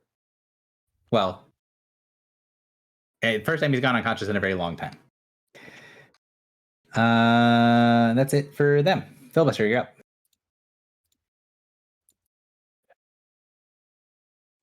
Oh, I forgot. These two guys just took a fuckload of damage too. Hang on. Oh yeah, is there a top of the round thing? Also, we're not affected by the giant? Correct. It is supposed to be ally friendly. It just copy and pasting my macro did not do the thing I wanted it to do. That is okay. Drock, I am going to turn a move into a minor, and then I'm going to cast Blackened Soul, targeting you. You can spend 2 healing surges. 2 healing surges. Nice. Yes. You also gain a +4 power bonus to attack and +2 power bonus to your damage. You also grant combat advantage. But I don't think that matters as much as you live. I mean, the way he's rolling, it doesn't matter. You are also prone. Okay, so because I went unconscious, though, Gary, so the grab goes off, probably? No? You're No. definitely still grabbed. Oh, even though I fell unconscious? So you're grabbed and prone. Yep. Conscious. Weak 2, and what's the other 2? Is bloodied half or below, Gary? Yes. Well, I'm constantly bloodied this fight. It doesn't matter. I'm That at full is health. true. That is true. Okay. That was one minor action.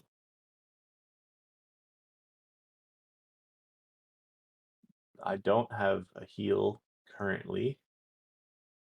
I am going to just sustain minor, I suppose. And move this. Wait, is that Oh, do I also May? get the +2 to I do want to check AC if that's and a May. reflex? You can, yeah. Oh, perfect. You must remain within the zone, but you can move it center to your location. So does that mean I can choose not to move it? Correct. You can choose not to move it if you don't want to. I would think it's okay. And if it is. sorry, Gary, one more thing because it's going to be relevant. Does my shattered time end? Not unless it says it does. Okay, everything in the zone takes 4 radiant damage. Yugi? Is that relevant? Does anything die? Yeah, nothing is going to die from that, but I mean, the damage adds up because these guys have lots of hit points. Yeah.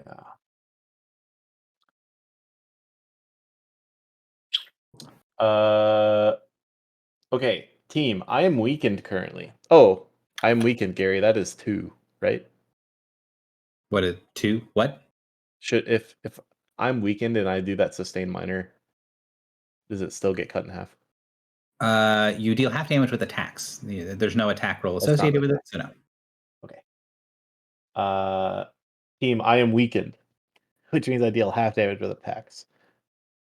I could either, and I don't think this is good.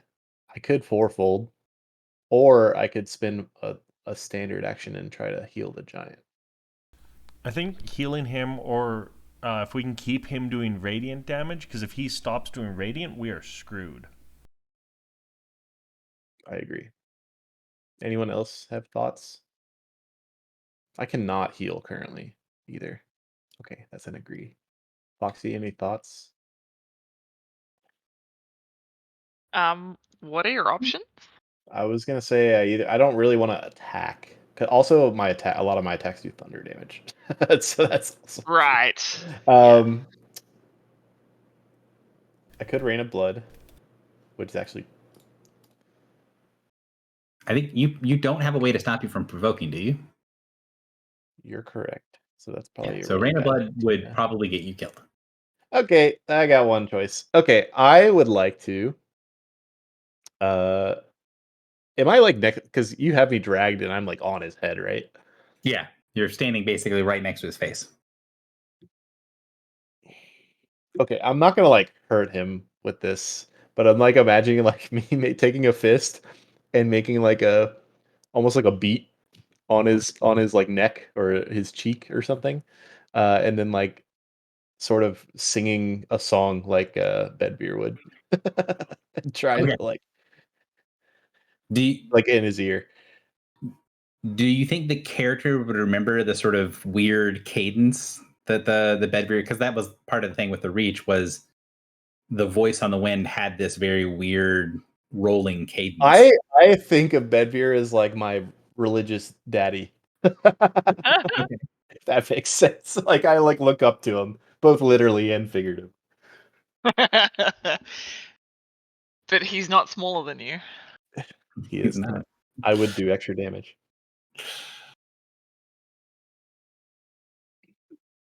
Do you have a check that you think is appropriate? It I could depends. do insight Yeah, I because was I'm thinking. like trying to recall like you said cadence. Well, the thing is that the actual repetition, like trying to duplicate, because like the dirge, the initial sort of quest hook for trying to figure out what's happening in the Reach, trying to recall or repeat that is a history check by default. So That's also fine. that would be the automatic, and also I know you get a reroll for history. So I do. I would say history would be the default, and you could justify other things if you felt they made more sense. You're never, ever going to remember. That's the wrong button.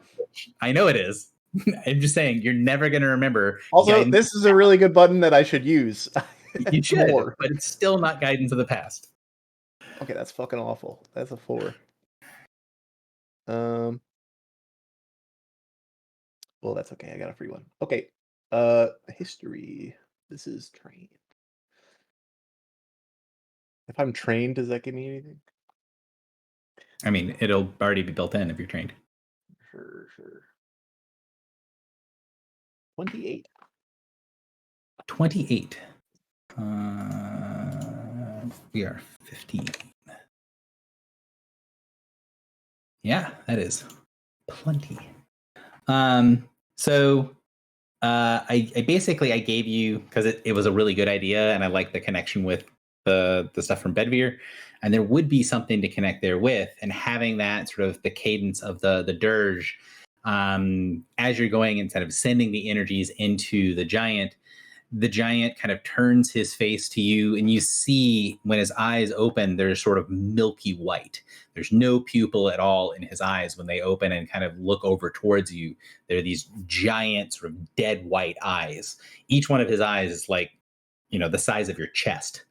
And when the sort of milky dead white eyes go over towards you, you hear the voice of the giant kind of gurgle in his throat.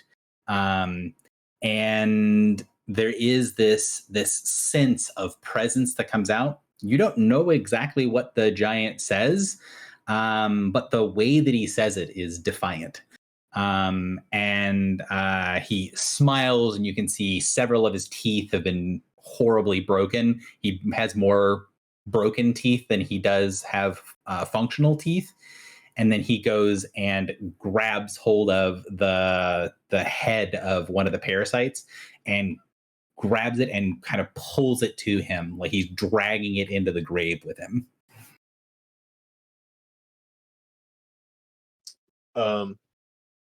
Cool. Do I need to spend a healing surge or no? Yes. Am I healing him? Okay. And then, I did not take the ongoing at the start of the round. If you want to roll for that.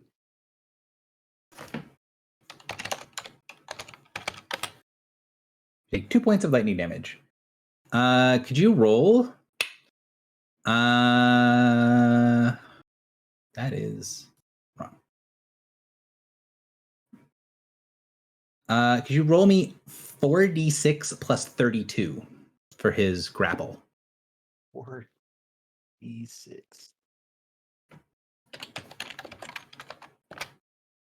plus that plus 32. I don't think he can miss, can he? This is not an attack roll. I'm not having him miss. He's rolling for damage. Okay. So Parasite 1 takes 47 points of damage and is grabbed.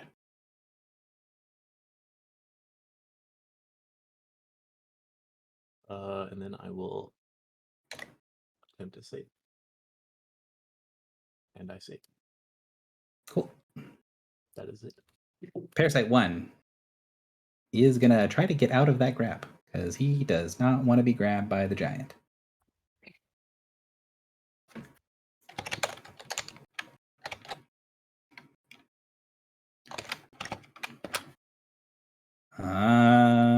I don't think that succeeds. It's not even close. Can he? Hang on. Can he succeed? I was looking that up. He cannot succeed. All right. That's pretty funny. He escapes on a natural 20 because it's a 20. But he didn't know that. So he's going to thrash and try to get away from it. And he should not have his temps, so the buff goes away. He should get 10 more hit points back. Let's see. Oh, is he starting his turn in the auras? Is he taking all the damage and hopefully dying? The auras and taking 70 points of damage. And dying? He's not dead yet. Oh, son of a gun.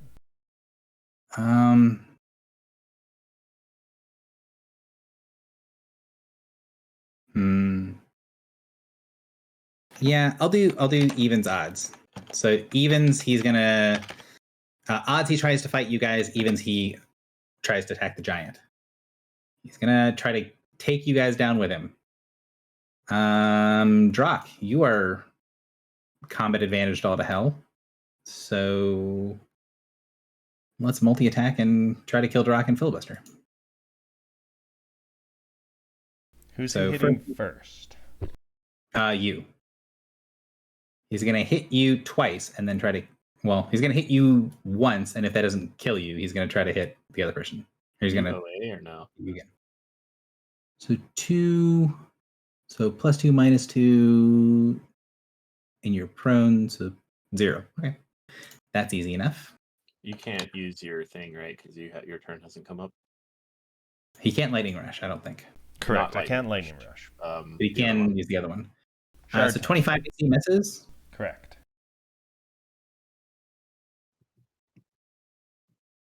And the next one is a natural 1 misses. And then this is the attack on filibuster. So go ahead and give me your OA. You're at a -4 to hit.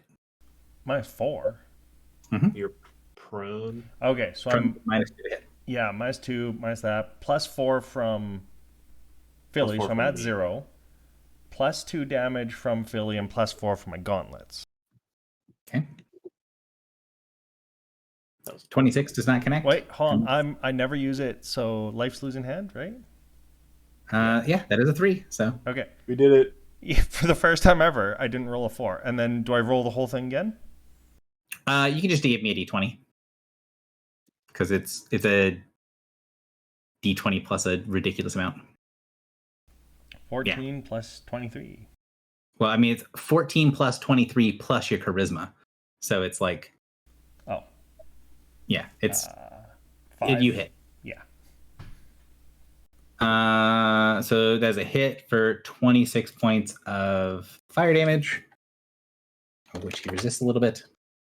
And then... Is it not fire and lightning? Well, I guess you saved off lightning, didn't you? No. Oh, I still have that. Oh, it is. There is lightning. Wonderful. Wait. Should you have even attacked then?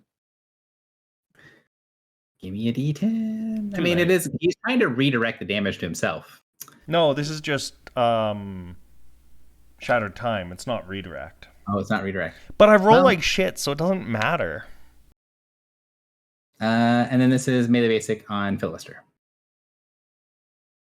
31 points, or 31 to hit. On Philly? Yeah. Let's not.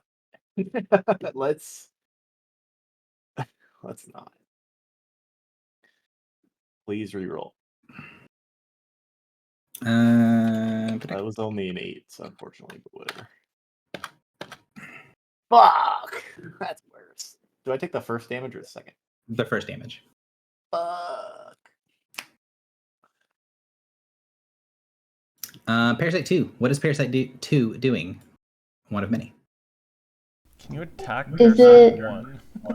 Is it able to reach the cyber parasites or no? Yes, he has reached 3, so he can't reach Cyber Parasite 4, but he can get to 2 and 3. And for a multi-attack, do I have to say who the target is for all 3 before it starts? Yes. Well, you have to pick how many targets. You can sort of decide what goes where when you're making the attacks. Well, so with his multi-attack, is it I get 3 attacks if it's on 3 different people, but I only get 2 attacks if it's on 2 people, or? You get 3 attacks split between 3 targets. So if you say, I'm going to pick 3 targets, you have to give 1 attack to each. If you say pick 2 targets, you can decide as you attack whether it's 2 to 1 and 1 to the other, or 1 to the first and 2 to the second. But if I only pick 1 target, I don't get 3 attacks on it? He's bloodied, so yes, you get 3 attacks. You get 3 swings on 1 target if you wanted. Okay. But then they're all taking 70 damage per turn? Yeah. Well, they're taking 70 damage this round because of the combination of Pure Glow and the aura. Assuming the aura continues to be radiant from somebody who's spending a radiant power to keep it coming, yes, they're taking 70 damage a round. Okay. I'll do 2 on Lithium Parasite 1 and then 1 on which one is the one that's about to go next? The Cyber Parasite. It should say on the right-hand side. So it's Lithium Parasite 2 and then Cyber Parasite 1, looks like. Yep, 1. This over here is the turn order.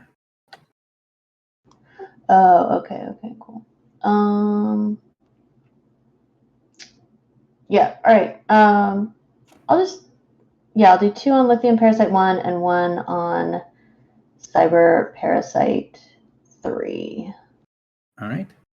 So multi-attack, 1, no bonuses, 25 misses, 2, no bonuses, 27 misses, 3, no bonuses, 33 is going to hit.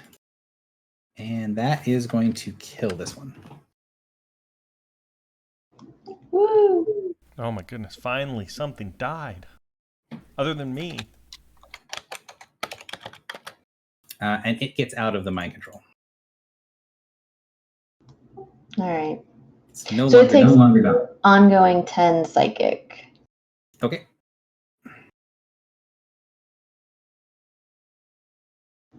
And that's a save ends. Gotcha. All right, one a mini. You're up. All of the parasites are either bloodied or about to be bloodied. Yeah, so I could do my Void Shard attack. Technically, that does trigger now if I wanted to, but I guess I could choose to have it not trigger, right? Mm-hmm. So I think I will choose for it to not trigger so that it does not kill Filibuster. Philly dies at the start of the turn. Or Anyways. It's fine. you can kill me. Yes, that's fine. Well, yeah, but it would do damage to most people, and that's bad. So I will instead just use my action to do a dishearten, and let me think about that for a sec.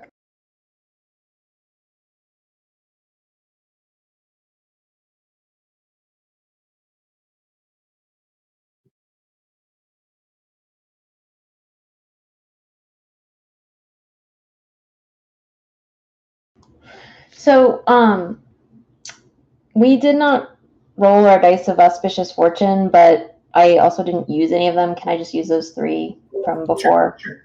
Okay. So I will. Griffel, what's your will? I think 32. 29. Cool. Okay, so I have a 3 saved. I'll use that on Griffel, and I'll do a dishearten right where it gets the 3 little guys. Okay. Sounds good.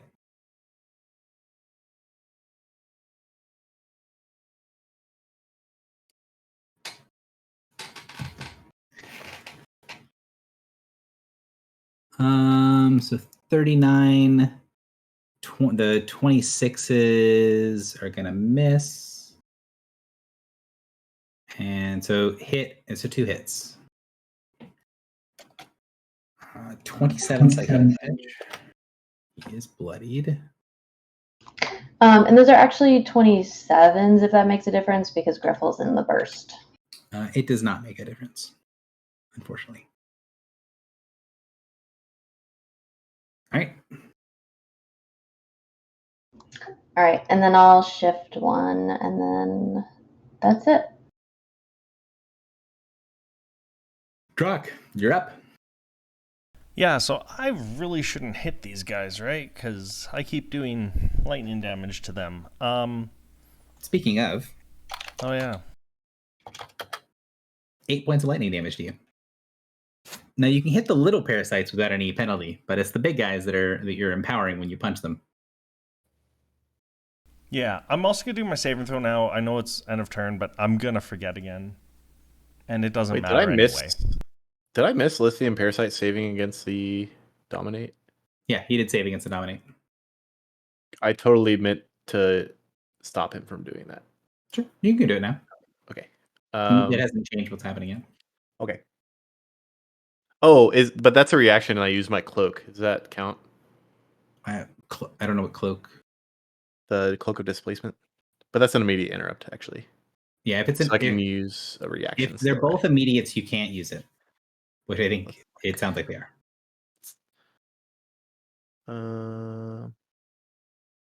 One day I'll remember judgment. It's in here somewhere. Well, Domain justice. Let me know. Yeah, it's also an immediate interrupt. Okay, yeah, it won't work. All right. So, I'll use my minor to sustain my shard time. I'm prone, so can I stand up and shift or not? No. Okay. Well, can I stand up and move, or is standing up my whole movement? Standing up is your whole movement. If you want to get to move around and do stuff, you're going to need to action point. Well, you don't need to, but it'd be a benefit if you haven't used it already. Yeah. I might just, I don't know. Because if you stand up an action point, you get the free movement from your action point. So you can kind of take the rest of your turn. Yeah, I want to stay in the shard time. I just want to move one spot, so. I think what I'll do is I'll stand up. That'll be my move, and then I'll Quicksilver. Quicksilver. Do you mean the rebounding dance? You've already used dance. Oh, you're right. I have.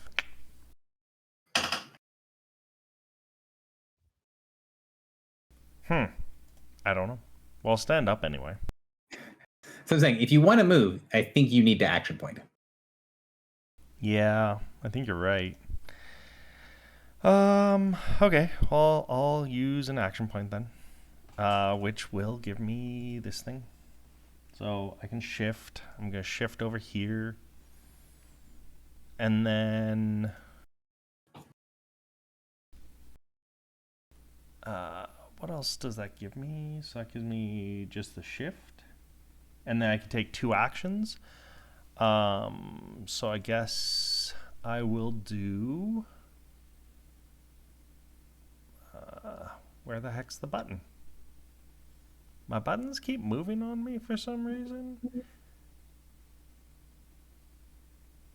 Sonic speed. And I'm going to use augment 2, I guess, because I kind of forget what it does.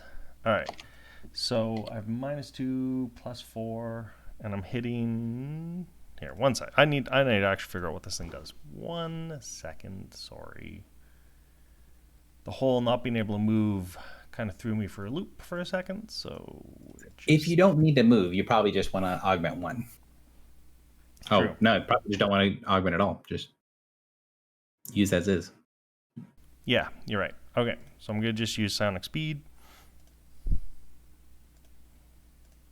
Augment 0. I have 2. And the first one, yeah, that guy's Blade. So the top one.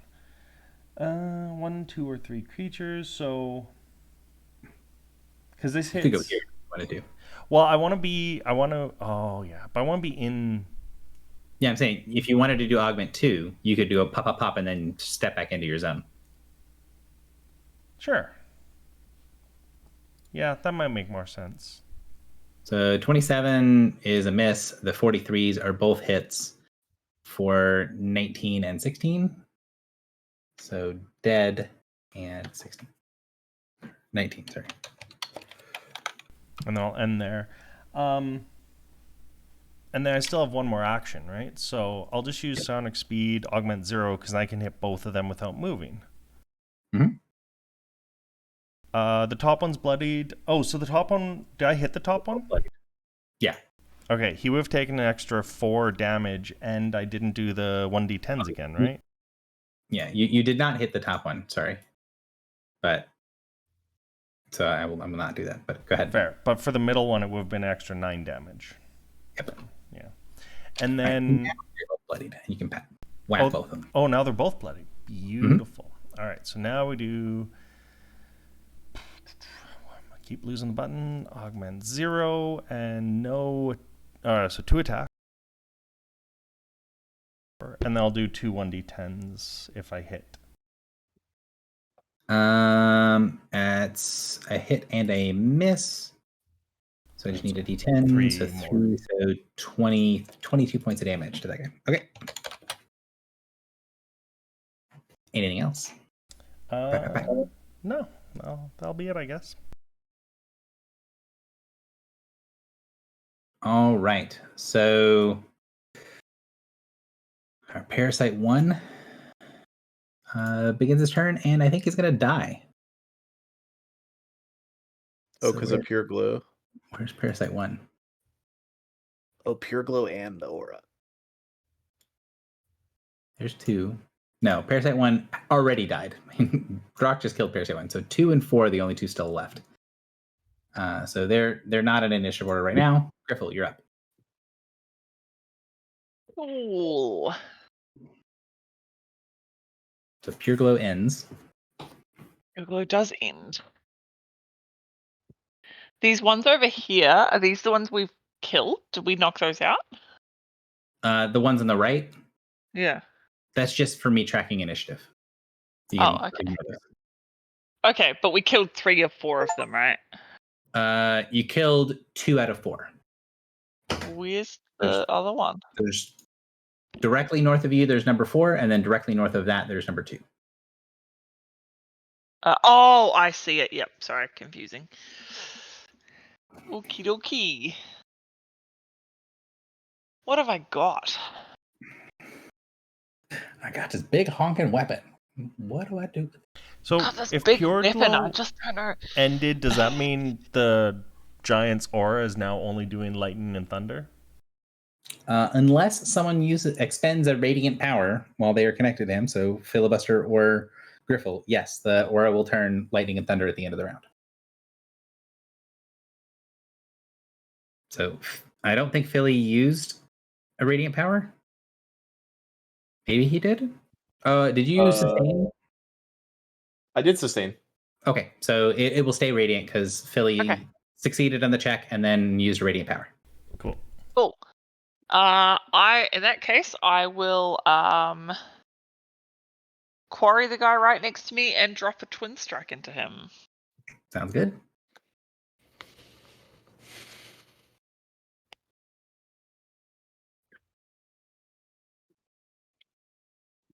Does he have any effect on him? He's just bloodied. Okay.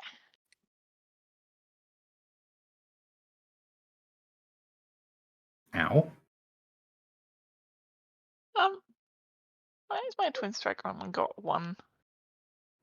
I was going to ask. That seems It's really strange. I'll just that does hit the not button seem again, I very suppose. twin strikey to me. Yeah. Guess I'll just hit the button again. That's 2 hits. Yep. For some amount of damage. 16, 13, 13, 16. 37. Ow. Plus 6 if vulnerable to radiant, which I don't think they are. Great question. I They will are vulnerable to radiant. Hang on. This guy's dead. Yes. He should have been. He should have taken more damage from Pure Glow and from other stuff. He's I think overkilled. I did not recognize that the cyber parasites had vulnerable 5 radiant. That's funny. Does the other one take that extra damage as well? Oh yeah, he would. He would take. Is he still 10 more alive? damage. He is still alive. Oh, damn. Okay. Well, Is he alive by a lot? He's alive by enough. Well, I was just wondering because if he had been bloodied earlier, I would have done more damage. Yeah, he's got a decent chunk of health left. Okay, cool. and then I will just use Invigorating Stride. I'm just gonna go like over here behind Drock, because I'm a little scaredy cat and I have taken a lot of damage. The parasite starts its turn and dies. Yeah. So the top of the round, the only real threat left on the fight is our previously dominated parasite. Parasite 1 is going to, like, both of them are going to be near death. Parasite 1 is going to die when he starts his turn, and that's excluding the giant taking the action at the end of the round to try to crush, or when he gets to Filibuster turn, to try to crush the thing that he's holding. So I'm going to go ahead and call the combat here because they're both almost dead. Do I die? So you're going to go unconscious from 1 tick of the damage, but then stabilize. Oh, okay. So 1. I guess I spend 3 healing surges. Hey, Drock, give me some of those healing surges, brother. Yeah, we should totally do some of that. Give me some Yeah, of do those. some rearranging of surges.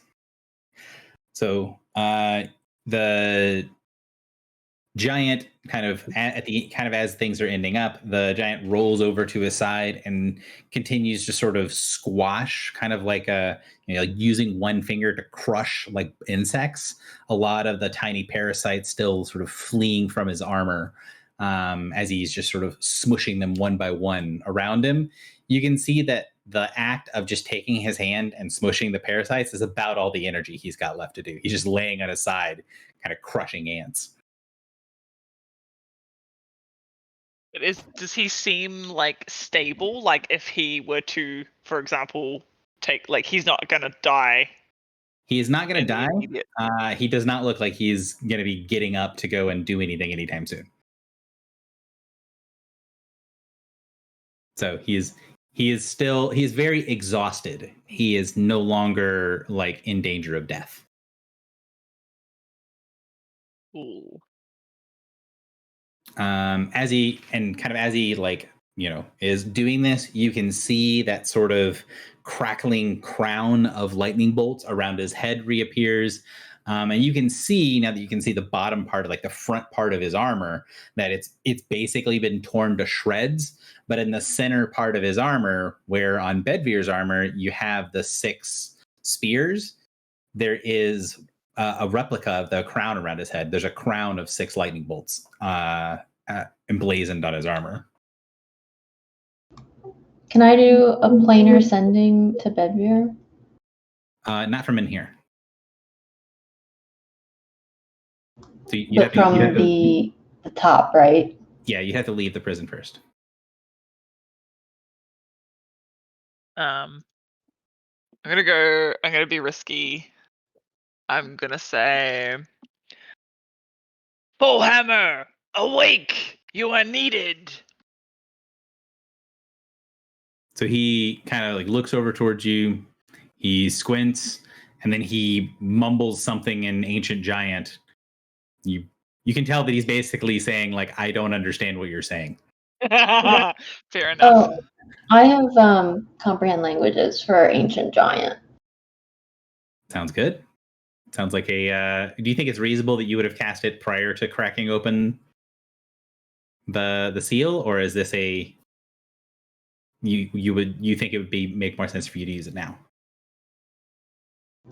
I mean, I think there's a good chance I would have beforehand, knowing that that's what he speaks, but we could also do it now. Up to you. Yeah.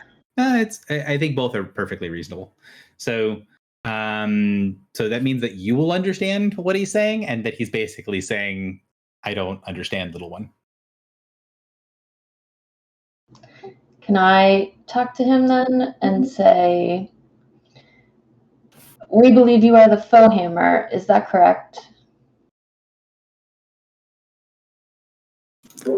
Foehammer. An interesting title. One I have had before. One I would carry with this.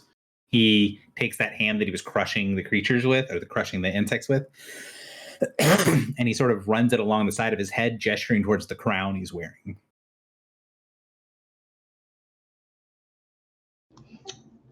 We are friends of Bedvere Lugos, the last paladin.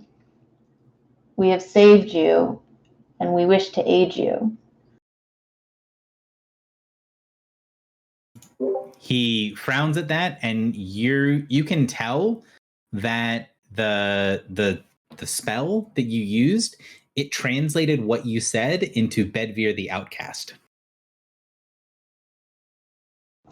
Okay, I'll try again. Bedvere, our friend, he is the last of his kind.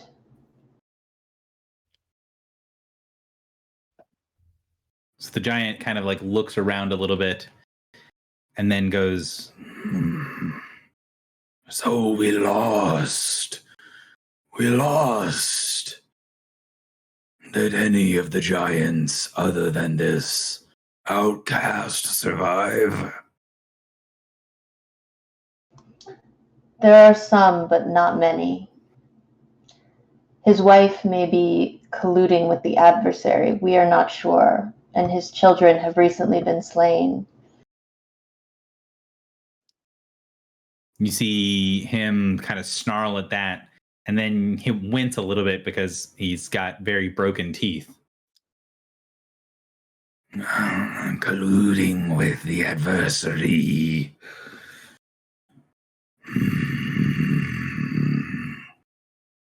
He kind of shakes his head. He looks around for a second. Who are you? You do not want the parasites to triumph, obviously. And one of you is blessed of the kind. I recognize power that feels like a light that is dying.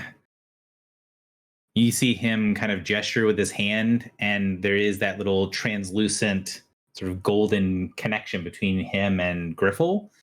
And you see him sort of like wiggle his fingers through the connection, sort of marveling in it, but looking like he's expecting it to be more solid than it is. I am the only Morning Lord. The loss was not complete, but it was devastating from what I understand. We are trying to put the pieces back together, but we are... Then I just flail my hands like, We are not... We do not have the knowledge and the experience to do what we must. And so we do the best we can. He nods and then goes, I'm assuming that basically one of many is translating for you. Yeah, hand wavies and all. So he nods. You can tell that he like really is like the idea that he's still looking at you, but it's kind of being translated at the side. Like having a translator seems like something that he's used to. And he nods at you and goes, So, in another dark hour, you go and find the foe hammer locked in some prison of... Oh, he clutches his head. What have they done to me? I feel them crawling in my mind. The parasites. I will burn the adversary from this world. You see him shaking his head and just like bits of like blood and spittle coming out of his mouth as he's clearly becoming enraged and the lightning is starting to arc off of his body. Is the sage here? He's in the doorway. He stepped out of the room when everything started to going to hell, and he's just been watching.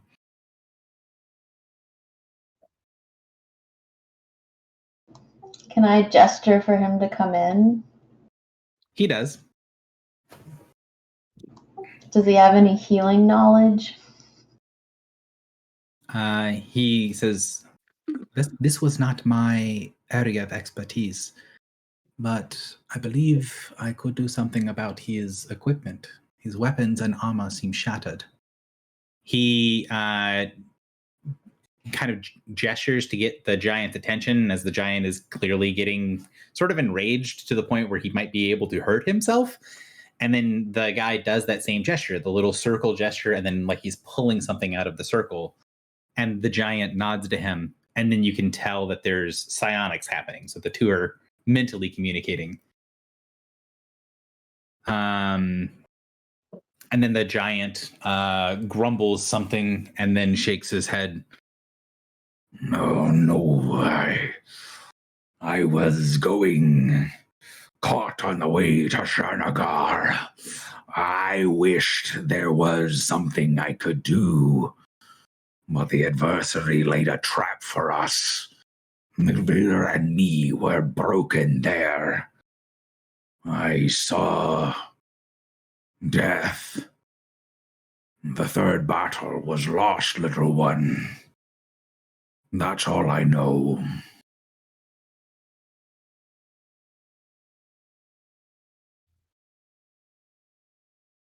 You see him sort of like, sit back down a little bit. And then he cocks his head and then turns towards Griffle to address her and says, Your psychic says that you are freeing the Mir. He is one for the Kalashtar, and I am one for the Titans. Does that mean there are others here? Do all the Mir share one of these accursed cells? It seems that most do. The mirror of the Formians was never captured, and there is another empty cell we don't know who for. But most others are imprisoned here, and we would like to free them, though we know that not all will be friendly to us or would stop to hear our explanation. They may assume, even if they have good intentions, that we do not and attack first. So we are being cautious to start. A sound tactic. Tell me, does the Orcish Mir still lay imprisoned? We believe so, yes. He nods. Then I will make you a deal, little one. Free my friend Milvir, and when he and I are reunited, we will stand with you. Anything that does not like being free from its bonds can have its neck broken for biting the hand that feeds. That's face.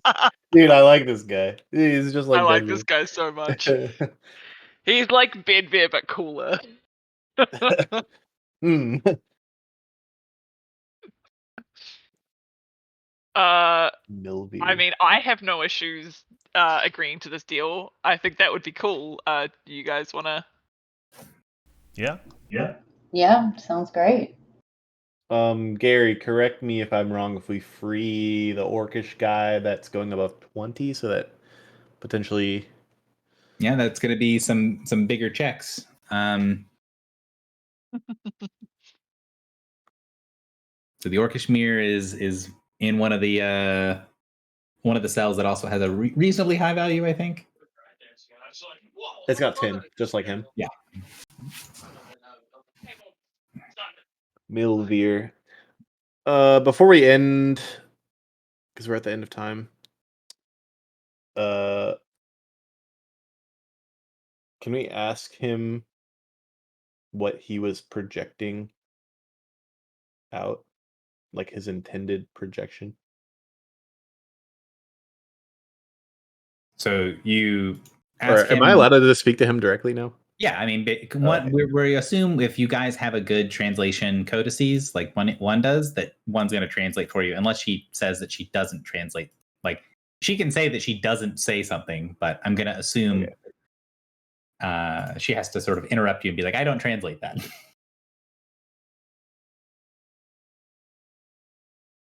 So what you wanted to ask him? What were you projecting? Yeah, like the same way that Sage was pushing the idea of a crowded market out. I want to know what his goal was. So he it takes him a couple seconds, like it takes him a couple back and forths of trying to understand what you're talking about, because the sage knew, like Sage explained, hey, this is what I was doing, and when you talk to Clovier, he doesn't know what you're talking about. He wasn't doing something like that, but then when you sort of explain to him, like, well, what were you thinking? Like, what were your last thoughts? He said, I was captured trying to help one of the little folk. Milvir covered himself in glories for the wars of Janragar, and I owed the little shit my life. He was threatened by the adversary, cornered with his entire clan. I went to come after him, but it was a trap. I was there for him, he was there for me, and the adversary was there in force for both of us. The cunning, tricky bastards. So this one's twisted in a different way. which is interesting. Okay, well, And so he talks about his thoughts that when he failed was that he was always trying to get something. He was trying to get to the Orcish mirror, and like he was never able to reach him. yeah. So it's like similar. It's like more similar than Sage's was, Mhm. but it's a little more metaphorical.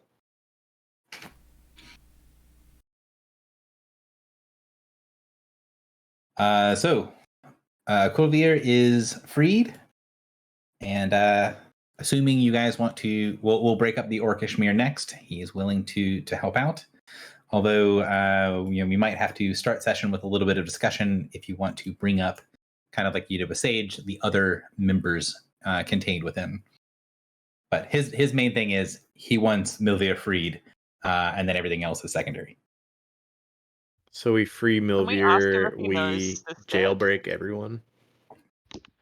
Two people were talking, and I didn't hear. Sorry. You asked him if he knows who. Just dead. You could ask him. And he would nod. A great warrior and athlete, the Goliath Mir. We had met and several times worked together on the fields of Shanagar. Goliath.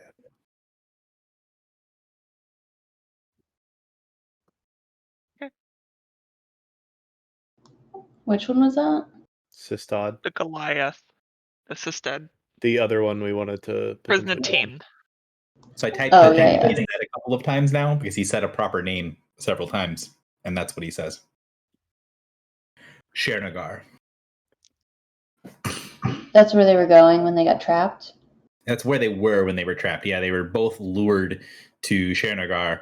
Kind of the giant says that he found that the Orcish was threatened. The Orcish found that he was threatened, and the two of them lured them into a trap.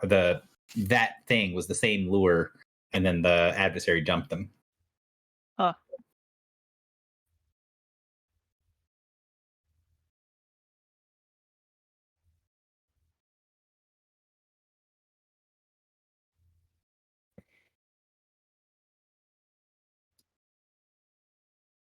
Okay.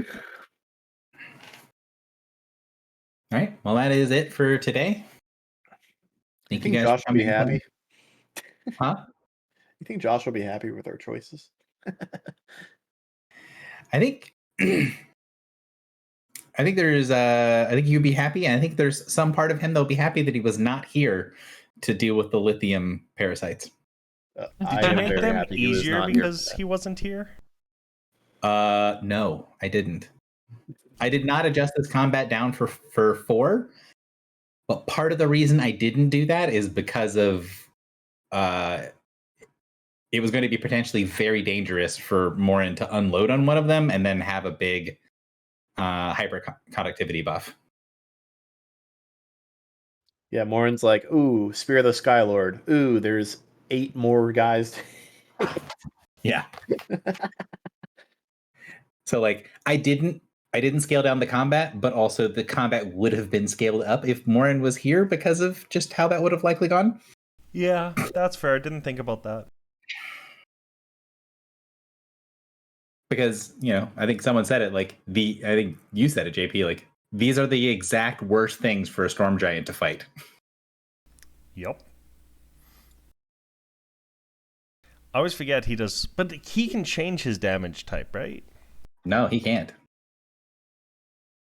The only reason it You got can add changed stuff. was somebody gave him a connection to change too. But what was Morin's damage type before all the lightning stuff? Oh, you mean Morin can change his damage type? Oh, yeah. So as long as he realized in time. But would he? No, he would have unloaded and we would have had so many more. He would have enemies. unloaded, yeah. And he's our biggest damage dealer, so he would have unloaded and we would have been screwed. It would have been potentially very dangerous. I had that moment where I was like, I wonder if they'd realize maybe using lightning and thunder on these guys is not a good plan. But I'm just glad I didn't open with because I was like, oh, there's 2 guys. This is a really good Thunder of Judgment. thing. Yeah. I did not do that. Though. Well, I ran a full game prior to this game, so I'm very tired from running Yeah, games. that was good. I rode Thanks, everyone. like 30 miles on my bike this morning, so I'm also. Oh, nice. I would be dead if I rode 30 miles on my bike. I feel dead.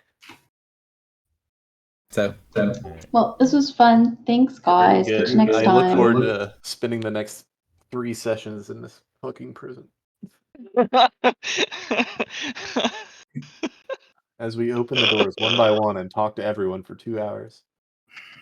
I mean, that is kind of your MO. Although I will say I hope that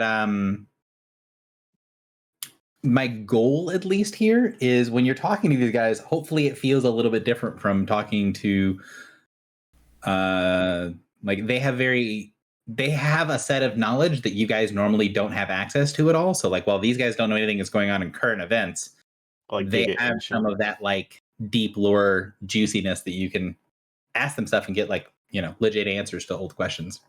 I'm all down with just freeing the orc guy and then just pulling the plug.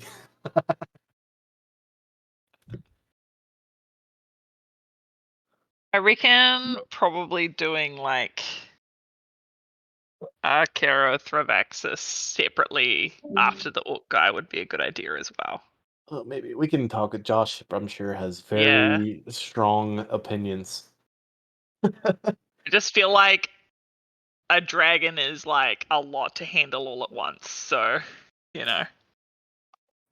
I'll also say, like, I feel like objectively, Sage might have been one of the best first openings you could do. Yeah. Like when I was looking through all the openings and stuff, I was like, yeah, that's a pretty decent start point. Yeah. I mean, seemed he like the was most logical one. helpful and not immediately starting fights and wanted to talk to us and had information, which I don't think we could have asked for more. We never would have picked this guy, I don't think. Cholvier. Without Sage. So Without Sage.